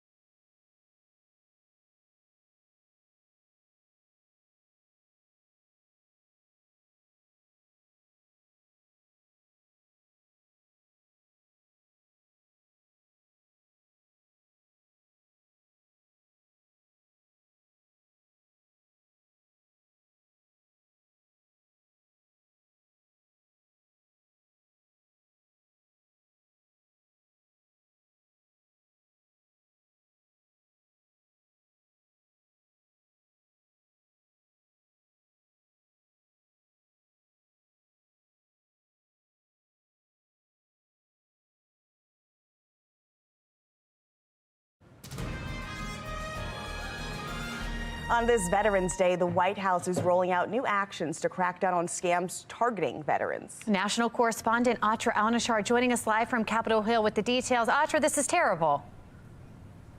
Yeah, that anyone would do that, especially to a veteran or military personnel. So the White House is launching what it calls the Veteran Scam and Fraud Evasion Campaign and Task Force to crack down on the schemes that it says cost veterans, military personnel, their families more than $400 million just last year. So this effort includes new educational resources to prevent falling victim to a scam, and then also steps by the FCC and FTC to block robocallers and encourage people to report scams, because the White House points out a lot of times there's a stigma to coming forward and saying that this has happened to you. So the administration is also announcing that beginning this month, more on the healthcare front, that the VA is expanding no-cost healthcare and nursing home care to all living World War II veterans, covering costs also for those with Parkinson's disease tied to Camp Lejeune. And they're also going to bump up the timeline of healthcare eligibility for veterans affected by toxic exposure. It was part of the Bipartisan PACT Act that came out of Congress. However, though, we're not going to hear this directly from the president, at least right now. Last I checked his schedule, he's not set to make any public appearances or remarks on this Veterans Day. All right, let's switch gears here. West Virginia Senator Joe Manchin delivered a blow to Democrats when he announced he will not be running for re-election. How will this impact 2024 elections ahead, Altra? Yeah, in a couple of ways. So even though Senator Manchin has been a roadblock, to say the least, for some of the Democratic Party's biggest legislative goals over the past couple of years, this was not necessarily something they wanted to see, because it is going to make their attempt to hold control of the Senate that much harder. Now, as a Democrat in a red state of West Virginia, though a moderate Democrat, Manchin's re-election was by no means guaranteed, but he was really seen as Democrats' best chance at holding on to that seat. Now, in a statement, President Biden praised Manchin's time in public office and cited the bills that they were able to get across the finish line together. But no doubt the Biden-Harris campaign is anxiously waiting to see if Manchin, instead of running for Senate again, launches his own presidential run. Manchin said in his announcement yesterday that he'll be traveling the country to see if there's interest in creating a movement to mobilize the middle, as he put it, and bring Americans together. Now look at the calendar. It is pretty late in the game for anyone to jump in the race now. But anything could happen, let's be honest. And clearly has a name established. Interesting. All right, Atra Alnashar live from Capitol Hill. Thank you. Thanks. 9:15 now. Time to get a check of our forecast. That's right. Let's see if we need to bring that umbrella out early or later in the afternoon. Meteorologist Wyatt Everhart with the information we need to know. The ladies are going to need the umbrellas walking out of the building, I can tell you that. I mean, it's still some shower activity already this morning, kind of hazy here over M&T Bank Stadium. By the time we get to the big game Sunday, I think we're clear. But not today. It's rainy, cloudy. That's the story right now out of BWI. It's not going to change much over the next few hours. More rain, more temperatures hovering around 50. Radar pretty active here from Baltimore all the way back southwest to D.C. and then some additional rain out toward Cumberland. Even a few mixed showers out into Garrett County there. So that gives you an idea of the leading edge of some much cooler air marching in. Look at the numbers, floating around 50 and then dropping into the late evening hours, even as we clear the skies. So, yes, people are always asking, hey, when is the hammer going to fall, right, for November? I think it's here. Definitely cloudy, rainy today, a little raw out there. Certainly not the late, almost like summer type weather we had earlier this week. That's gone as the cooler air rushes in tonight, pushes the rain out. That's the good thing, but still clear and cool and crisp on Saturday into Saturday evening. So true November is certainly arriving. The rain clearing for the weekend, that's the good news. And that sunny, seasonably cool pattern will hold up not just this weekend, but early next week. In front of south of us now, the cool air already in, but the rain not yet done with us because we've got low pressure spinning to the south. Once that clears east later today and tonight, it's high pressure bubble, dry and cool air out of Canada that will be the dominant weather maker Saturday, Sunday, right into the early half of next week. Again, it's a cool trend tonight, a cool one into the day tomorrow, and certainly Sunday morning, a widespread frost will be likely before we push back up into the 40s. And eventually, I think we'll get to 52 or so on Sunday. That's the cool day of the outlook. Staying cool, although the chance for pushing back to 60 is there once we get toward like the middle part of next week. That's our seasonable normal high temperature this time of year, 60. But you can see it takes all the way to Wednesday to get back there. Back to you. All right. Thank you, Wyatt.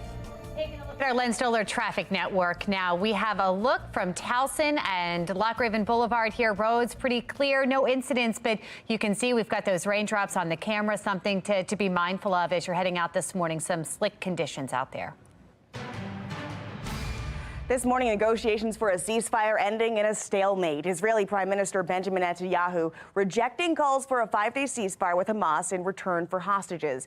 Instead, agreeing to 4-hour pauses in the fighting to allow more aid into the region. But I gotta tell you, humanitarian leaders are warning it's simply not enough time. Take a look at the latest images coming into our newsroom. Of Israeli airstrikes raining down near 2 hospitals in northern Gaza. The Palestine Red Crescent is reporting that at least 10 people were hurt, multiple ambulances destroyed, and this all happening as a flood of people are rushing to escape the quickly deteriorating war zone. According to Israeli officials, more than of the 1.5 million people trapped in Gaza, over 80,000 were able to escape through a northern Gaza corridor, an evacuation route on Thursday. The day before that, 50,000 people were able to get free. But both U.S. Secretary of State Blinken as well as Secretary of Defense Lloyd Austin, they just wrapped a trip in India. Aside from the war, the diplomats are trying to strengthen security in the region. This comes amid growing threats from China and the ongoing war in Ukraine. Back out now, live over the White House, where, according to a CNN report, the president received warnings from American diplomats that its support of Israel is possibly fueling retaliation for the U.S. in Arab countries. This is the same time as U.S. leaders continue to show support on the international stage. We'll keep you updated here at the Live Center. Fox 45 is partnering with Magen David Adom for Sinclair Care's humanitarian relief for Israel. The Red Cross affiliate is providing emergency medical aid for everyone in Israel. To help, you can scan the QR code on your screen or go to sinclaircares.com. The Ravens are back for their second of 3 home games, but who will come out on top? Coming up, Patrice Sanders is back with your pigskin predictions. Ellicott City Lights is the indicator that Santa Claus is not far away. We'll tell you when you need to come check out the lights, when, how long, and all that on the way on Fox 45 Morning News. All local, all morning long. Fox 45 News, winner of 16 2022 Regional Emmy Awards, more than all other Baltimore news stations combined.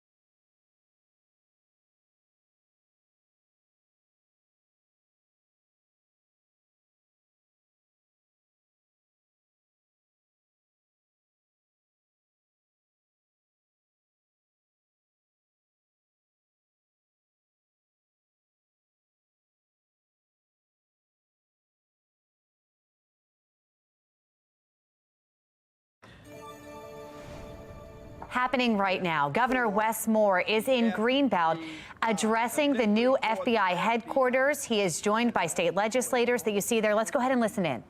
Who serve our country and whose mission is to keep our country safe and keep our people safe. And we're going to give them a facility that will be the best law enforcement facility in the world here in Greenbelt, Maryland.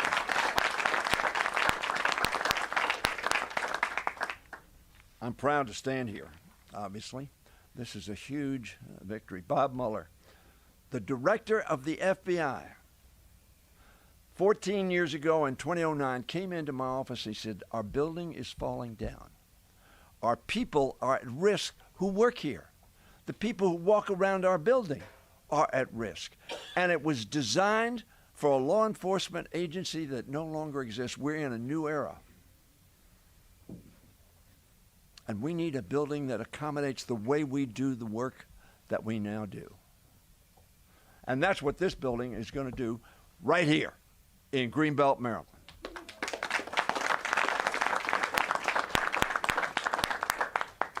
So this is an effort that was started by the director of the Federal Bureau of Investigation. And the result of the work that so many people have done in those 14 years is going to advantage the FBI and America because its mission is going to be better accomplished.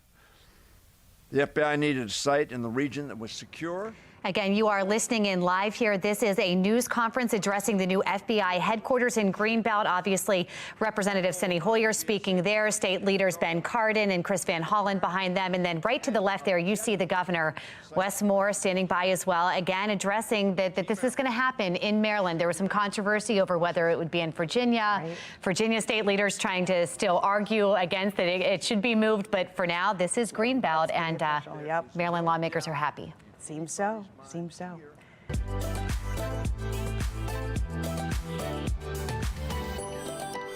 All right, well, curl up with some hot chocolate and get in the Christmas spirit. I love all of it. Mark Clark, he's living the dream in Ellicott City with the lights destination that we might have to get in the car and come out and see, Mark. You're definitely going to have to do that. And so I know a lot of people wonder, I told you Brian makes these things happen. So are you an engineer?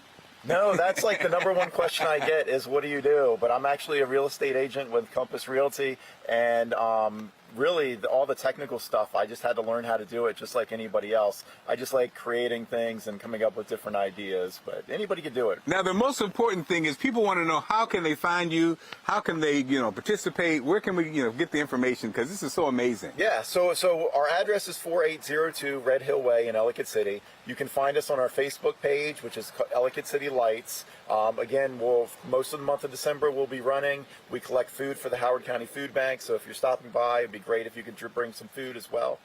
Look at this guy. I'm telling you, Brian, I'm amazed because you look so young. He's actually 99 years old. It's amazing. And ladies and gentlemen, I might have found Santa Claus's cousin right here in Ellicott City. So, again, one more time, how can people find you? Just so they know. Ellicott City Lights on Facebook. That's the best way. Ellicott Find City all the Lights. Information there. It's starting to feel like Christmas, guys. It even smells like Christmas on this rainy Friday, but it still is exciting and fun at this beautiful spot. I love it. Oh, I love it too. Have you got your lights up yet, Meg? No, but I need to. Maybe I'll just come enjoy his. Yeah, we can read up on his. We got more information on our website. Thanks, Mark Clark.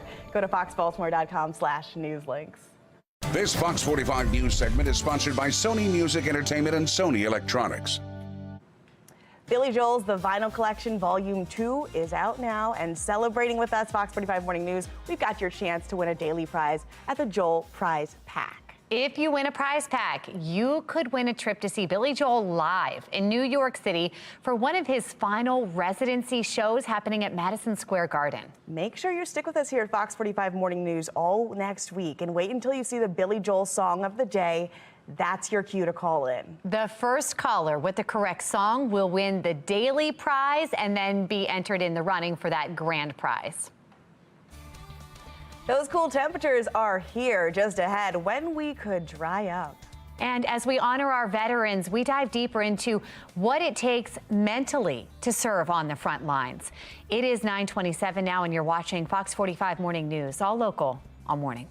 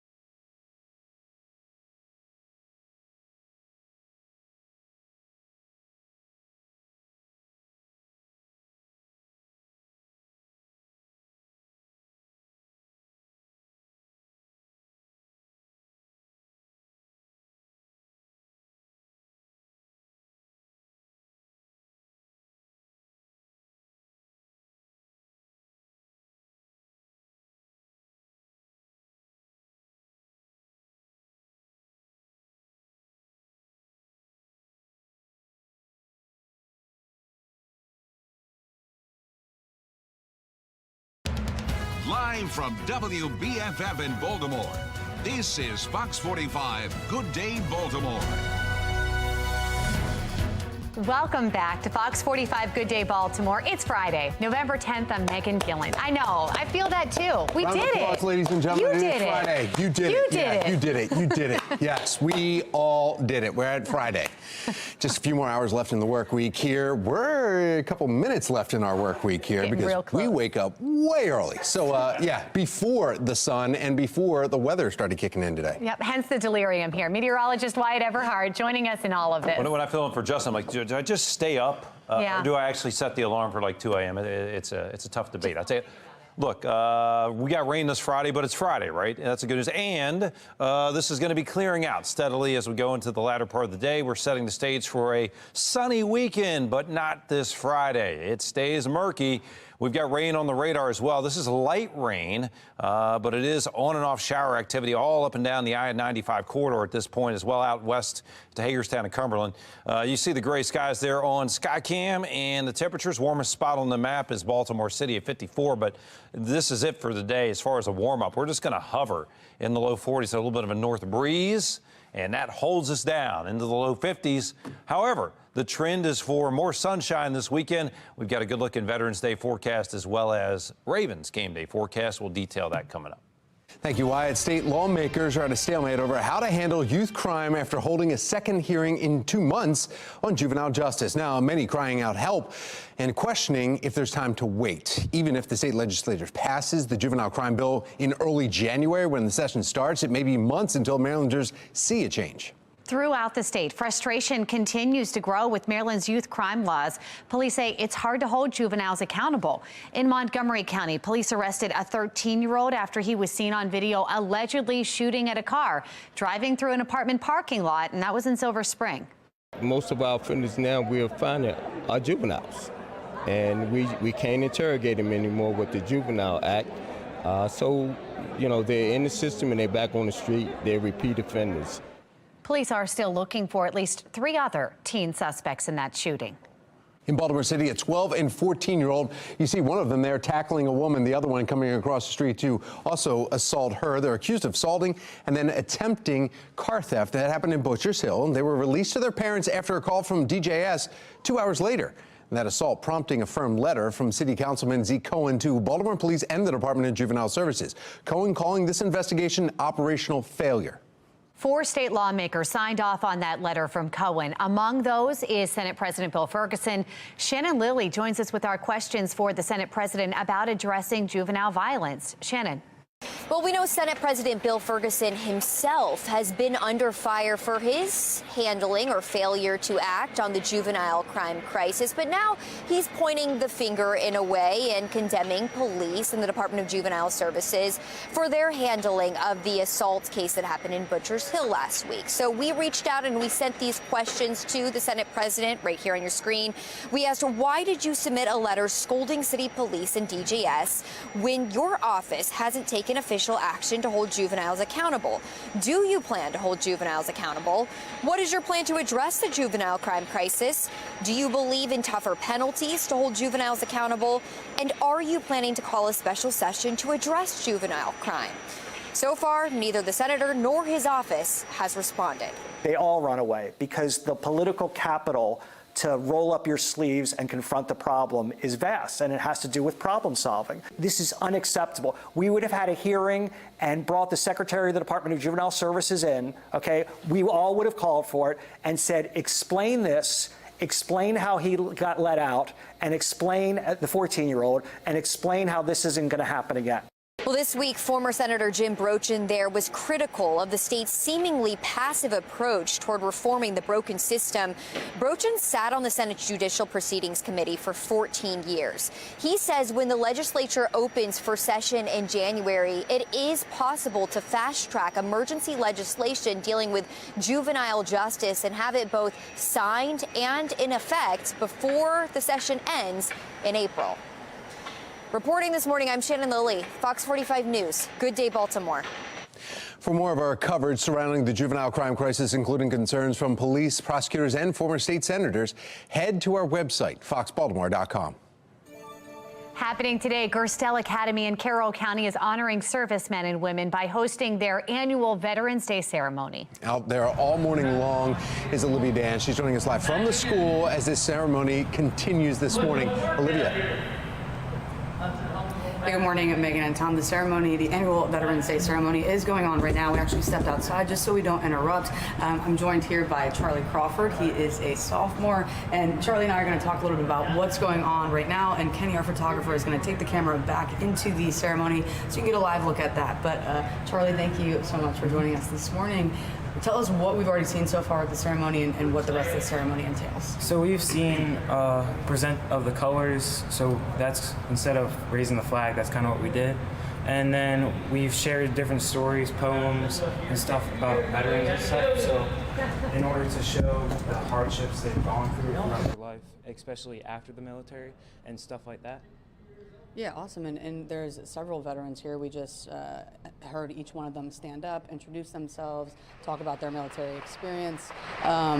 What is it like for you guys? Because I know after the ceremony, you'll actually be able to talk with some of these veterans and hear their experiences. So why is it important for young people like yourself to be able to hear their stories and meet them? Yeah, so it's important to me, especially because I'm only a sophomore, so I still have to go through a lot of stuff in my life. So to see the hardships, like especially they're like, it's a lot more severe than I'm ever gonna go through probably.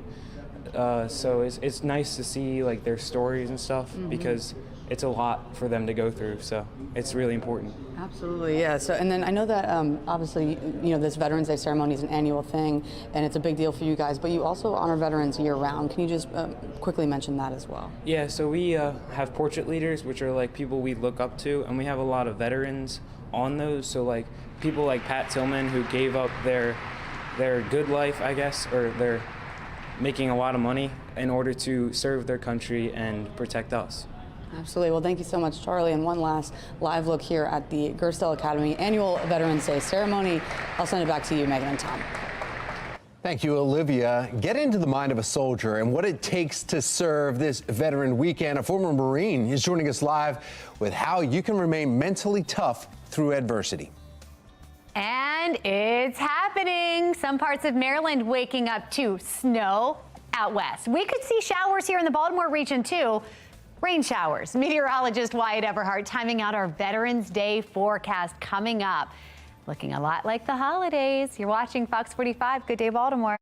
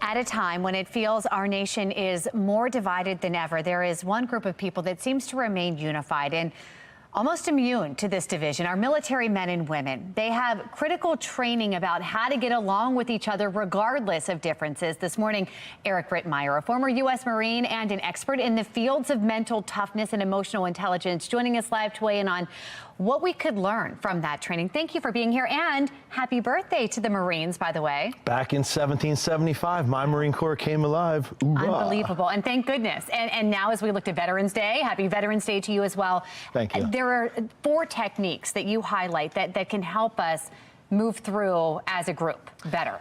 Yeah, I think at the core of this, Megan, what's cool to recognize is you know what you get with a veteran, right? It doesn't matter what branch you served in. We all bleed green. You get commitment, integrity, accountability, loyalty, this service before self mentality. All veterans, regardless of when we served, what uniform we wore, we all have these same traits in common. It just transfers really well into everyday life. Do you think there is something to be said for we're in it together? In military, you know that you were all in that together. You've experienced the same thing. And if we can relate that to everyday life, if, you know, non-military members could see that we are in this world, this life together, that might go in line.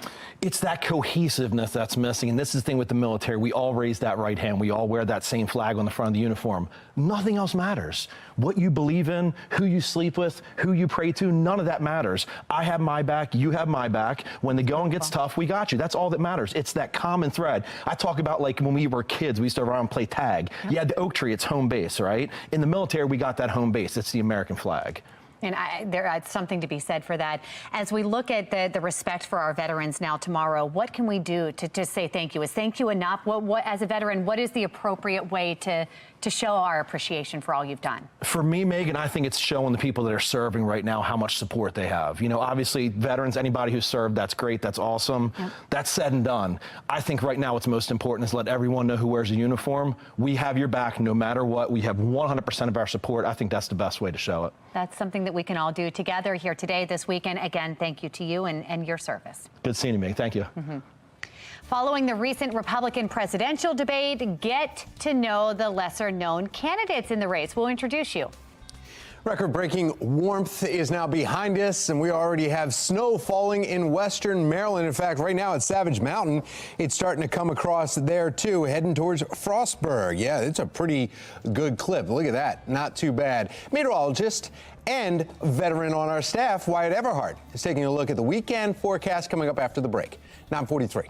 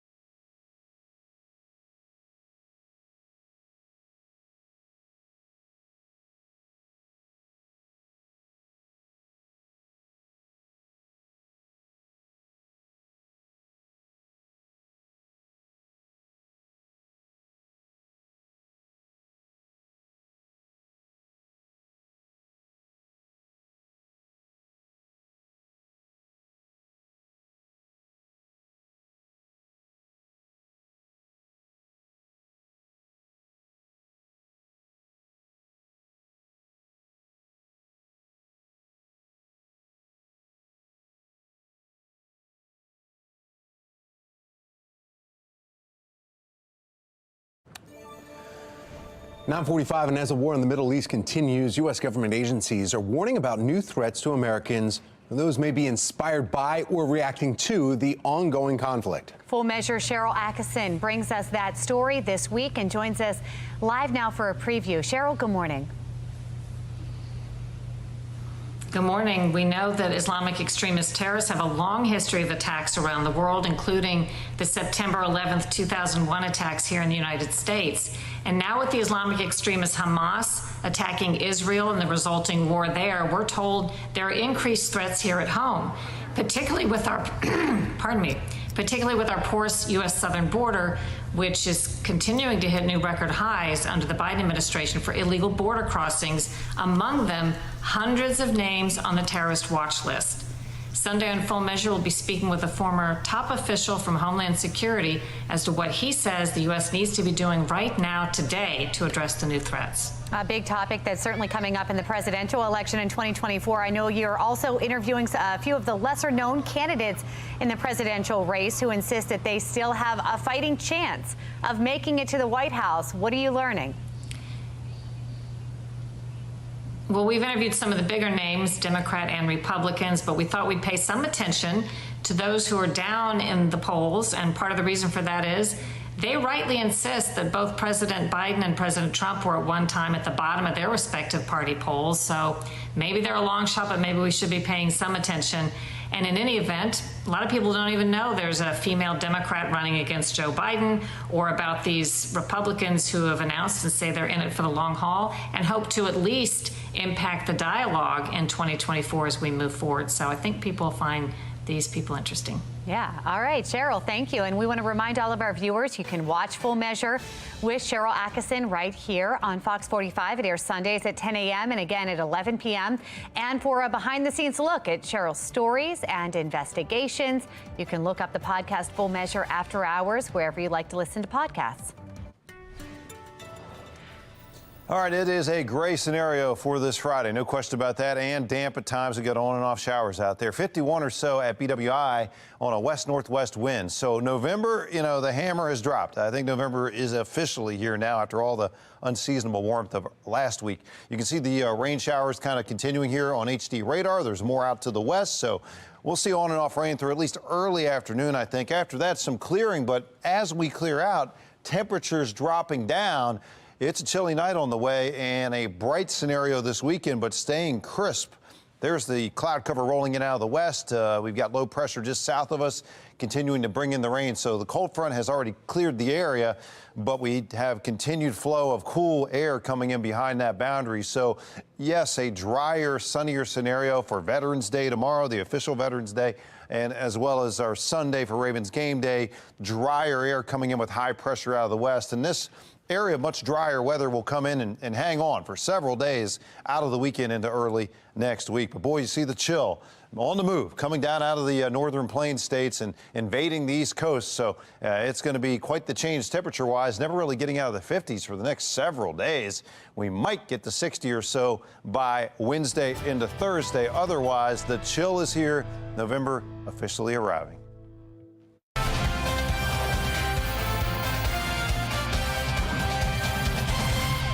The man, the myth, the legend. He left Baltimore for a quick minute, but now he's back and on the airwaves at 92Q every morning.